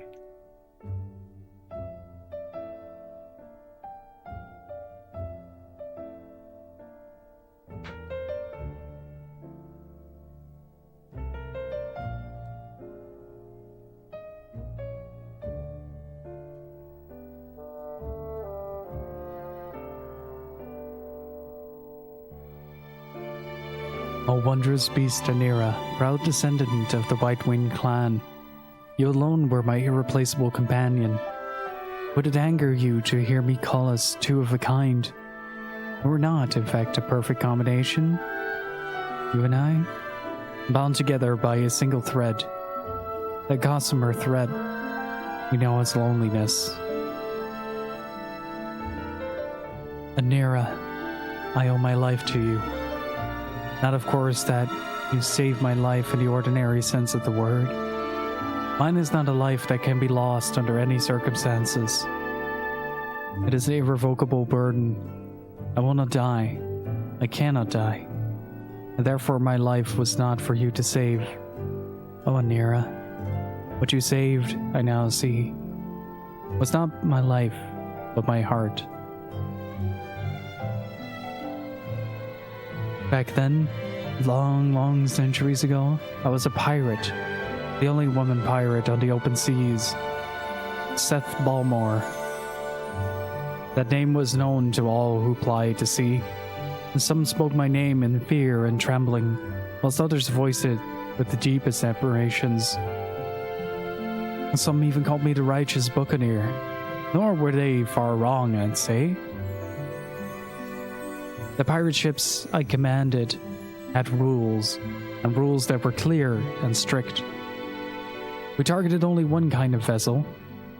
Those opulent passenger ships the wealthy boarded for pleasure cruises.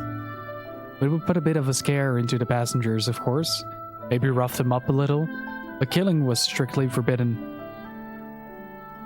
All we did was squeeze a few drops of treasure out of the purses of those who had more money than they knew what to do with. We traded our booty for cash with shadowy dealers, and the money we shared in the world's dens of poverty.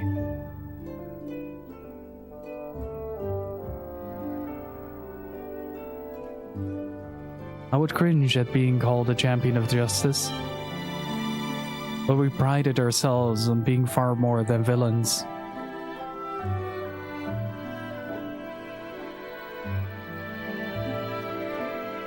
I became a pirate for one simple reason.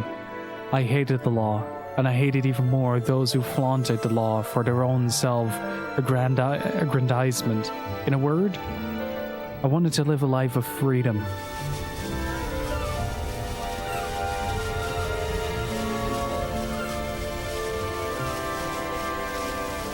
Whenever I stood at the prow of the pirate ship slicing its way through the waves, and I viewed the vast ocean stretched out beneath the clear blue sky, I felt enveloped in the joy of having taken limitless freedom in my own two hands. True, I need not traffic in the fear of death and aging known to all who count as human. And because I will neither age nor die, infinite time means for me infinite freedom. Not bad, would you say? I would spy this ship that would be our day's quarry. I was always the first to board it, springing lightly under the deck with a shout, "I am Seth Balmore. Now be good and hand over your money and valuables."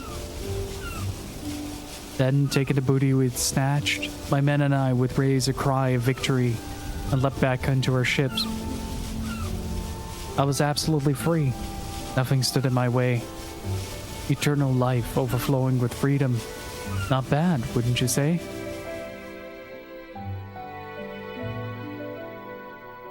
Righteous Buccaneer. What kind of fancy pants nonsense is that? How about pirate bitch? Of course, one always hears such jealous ravings in all walks of life, but especially so in the thuggish world of pirates. Needless to say, I knew I had many enemies. Even a child would realize that being called a righteous buccaneer could only increase the number who hated me among such raping and pillaging brigands as pirates of the sea. But I didn't care about that. I could be stabbed with a knife or blasted with a cannon and I still would not die. Immortal Seth, they called me. And it was literally true, not just a figure of speech. I won't get in your way, I told the other pirates, but I won't let you get in mine either. I was afraid of nothing and no one. I lived the way I wanted to live and wouldn't or shouldn't have let anyone interfere with me.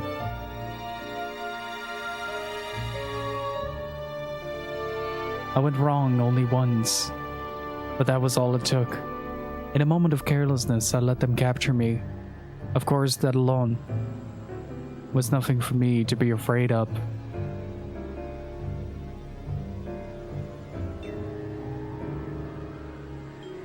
As I keep mentioning, I can never age or die. I would have done them no good to try killing me, and they knew it. The most they could do would be to rough me up a little and threaten to make it worse for me next time. They had to do something to show their men how tough they were. They couldn't just let me horn in on the pirate game and pretend it never happened. And so I said, "Hurry up with the torture, will you? I haven't got all day."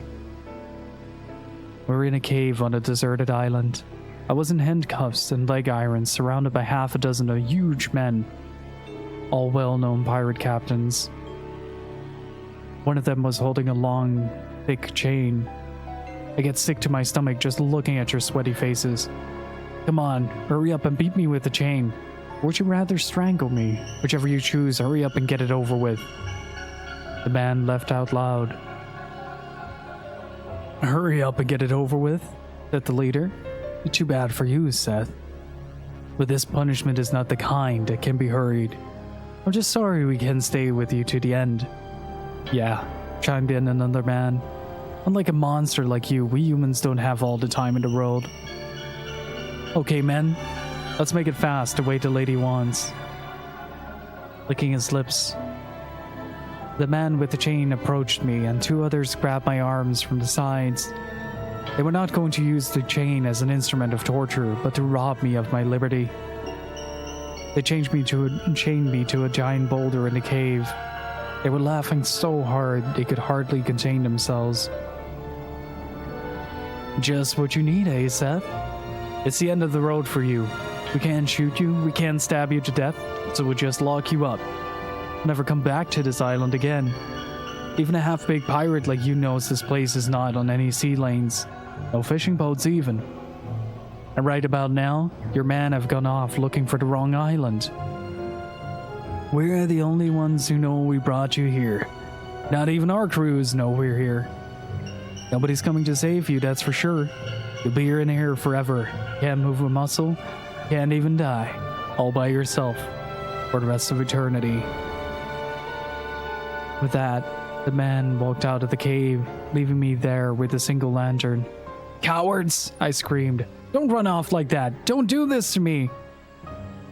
But the only response was a hollow echo of my own voice in the cave. The lantern the men left behind was not meant as a kindness, but rather the opposite. It was a prop in their little drama. When it finally ran out of oil and went dark, it would impress on me the weight of eternal solitude. As long as the lamp kept glowing, I was filled with rage for the men. But when the oil was running low and the flame began to flicker, a deep anxiety assaulted me. Unable to move, I stared blankly at the flame. Eternity. This world has no such thing. Or perhaps it should not. Solitude. I was always alone. Or more precisely, I always ended up alone. It was my destiny. I could be surrounded by companions whose feelings matched my own perfectly. I could share the deepest love with another, but in the end, I would always have to lose them. Do you know what it feels like to see countless others succumb to death while you yourself are on the road of endless life? But in your case, Indira, you do have some idea. As I watched, the lamp in the cave went out. A world of darkness spread out before me, and there I was, alone.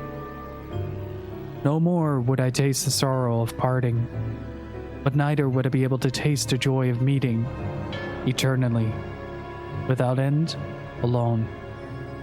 I did not try shouting. People shout and scream for one reason only, because they want someone to hear them, because they believe there is someone somewhere who will hear their cries.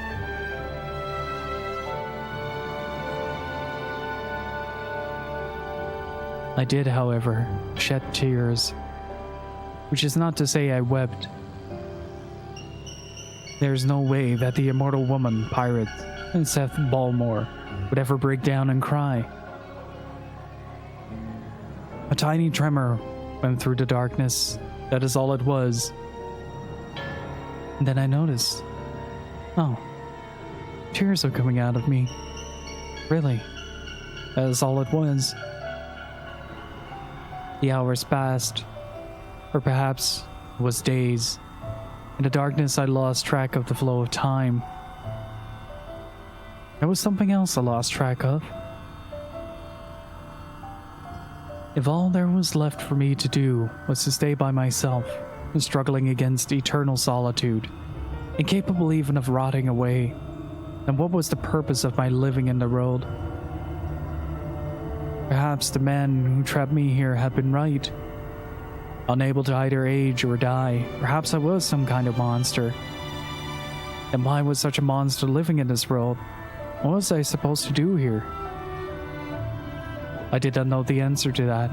I would never know the answer. To the end of my never-ending life, I felt frustration, sorrow, but above all, fear. Eternity was frightening to me. The solitude frightening to me. I might have been trembling, or without even the energy for that, I might have been utterly drained. Whatever it was I was feeling, that is when it happened. Anira, that is when you first appeared before me. A tiny burst of light softened the darkness. And from the light, almost before I could wonder what it was, there came a voice. Are you two trapped in the prison of solitude? Who is that? In the light, a flash of white wings. Then, with a sudden increase in size and brightness, the light seared my eyes. Accustomed to total darkness, my eyes could not stand the glare, and for an instant they could not see anything at all. Grimacing, I clamped my eyes shut before daring to open them little by little. There, before me, hovered a pure white, glowing beast. Its white wings were breathtakingly beautiful. How beautiful you were, Anira. But yours was not a florid beauty. No, it was subtly different. Your beauty wore a cloak of loneliness. I am like you said. And when I cocked my head to look at you with puzzlement, you continued. I've been looking for someone like you for a very long time. You spoke slowly, majestically. Oh, immortal woman pirate, you and I share a single destiny. You knew who I was. Together, let us escape from this solitude and make our way together, you said, your eyes locked onto mine. Escape from this solitude. The words continued ringing in my ears, but I did not know who you were. I could not even be sure what you were, nor could I leap joyfully at the invitation of one I could not tell as friend or foe. Who are you? I asked. I am Anira, of the White-Winged Clan. White-Winged Clan? I'd heard the name before. The White-Winged Clan were said to be wondrous beasts that had become extinct in the distant past. I have heard that the White-Winged Clan died out long ago. I am the last of the bloodline. The only survivor? Indeed, as I said, the last. Which is why you speak of solitude. At that point, almost before I knew it, a weak, almost self-mocking smile crept over my face. I felt myself lowering my guard as I spoke to you. My chains, however, were digging even deeper into my flesh and shackling my heart as well. You used the phrase prison to solitude before. It's true. This is a prison. Being alone for eternity is a prison without bars. You nodded at these words of mine, Anira, in silence. But then you said, I was in a prison too, until just now. I'm sure it's true, to be the only living survivor. I spent far too long a time alone. I know what you mean. In the legend, members of the White-Winged Clan are thought to live 1,000 years, but even if you were to live on for several centuries, a sole survivor, you could never meet a female member of the clan of the White Wing and hope to make children with her. The clan will never rise again. The sole survivor must live out the remainder of his days alone. In order to conquer this unbearable loneliness, you said, I would need someone to make her way with me. And then you looked hard at me and said, Oh, pirate woman, are you not of the same mind? I nodded in agreement. But then I made a point of smiling and said as casually as I could, In other words, you're lonely. Your beautiful face softened, and you said with some embarrassment, I wonder. According to the legend, as I have heard it, the clan of the White Wing are proud and love their solitude. This only increased your embarrassment, and you said, solitude has its limits. That did it. I decided to trust you then and there.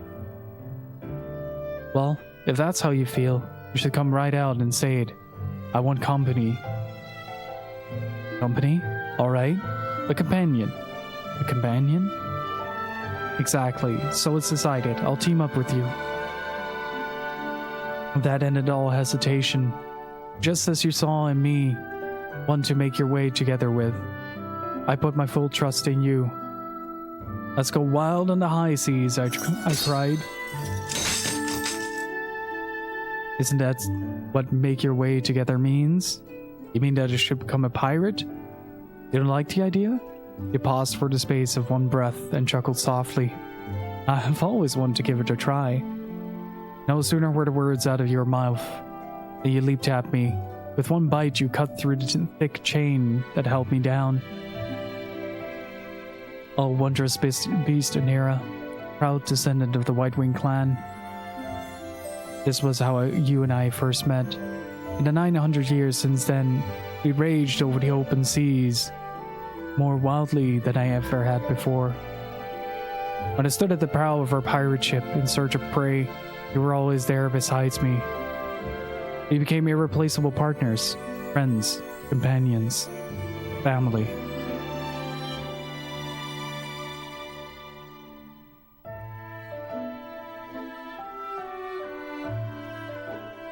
I think the background music dropped for a second.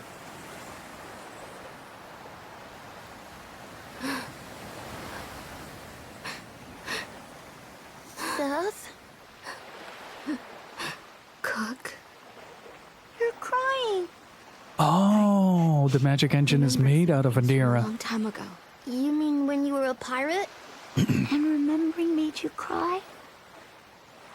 And Clausover, how are you doing? I've always been a pirate. I was crying because of something that happened that I regret.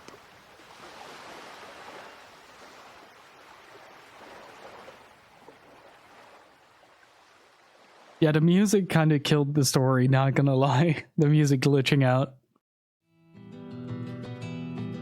And Carpe Diem, how are you doing? If you ever decide a side job, consider being a narrator or voice actor. Well, if you enjoy me talking over images, you can always check out my YouTube channel.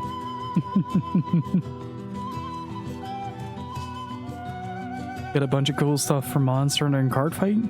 Nice. And Oron Joker, how you doing, dude? How have your streams been? Say no more. I've been practicing a lot. It's a lot of fun to do, but it's really hard.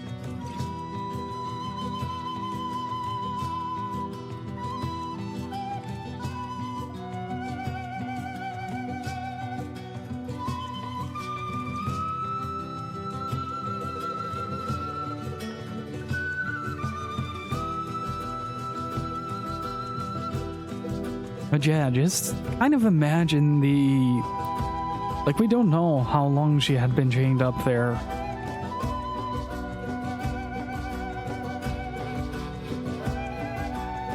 But just imagine being chained up in total solitude, forgotten by the entirety of the world.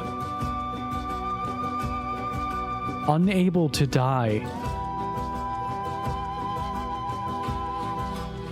And just the only thing that envelops like centuries or eternities is total darkness and silence. The person that comes out at the other end is not the same that went in.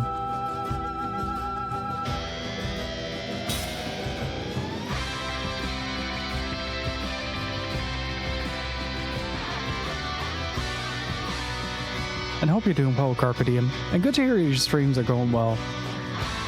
If you guys like some Final Fantasy Tactics, do check out Oron Joker. He's a great dude, and he has shown me the magic that is the bullshit that you can do in Final Fantasy Tactics. Oh! Oh! I won 10. Can somebody get me a statue like that? Kyle! Look! It's Kyle! Hey, everybody! Kyle's back! It's good to see you again, Kyle. But you haven't changed a bit.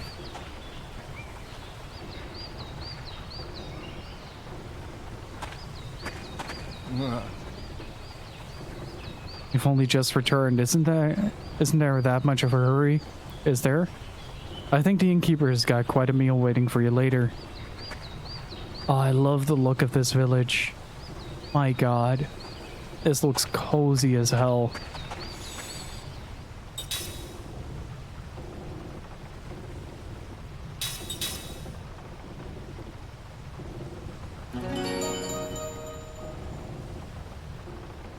Waterfall and trees in the village is always a plus. True. True. Speaking of the YouTube, by the way, I originally wanted to do like Patreon exclusive reviews of the games that we played on stream, but I kind of jumped the gun on that one, like a lot, and it came at a detriment of the content output on YouTube. So for that, I'm really sorry. Yeah, I'm gonna be trying to publish a bit more videos on YouTube from this point onward. Do it the other way around.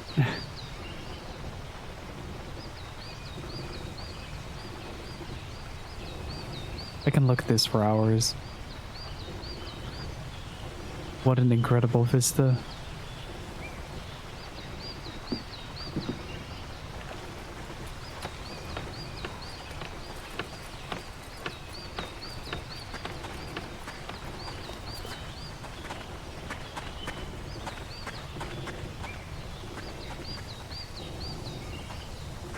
Yeah, it happens. It didn't work out in the end. But the idea is really good. So I'm going to keep doing that because I do think it's a lot of fun. You're Kaim, aren't you? My grandpa told me that you're the guy who saved our village long ago. Have we heard about this village? He gave this to me as a keepsake. It's really valuable to us, but it's what you use to protect our village, right? So here, Kaim, I want to return it to you. Magic-powered locator. Hey, Kaim, try it out now. I've hidden a treasure somewhere inside this village. See if you can find it. Here's a hint. It's hidden somewhere way up. It's yours if you can find it. Lies in Tosca. Yes. Using the magic-powered locator, you'll be able to look for treasures hidden all over the world. But to find treasures, you must obtain information on the whereabouts of those treasures. Once you get information on the treasure, it will appear on the treasure screen within the item menu. When you have your magic-powered locator and information, there will be a glowing point on the navigation map when you enter the area in which the treasure is hidden. The treasure is hidden at the glowing point. Search for it in the nearby area. You can increase the output of the magic-powered locator, enabling it to find a lot more treasure than with level 1 locator. It doesn't tell me...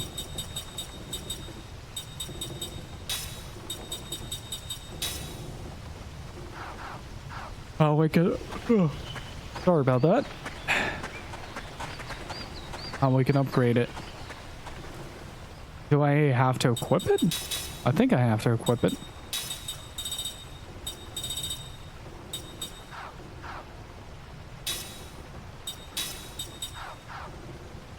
Is it a skill?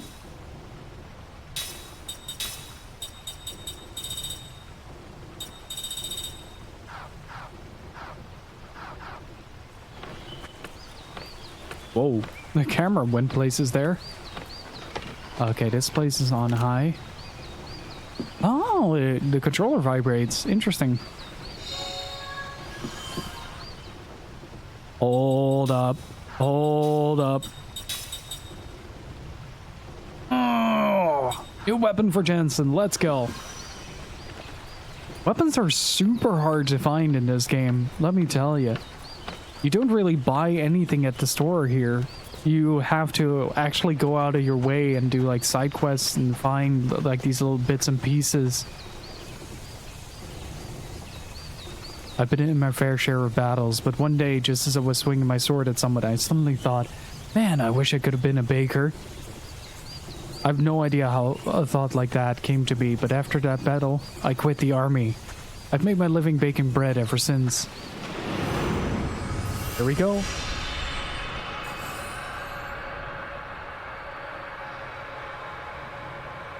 I don't know, Nugget. I don't know. I have no memory of this game. So here's my theory on why I don't remember. I played this as a friend. I played this at a friend's house when this first came out, and I used to bring my Xbox over to him and I played there. But that usually involved a couple of beers.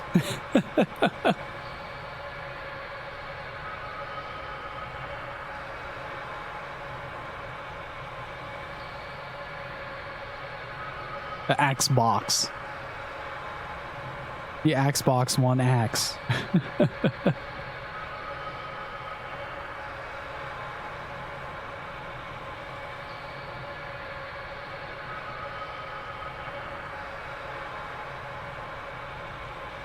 Ooh, Tales of franchise on Steam. Nice.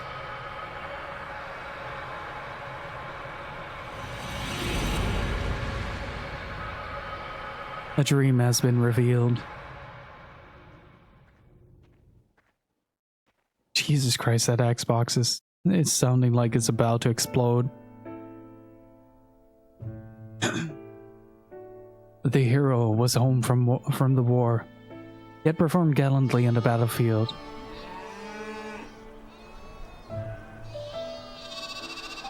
Advanced to the rank of general and made a triumphal entry into the village of his birth. The villagers welcomed him with a festive celebration. The grown-ups were treated to drinks beginning in the afternoon, and the children received sweet confections. The cattle and sheep in the pastures that supported the villagers' livelihood, whether because they were excited by the unusual commotion or were welcoming the hero in their own way, sent especially shrill cries reverberating into the blue summer sky.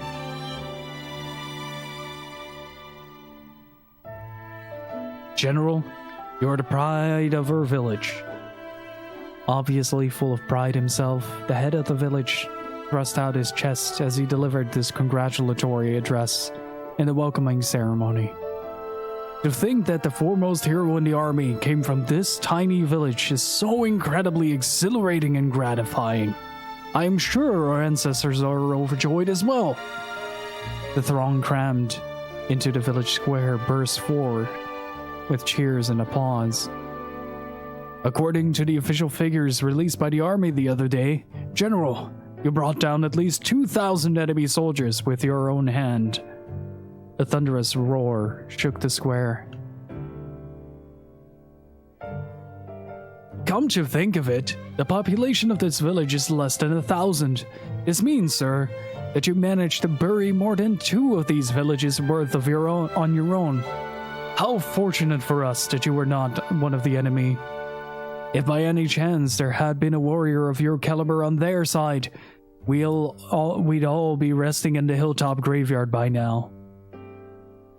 A few of the women frowned momentarily at this remark, but the man, full of liquor, responded with an explosive laugh. Sitting stage center, and the general lightly stroked his dignified beard. No one present knew that this was his habit whenever he was perplexed. When he left his village to join the army, he was just an ordinary soldier a long way from growing a beard. General, you are truly the savior of our army, and indeed, of our entire nation. I understand you will be leaving for another battle tomorrow, Well, we all hope that you will thoroughly enjoy yourself on this rare visit to your birthplace. The village chief ended his greetings and withdrew to the wings, whereupon the village's #1 entertainer bounded onto the stage in the most comical way he could manage. "Dear General," he cried, running over to where the great man was seated and going down on his knees. "Oh, hear my plea." The general looked at him uncertainly. "Is there any possibility that you would lend me the sword at your side, if only for a moment?" Perplexed though he was by all this, the general, impelled by the audience's applause and cheers, handed the man his tasseled and jewel-encrusted sword.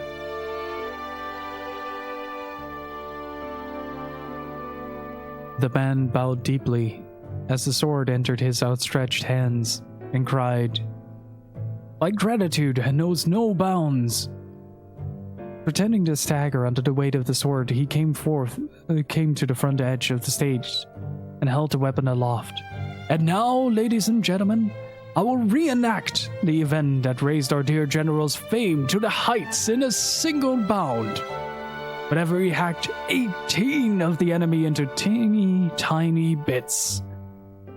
The audience cheered wildly, and the man, with exaggerated movements and commentary, swung the sword in a great arc. The audience knew exactly what he was doing. The general had not only made a name for himself for his strategic prowess, but was also widely acclaimed as a warrior on the battlefield. He did not solely rely on his weapons, but in the end leveled his opponents with his sheer physical strength. This too was a matter of the utmost pride for the villagers. "Here we go! 1 man down, 2 men down. Flip the sword back, 3 men down. 4th man slashed diagonally, right through the shoulder. 5th man's head goes flying. Oh, then 3 at once, 6th, 7th, and the 8th man. What a bother. I'll just cure you like this." The man thrusted the sword through 3 imaginary opponents, and the crowd went wild. The general too broke into a smile and applauded. When he was through clapping though, he stroked his beard again.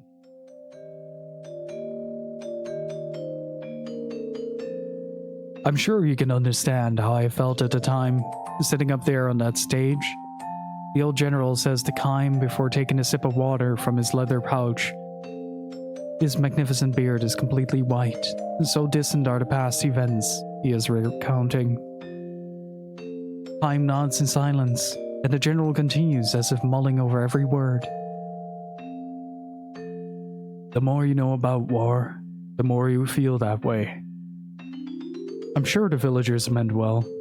They just wanted to pay homage to their hometown hero. No, of course. They weren't being the least bit malicious.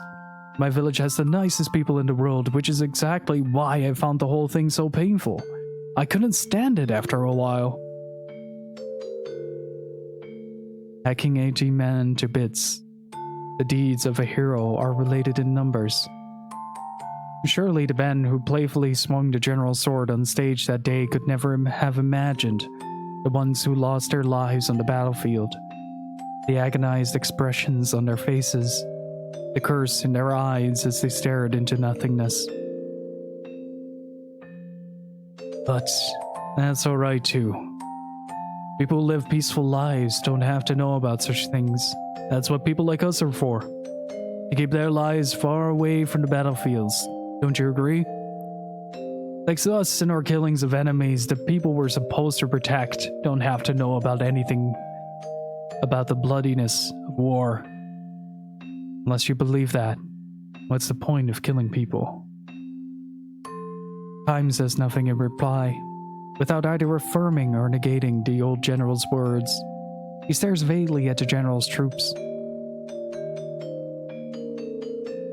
"What do you say his name is? Time? I suppose you've killed more enemy soldiers than you can begin to count. It's no way I could count them all." "I thought so. You have a flawless build, the kind that can only be tempered on the battlefield. Only a man who has survived one battle after another can carry himself the way you do with complete naturalness. How does a man like you find himself driving a horse cart over a mountain pass? Kaim is ready to leave without answering if the old man asks him such a question. But the general inquires no further into Kaim's background.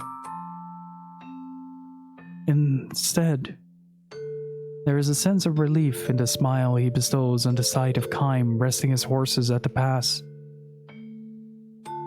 I was 16 the first time I went into battle. After that, I just kept running from one fight to another, until I made it all the way to General. At first, I remembered the faces of the men I crossed swords with and killed. Even if you don't try to remember them, they get carved into your memory. I had terrible nightmares. And try as I might, I could never seem to wash off the stench of the blood that splashed on my face and hands. It was a hallucination, of course, but it got so bad that I spent a whole night in a river trying to wash myself off. The general paused a moment to think about his story and then went on. After a while, you get used to it. You get used to fighting and killing over and over again. Your body, your mind, your heart, just get used to it. That's how people are. So I stopped having nightmares. I killed all the enemy soldiers I could lay my hands on, and I forgot every one of their faces.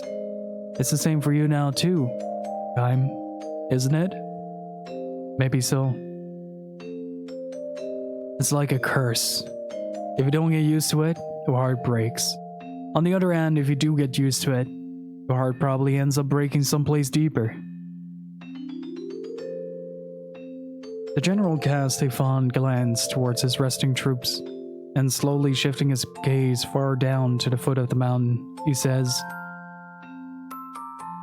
"So, that's what it was like for me back then, when I returned to my birthplace in triumph."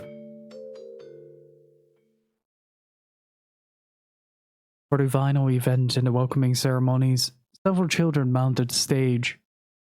And now, in honor of our hero, the children will present to the general a floral wreath more marvelous than the greatest medal there ever was.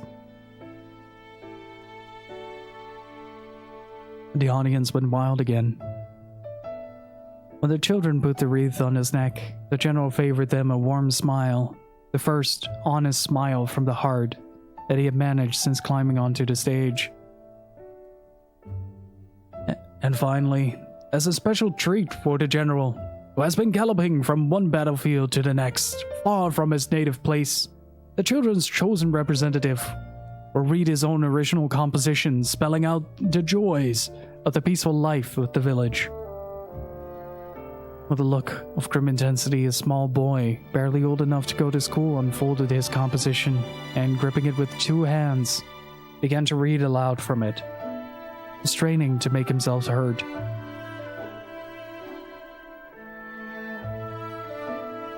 First, I'm going to write about one of the nicest things that happened to me. At my house, we have a pasture with lots of cows and sheep. One cow had a baby 2 days ago. I helped my daddy by stroking the cow's back with a handful of straws while she was having the baby. That makes the cow warm up, so it's easier for her to give birth. The baby was born just before the sun came up. It was a tiny baby, but it could already stand on its own legs. A baby! Wow! I'm going to take care of this baby until it gets big. Dear little calf, hurry and grow up, okay?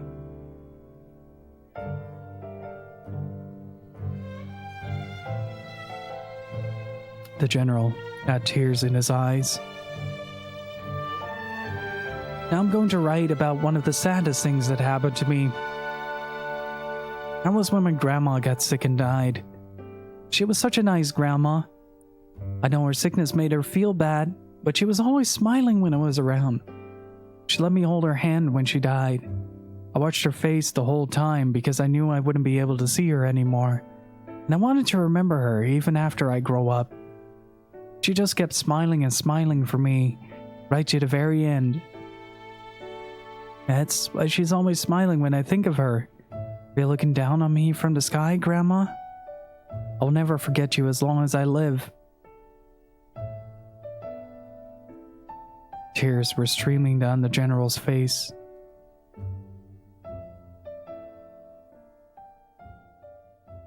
When the ceremony ended, the general left this village and headed for the town where army headquarters was located. There, he wrote a long letter to the king, and he gave his sword to his most trusted lieutenant. The general had decided to retire.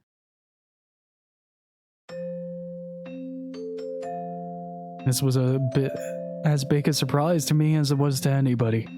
When I heard that little boy's essay, it occurred to me, what makes us really human is to celebrate each life that comes into the world and mourn each life that is lost. I didn't need medals anymore. I didn't need the honor of being allowed into the presence of His Majesty anymore. I wanted to be a real human being again. As a result, overnight, I went from being the village hero to being reviled as a traitor. The general turns to face Kaim and asks, "So, are you going to mock me as a coward who ran away from the battlefield? Or blame me for being a deserter who betrayed his own patriotism?" Kaim turns a gentle smile on the old man. "Neither," he says. "As a soldier, you made the wrong decision, but as a human being, you made the right one." The general strokes his white beard and says, "My habit has changed too. Nowadays, I find myself stroking my beard when I'm embarrassed." The two men look at each other and smile. "Okay, back to work," says the general, standing with a grunt. He calls out to his troops, "All right, men. It's all downhill from here. Let's give it one last push and get back to the village before sunset." The troops under the general's command consist of 30 sheeps, not one of whom is likely to take a person's life. "Tell me, Kaim, are you planning to go back into battle at some point?" "I don't really know," he replies. "I'm content with herding sheep for now," the general says. I don't have the least regret for the decision I made that day. It made me happy to think this could be a kind of lesson for you." With this parting remark, the general turns away from Kaim and begins walking. The sheep amble along after him in newly reformed ranks. Standing at attention, the general raises his right arm and waves his troops on. "Forward, march!" The command he had once delivered to tens of thousands of men in the battlefield now echoes pleasantly among the mountains of his native village.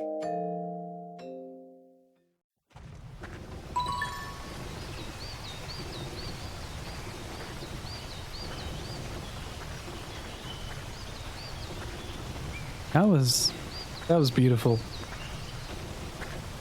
Very heavy. Like it's so easy to sympathize with a lot of these characters that just kind of put themselves out there. And Kelvin, how's it going, dude?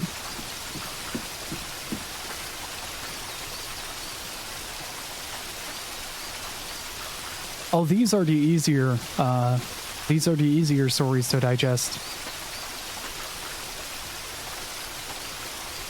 Carpe diem.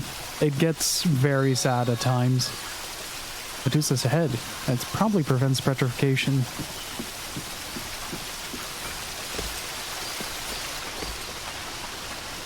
I don't quite understand why it's behind a waterfall, though.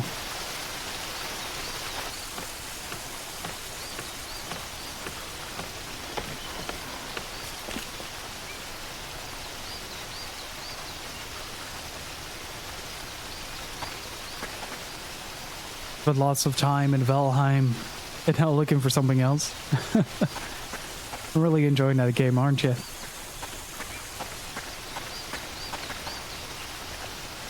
Also, I'm sorry if I'm sounding a bit raspy. Kind of losing my voice over here. Kind of glad I have an extra day off in that regard.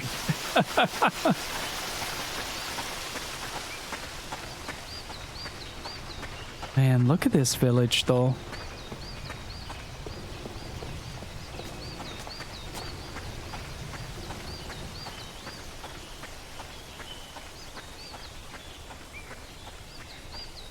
This road leads out of the village. You best avoid it. It's dangerous out there.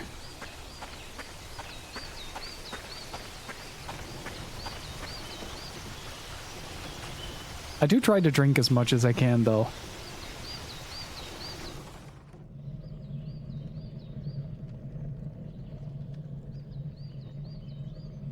Actually, let's see how many dreams we now have. Because I do think I've missed a few, especially at the start, and I don't know if we can get those.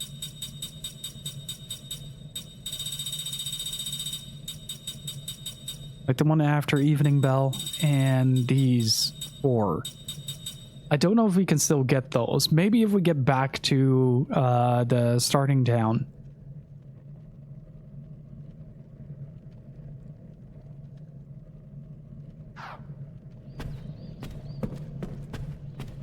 Well, that's nice.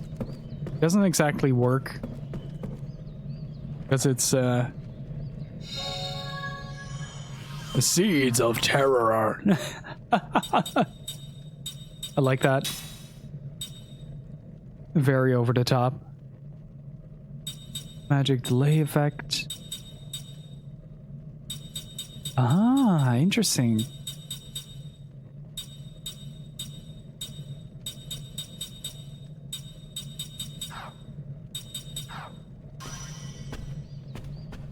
I do have to say, so far Hannah's is my favorite, along with, I'd say,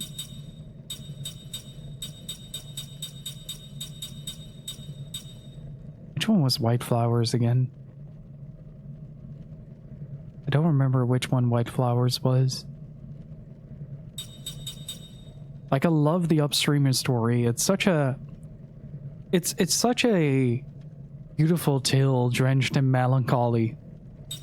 They Live in Shells is just sheer existential horror. This one crushed me, and Letters from a Weakling was incredibly hard to read out loud. Allergy Island was really cool.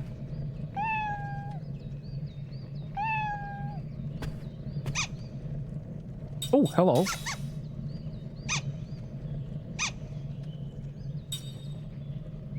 What if I give you...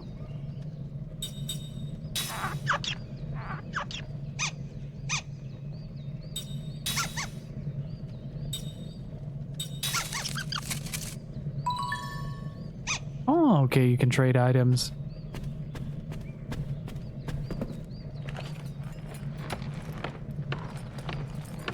Well, I missed a few of those stories, you mean? If you guys want, I have a little bit of an offer for you guys. So probably when I do like a review of this game, I'll just grab the stream footage and do a basically a look at of it, which is a longer review. But if you guys want, I will do the stories of 1,000 Years of Dreams as well, narrate it. I can't promise that they'll be good, but I'd be willing to try if you want. Well, thank you for visiting. I know this place isn't so fancy, but I hope you like it all the same. Shh, quiet down. I was gonna play with my brother, but he's not home. Probably out getting into trouble again. Oh, there's a treasure chest down there. I should probably rob these people blind.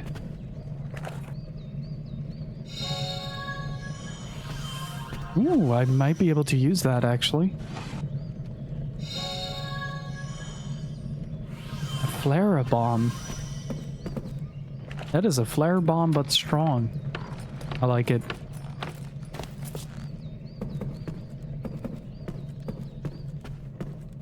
Oh, I thought that was a treasure chest. Of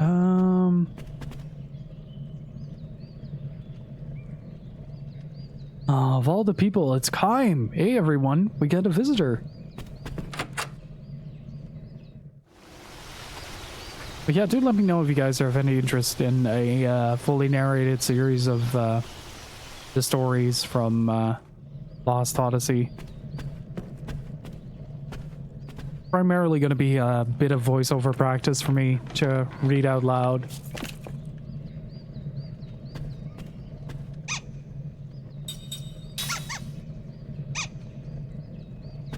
At some point, it's going to give me something new.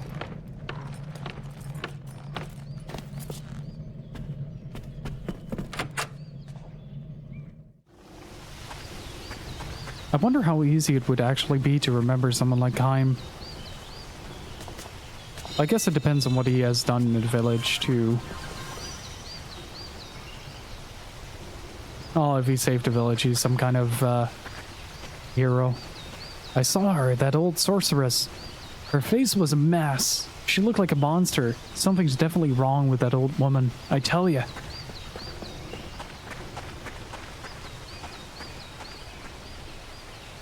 You know, I have some serious trouble believing that you actually lived here once before. It'll be a big time-consuming endeavor at least. Well, I'd be busy at least. I heard that Goats' military is even coming to this village to draft new recruits. Oh right, we're in the town of Goats now. It's an end time. Look, it's been a long voyage and I'm sure you're tired, so why don't we call it a day here, okay? Let's rest. That's fine.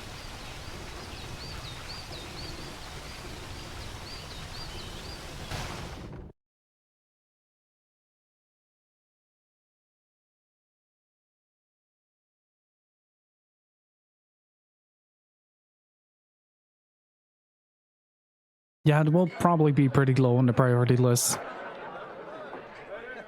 I'll go speak with the king. We've never met, but I've heard he's very wise.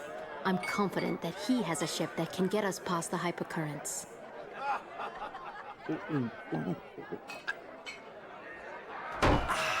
Wow, that hit the spot. You know, I'm finally starting to feel at home. No. Are you even listening to me? There's a time and place for that stuff, and this is neither. Tell me, is it really true you can't drink? Yes. That is so sad. But you're a queen. I mean, don't you have wine or champagne at parties or banquets, hangings, any festive thing like that? No. Well, look it. Nobody knows us here. Come on, just give it a try. I guarantee you'll like it. Really.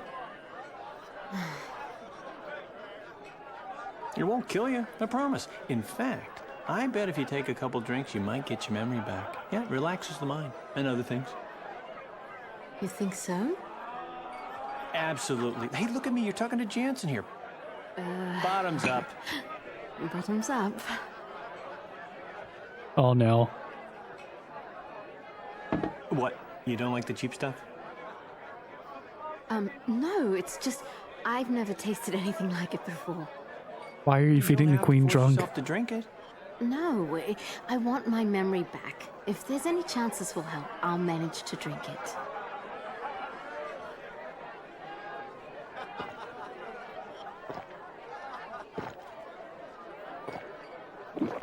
Wow. Jesus, she tanking. Are you, okay? Ooh, I feel very lightheaded all of a sudden. It's affecting me like you said it would. Oh, your muscles Yeah, well... are so... Hey, oh! Oh, no.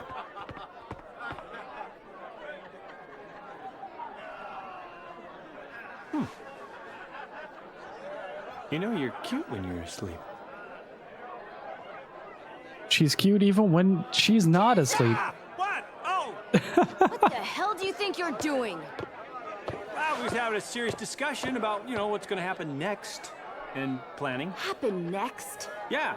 You know, she's going to talk to the king and get us a ship, because yours can't float where the... You know, after all, Goats has got the most advanced technology around. We figured we'd get a more seaworthy ship from him. so that, you know. What? All right. I'll give you the benefit of the doubt this time. But don't try any funny business with Ming. Yeah, well, I'm looking out for her too, you know. I mean, look how restful she looks right now.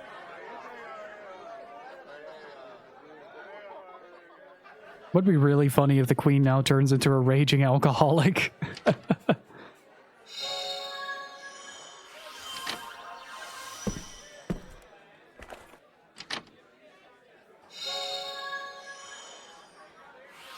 Ooh.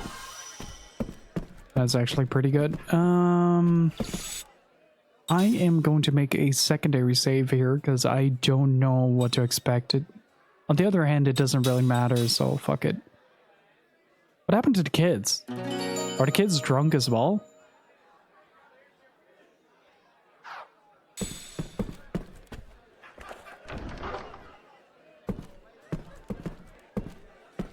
Look at this.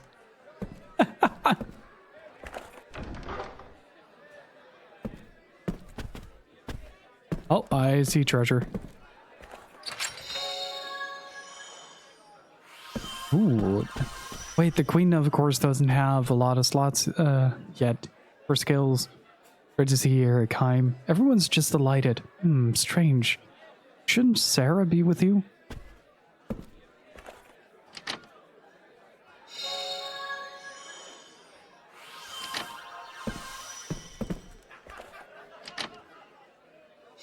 I love how everybody is just A-okay with the fact that I'm robbing the place.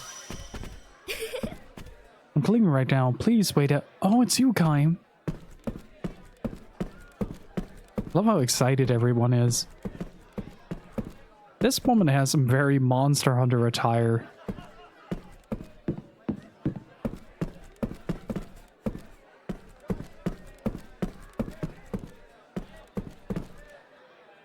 Could this be Kaim? Do you remember me? I suppose you wouldn't, as old have I become.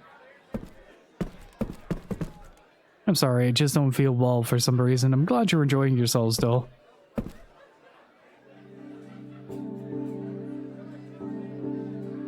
Hey, Kaim! I heard you were back. This place takes me back. And it looks like the years have been good to you. Knock it off. I'm a bona fide old man now. Well, if you don't mind my saying so, you've aged really well.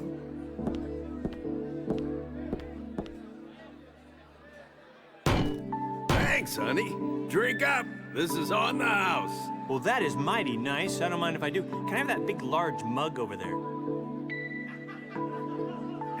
I was only 7 when you saved the village, but I remember you as if it were yesterday. You were a hero to us kids back then.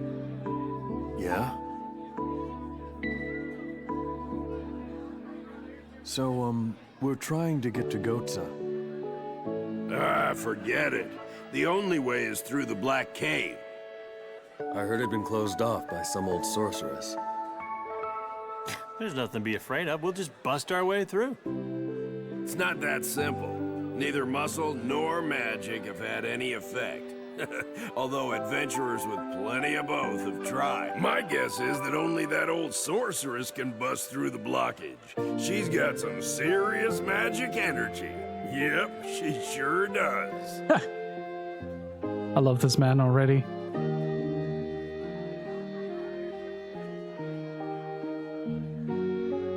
Why don't we wait until she goes to the bathroom? Then we can, sneak by her. Oh, it gets better. You know that place where you and Sarah lived? Well, that old sorceress has moved in. My house? What? You don't even have a lease agreement? We kept the place up after you and Sarah went away, so it'd be ready if you ever came back. But I'm afraid she's made a mess of it. Sorry. Don't trouble yourself. It saves us the hassle of having to look for her. That's a good point. The only thing to do with squatters is run them out. Well, I think you'll be okay. Just be careful, Kaim. We're off to kick some old woman's butt. That doesn't sound right. You're not gonna go off and leave Ming like this, are you? We'll head out there tomorrow morning. Time is already tired of everyone's shit. Yeah, just squat more than they squat. The answer is simple. Use your goddamn legs.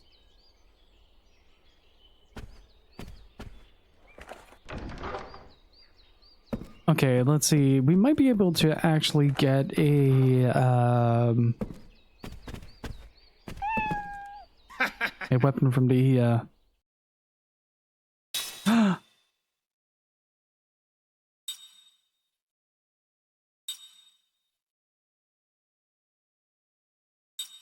Oh, that is good. Finally. Let's see. We have 12k, so you're getting a killing cutlass.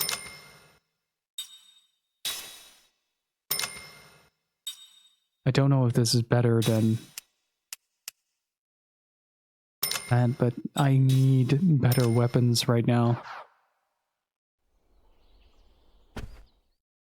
Let's see. Equip.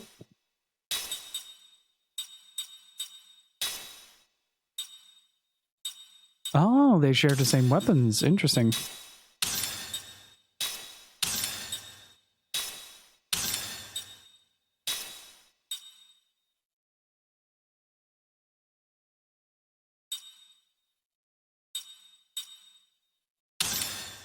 Okay.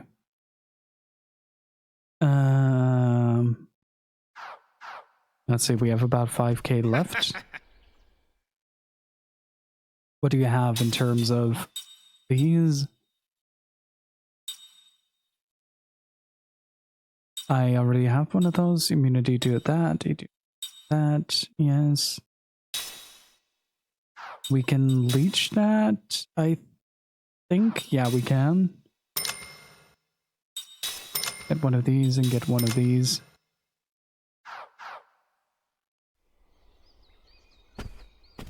Okay, let's see if the little guy has something to give us. First, let's save up after the gear change. Might be a good idea.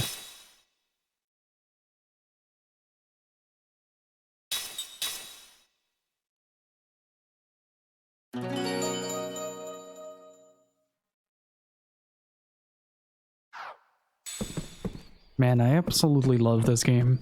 It's really good to be back with an RPG and just be this invested again. Where's the exit? Is the 360 store still live? I think it is. I think it is, because you can still buy 360 games digitally for the Xbox One X. I do think next month's goal is going to really help towards getting a 1X for the stream, though. So we'll have to see.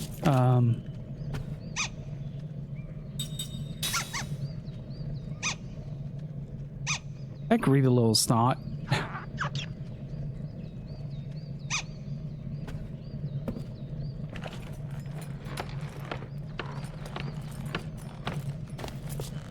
1X enable you to play? Well, for one, it wouldn't be a massive issue to play Xbox 360 games, and I could play Infinite Undiscovery, Last Remnant, Magna Carta 2, and some other games that I really like on the 360, because this one is pretty much broken. Like, at the start of the stream, we couldn't boot the game up because it was in a perpetual cycle of trying to open the disk tray.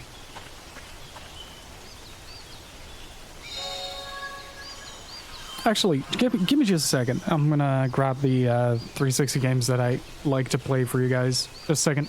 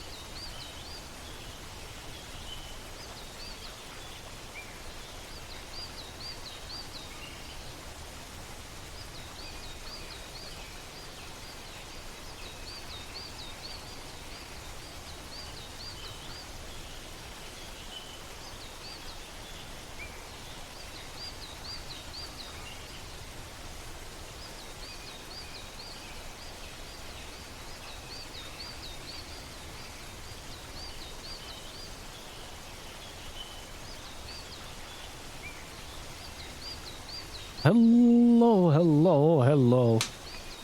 If you're really gonna get one against Jer, if he can put one aside for you just in case, pick out the best looking one. Yeah, I don't know if I can this week though. Like, I might need to wait like a few more weeks. We'll see.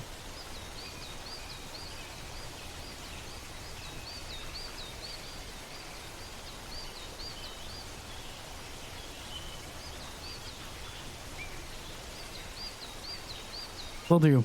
But, got a few games here. The 360 version of Armored Core 4, Blue Dragon, Infinite Undiscovery, Kingdom Under Fire, Circle of Doom, Magna Carta 2, and Last Remnant, as well as Panzer Dragoon Orta in 4K. Which is incredible.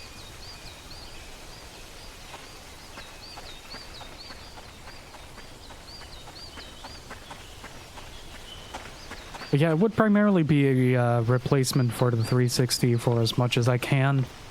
Because, like, as much as I love my 360 for what it is, it also has a lot of problems.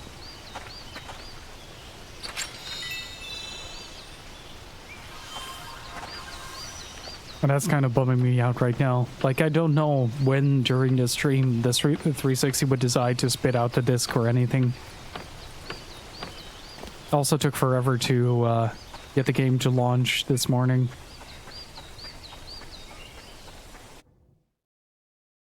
I like, with the difference of cost, no. It's better to get a 1X, and I can get one at a pretty cheap. Well, cheap being relative. I actually want to see what's in the Black Cave and in the Northern Cape before we get to the Sorcerer's House. I'm actually quite curious about that.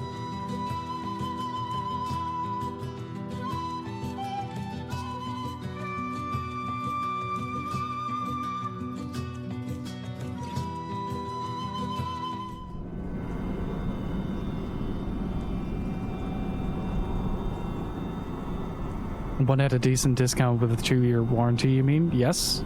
I told you I was going to abuse you for the discount.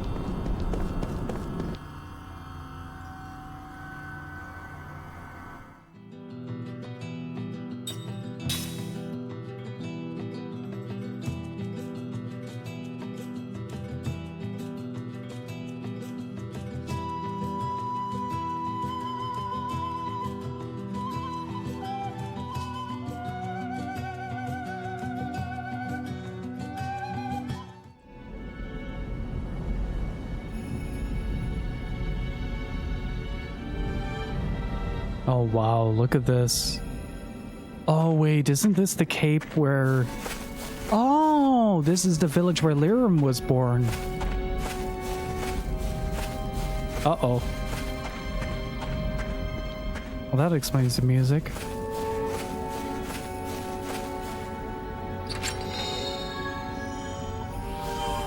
The Lion Heart.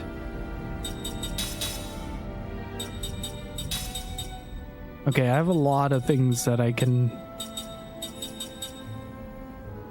Let's do the Lion Heart.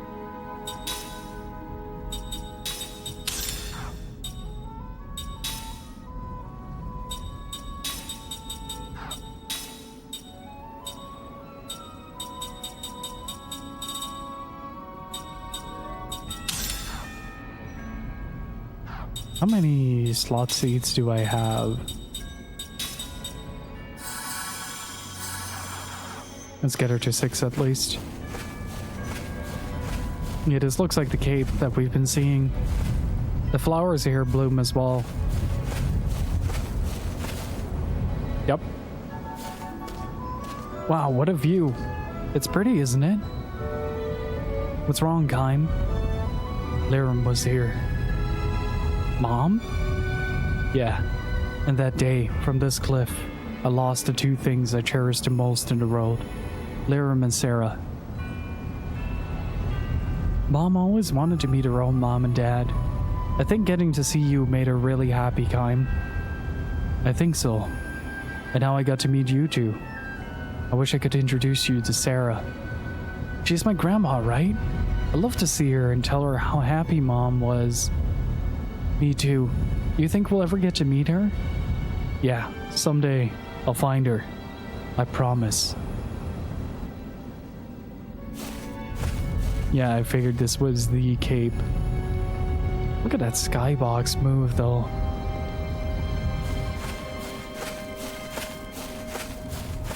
But yeah, they were talking earlier in the game about the flowers blooming near the cliff where he lost Lyrim as well.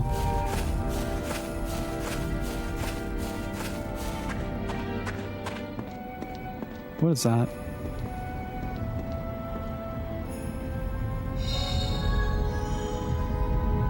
Oh, number 4. That means we missed 3. Agoro is here. His magic took Lyrim away from us. Agora.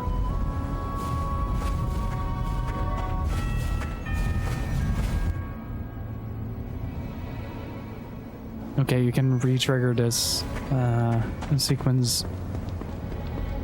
It'll look really good.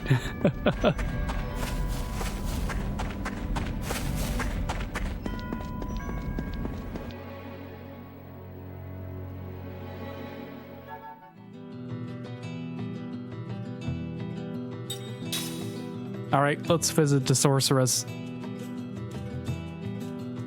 Oh man, my voice is going down.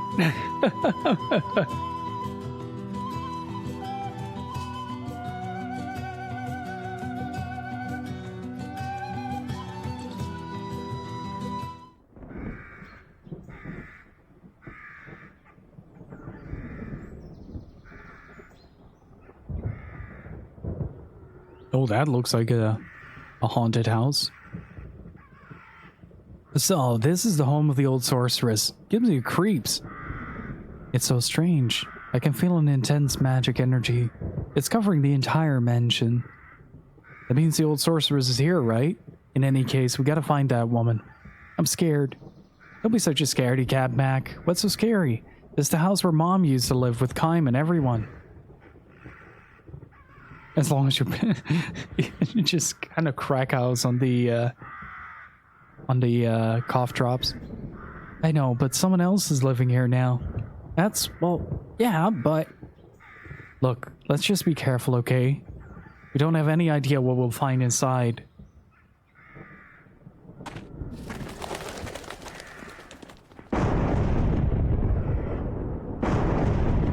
Uh-oh, I was joking! Whoa! Did you see that?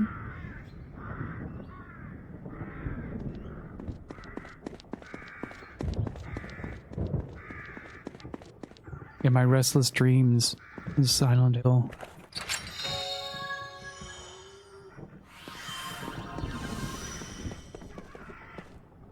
Wait, I wonder.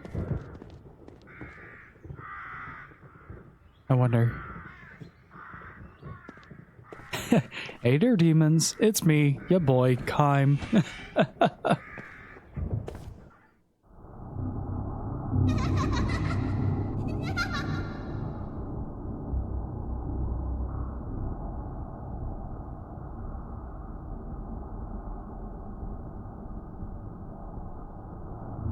Oh dear. What the hell was that?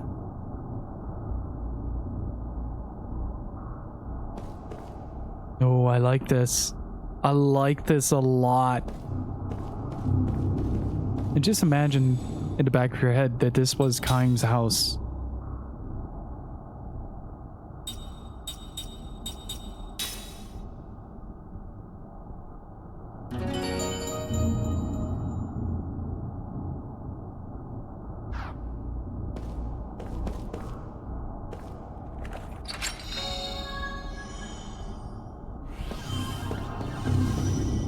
Okay.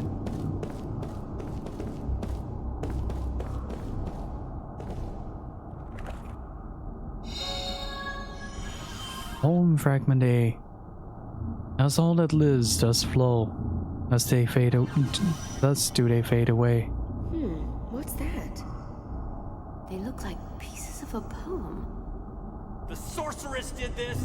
She made a mess of everything. Let's get rid of her for good.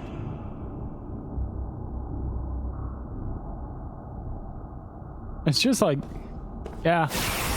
Just gotta get rid of the ghosts.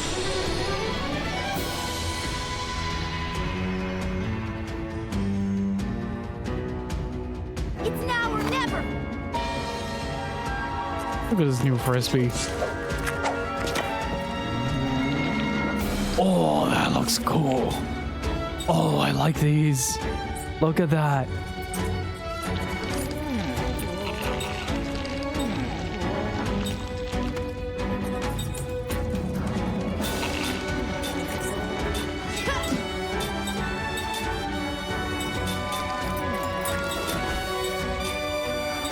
Composite magic.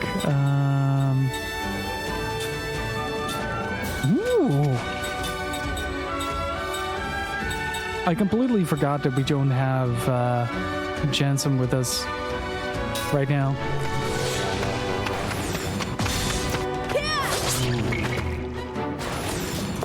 Physical attacks don't hurt, but his does.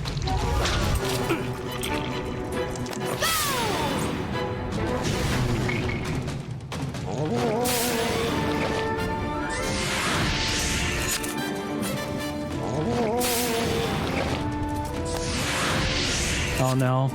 Oh no.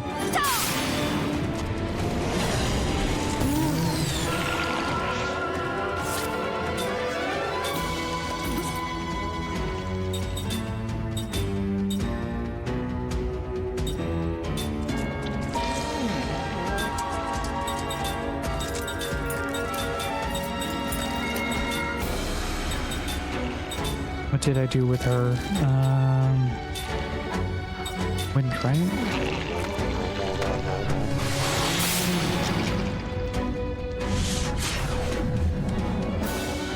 And she is really thrown into the deep of status effect land.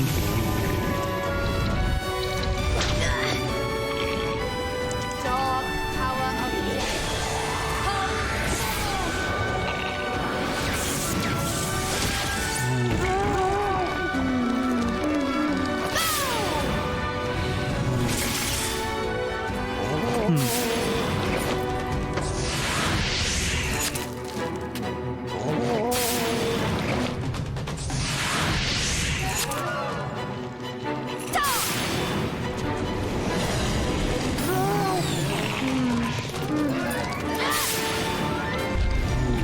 Okay, normal damage doesn't do a thing.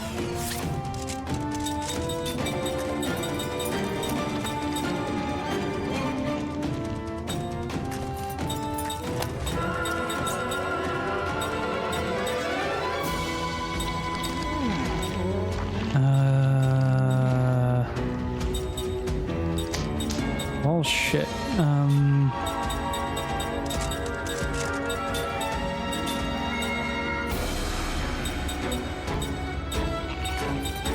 Don't have anything against that.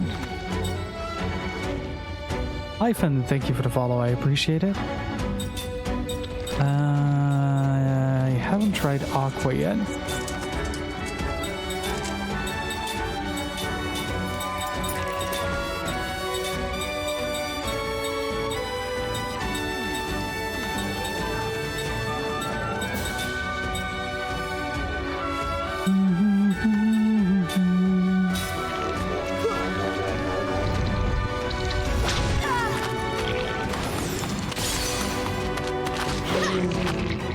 That doesn't work. Oh shit. I need to find a way to kill that guy. Oh no.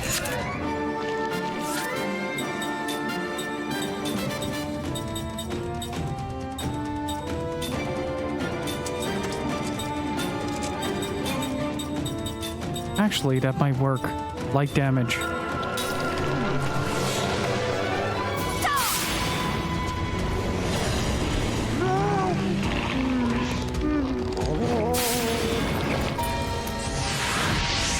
Okay, we have one uninfected right now.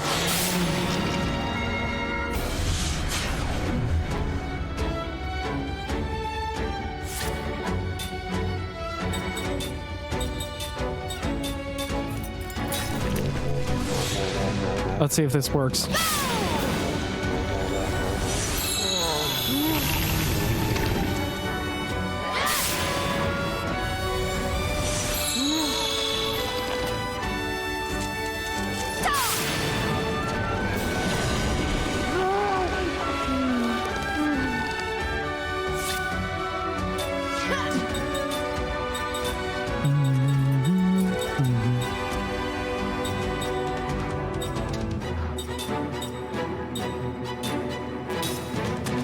Let's just try this. There we go. It's not in my nature to Uh-oh. Oh, that's not good.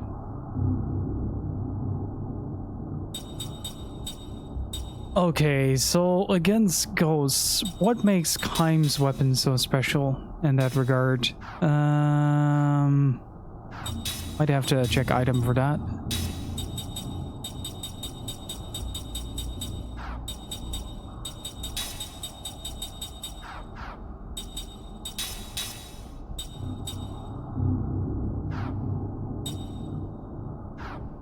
Yeah, somebody's gonna learn the Medusa.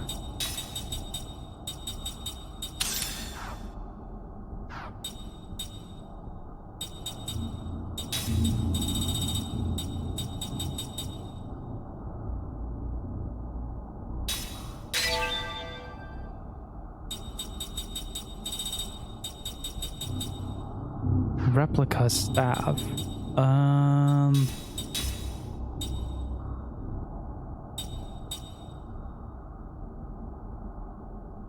Oh, it has Magic Killer 1 on it. That explains a few things. Let's see if this works.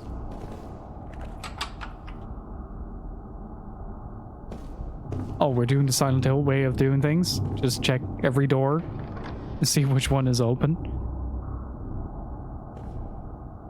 Like Soy Scoop.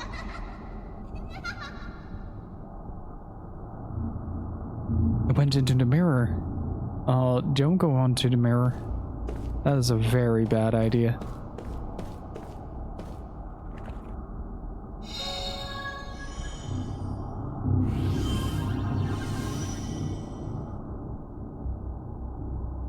Warmth brings no solace. I can't read any more of this. It's falling apart.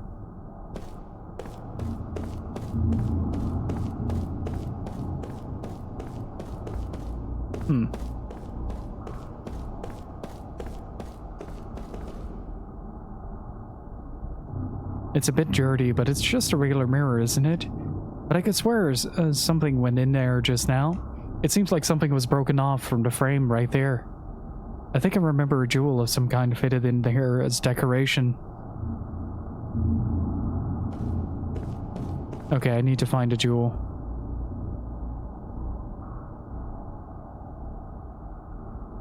There's one at the end of the hall as well. Oh, hello.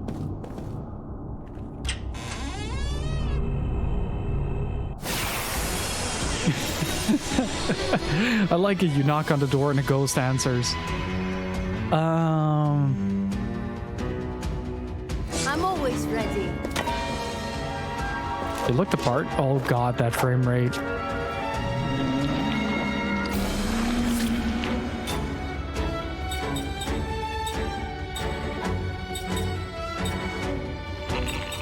Okay, everything is on the front. Gotta take the tempters down first.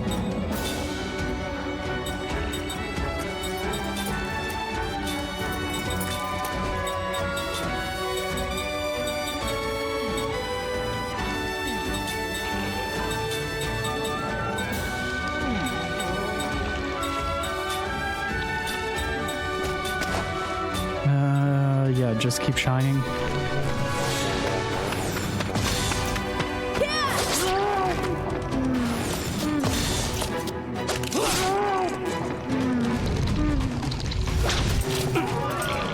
Shine on, dudes. Oh, that was quick. Let's go! Oh, okay, I see what happened. There was a critical up on that.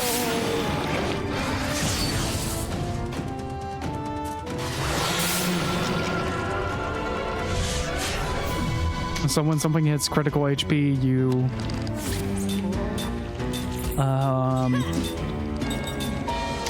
hang on, let's see.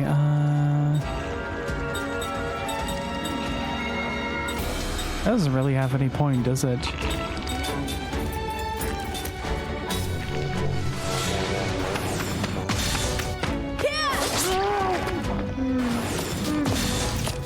Okay, at least we can fight back now.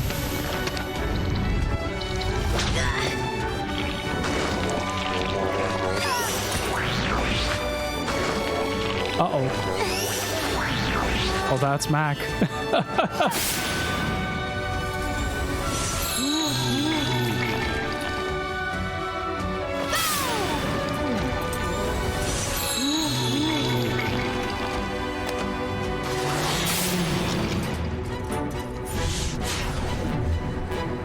There's so many status ailments though.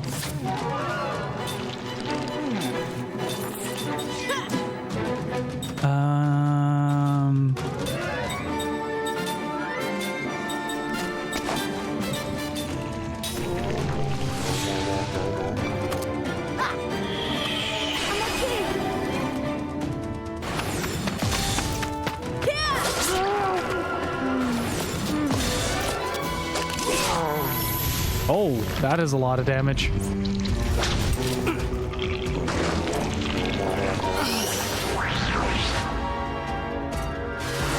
So far, I feel pretty lucky with the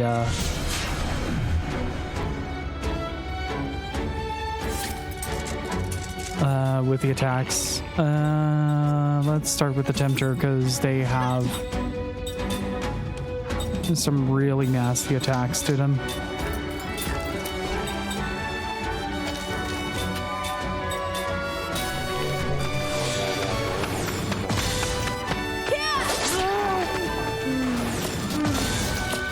A little too early. Fuck, it's still alive. Don't think so anymore, at least. Yeah, there you go.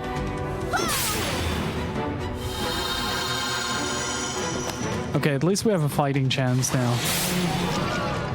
What does fear do? Manual? Manual. Let's see what fear does.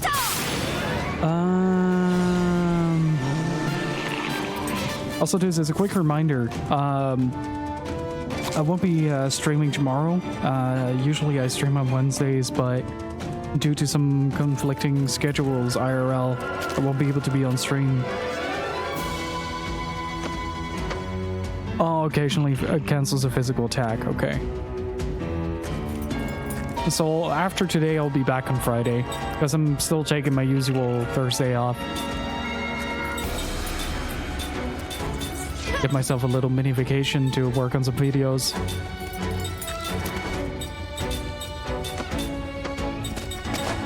I love these idle animations, they're so good.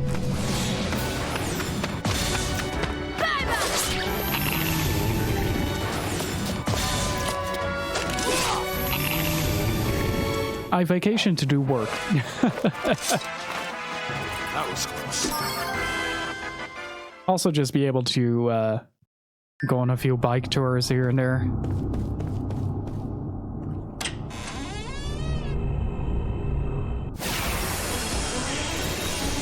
Get some fresh air. Also really nice. Ha! Not too smart, eh?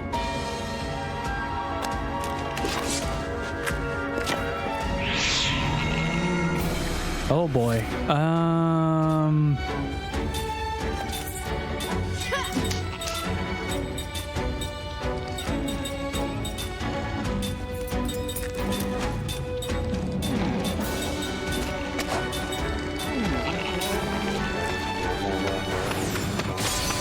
Nice. Double nice. Oh, if you double perfect, that actually does kill them. That is very good.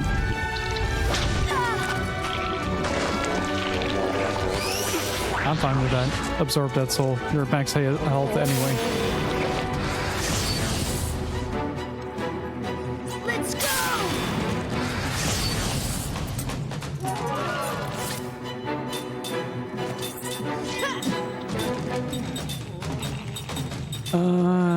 Let's spend an extra few turns just boosting everybody and see what the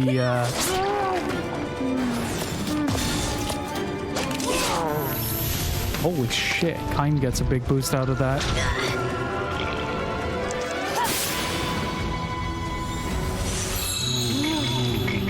The shine doesn't do too much, but it does damage from people that are incapable of damaging magic creatures. Let's go!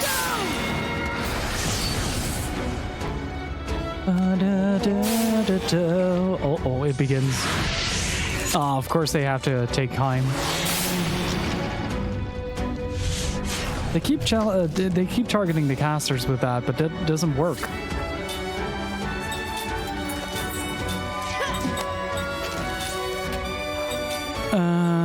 Spirit magic shadow spell,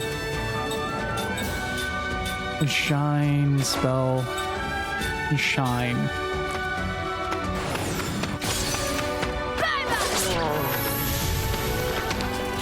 Holy shit.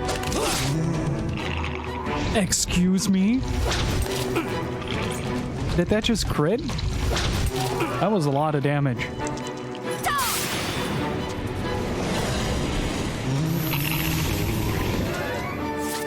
Oh, one of them is dead.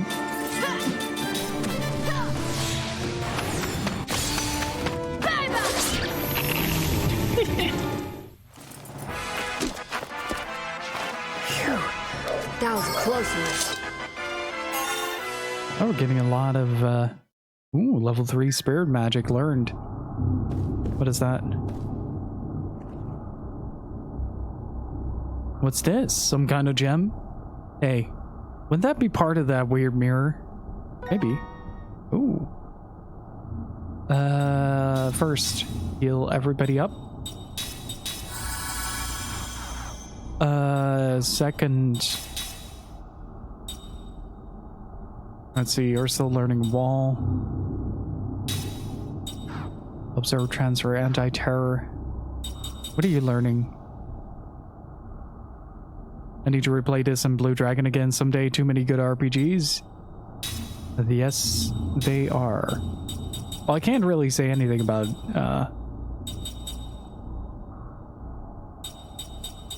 Blue Dragon because I haven't played that yet, but yeah. Already knows the let's see, steel, black magic, factual analysis. I already have a party member that has that. That might be a good one.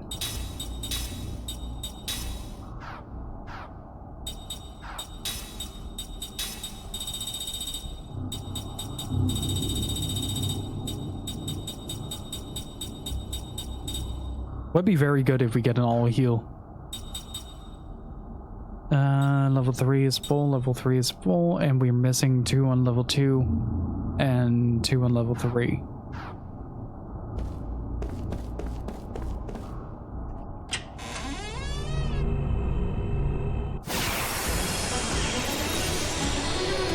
I think Blue Dragon is the only Toriyama game that I haven't played that came out in the West. It's now or never! Or game with Toriyama art style.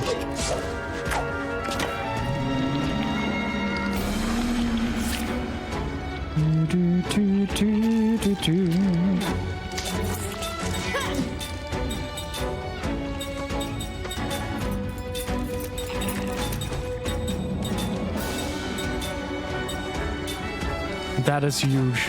That is massive. Good lord. This is gonna hurt them more than it hurts me.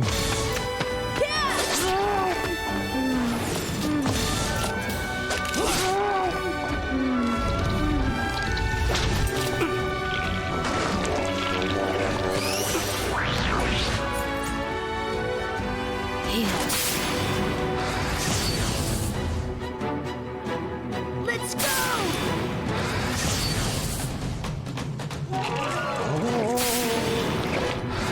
Everybody is souped up already, so... Oops. That doesn't work. And that doesn't matter. So, what if...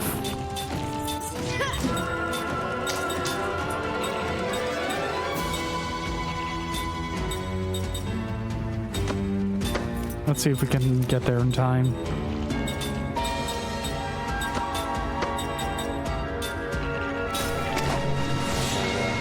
too bad. That's dead.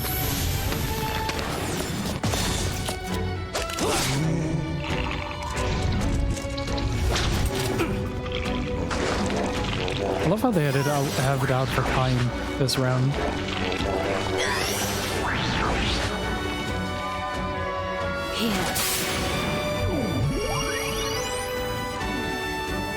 Get Shine Cast.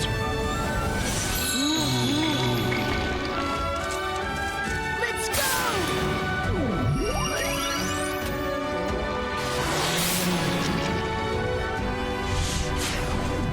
I mean, by all means, my guy, you're not gonna get through.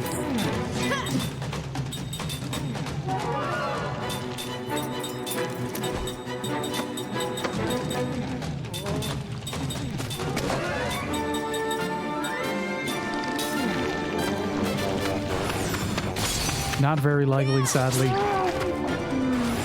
Temptation seems to be the last one. But to be fair, though, Sakaguchi and Uematsu deserve their retirement plan. They really do.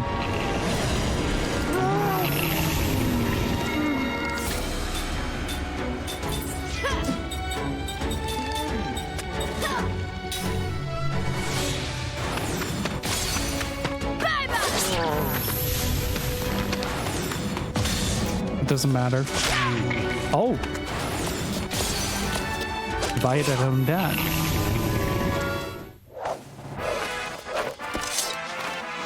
That was close.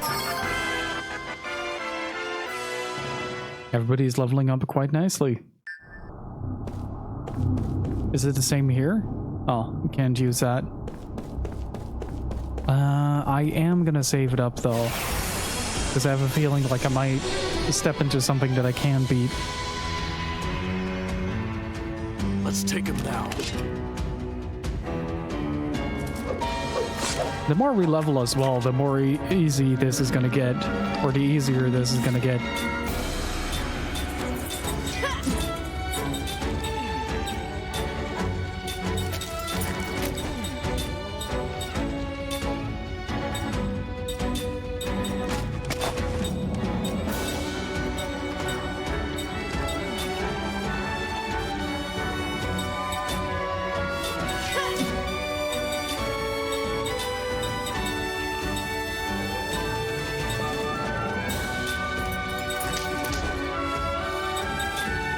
Let's do that on Seth. Let's do that on time. Charge that shine. Nice. Double nice. One down. That was a really fast absorb.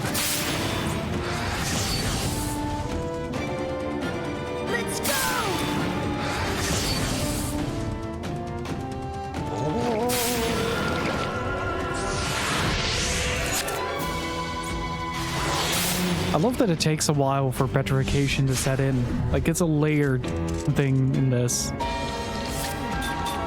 And these two are souped up to the max.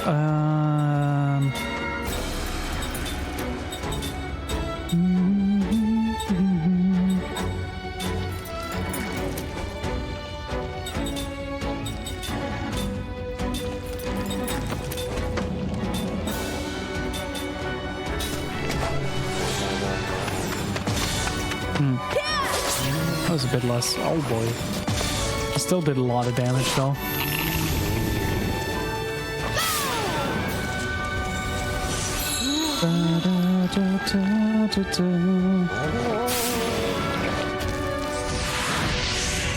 Doesn't work. That does work.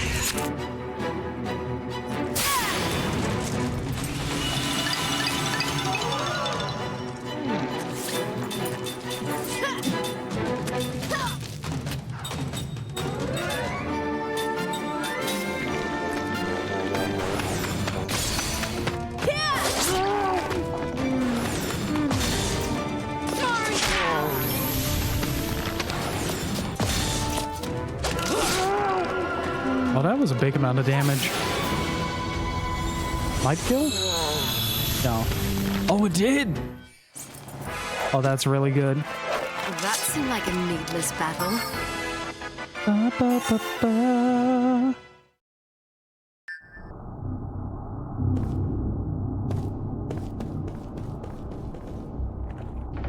Wait, can I actually leave this place so I can stock up on the next in the village that we came from?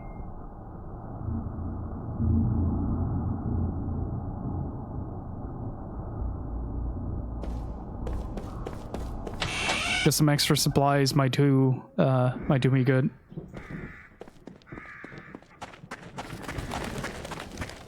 Oh, nice little atmospheric piece with the crows there.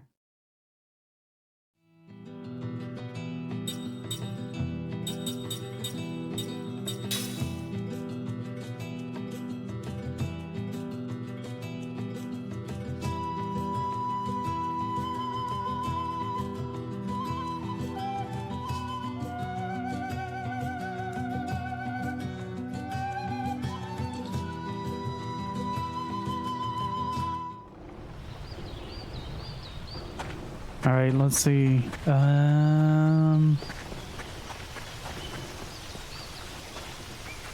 don't know if I have any seeds with me right now. I think I gave all of them to the little pot bastard. Never gave anything in return. Maybe a sword. That's it. Ah, okay.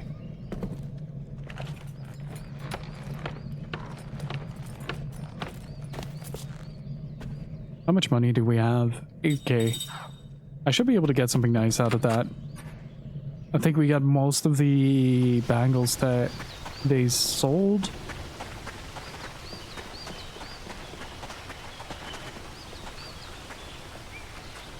But some good anti-status ailments would be very appreciated.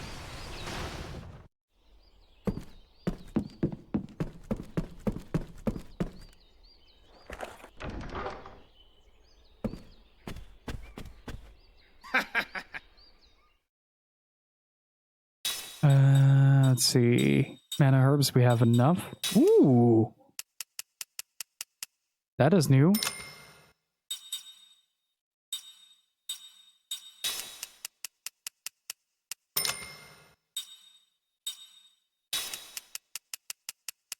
Need about 20 of those because those are going to be crucial.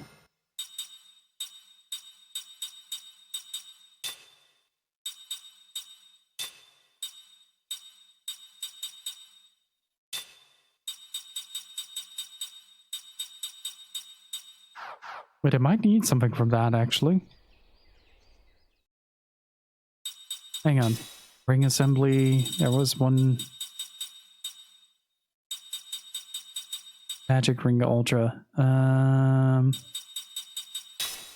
Let's make another one just in case so we can have our frontline attack. Replica staff. Can I buy that here?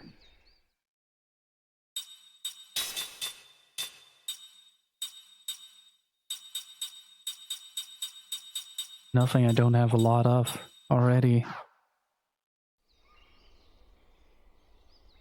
Wait, can I sell the crystal fragments? No.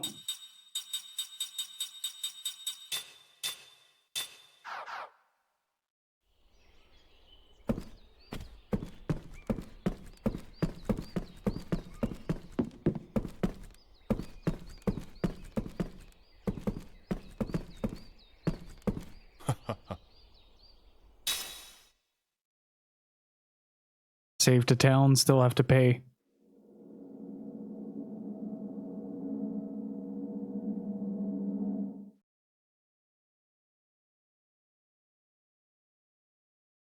I see how it is.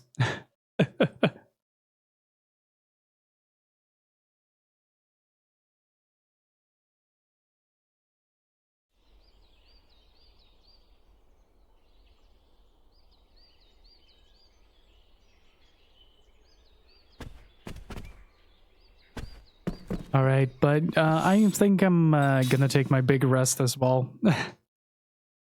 And and call it here for today. Thank you guys so much for hanging out. If you would like to stick around, we could raid somebody if you want. Hey Dan, how's it going? My voice is absolutely shot. As I said earlier in the stream as well, I'll be taking an extra day off. I have some conflicting schedules that prevent me from streaming. And I'll be back on Friday with more Lost Odyssey. I'm going to see if I can fix something, make something happen with the 360, maybe replace it or see if I can fix it. I haven't quite figured out what I'm going to do with that yet, but either way, I'm going to make sure that we'll have as little problems with the run as possible. Let's see who's up. If you don't have, if you aren't subscribed to the channel, by the way, you can unlock our B emote, and we'll be raiding up with the Bouncer. Bump up to retrograde, Tom. I'm going to shoot you guys over there. If you're new to the stream and enjoyed this the show, do consider hitting that follow button. We'll continue in Lost Odyssey on Friday. And I also have a YouTube channel that you can check out where I post separate content. New video is coming up on the 1st. And we also have a Discord where most of the monster rendering is taking place. So if you're looking for people to play with, do feel free to join. We also discuss a lot of video games there. It's a lot of fun. And if you want to help support the stream, you can always check out the Patreon. And yeah, that's about it. If you guys have the Bouncer emote, join us in bouncing up retrograde Tom with a little bit of the Bouncer. And I will see you guys on the other end. So here's how we're going to do it. I'm going to hit the raid command. You guys are, when you see the raid command pop up, you post that in chat. All right? All right. No slacking now. No slacking allowed. But with that said, thank you guys so much for hanging out. Really appreciate it. It's been a lot of fun. And I'll see you guys soon. Hopefully my voice is rested up by Friday. And until then, stay beautiful, keep on gaming, and I will see you all next time. Bye-bye.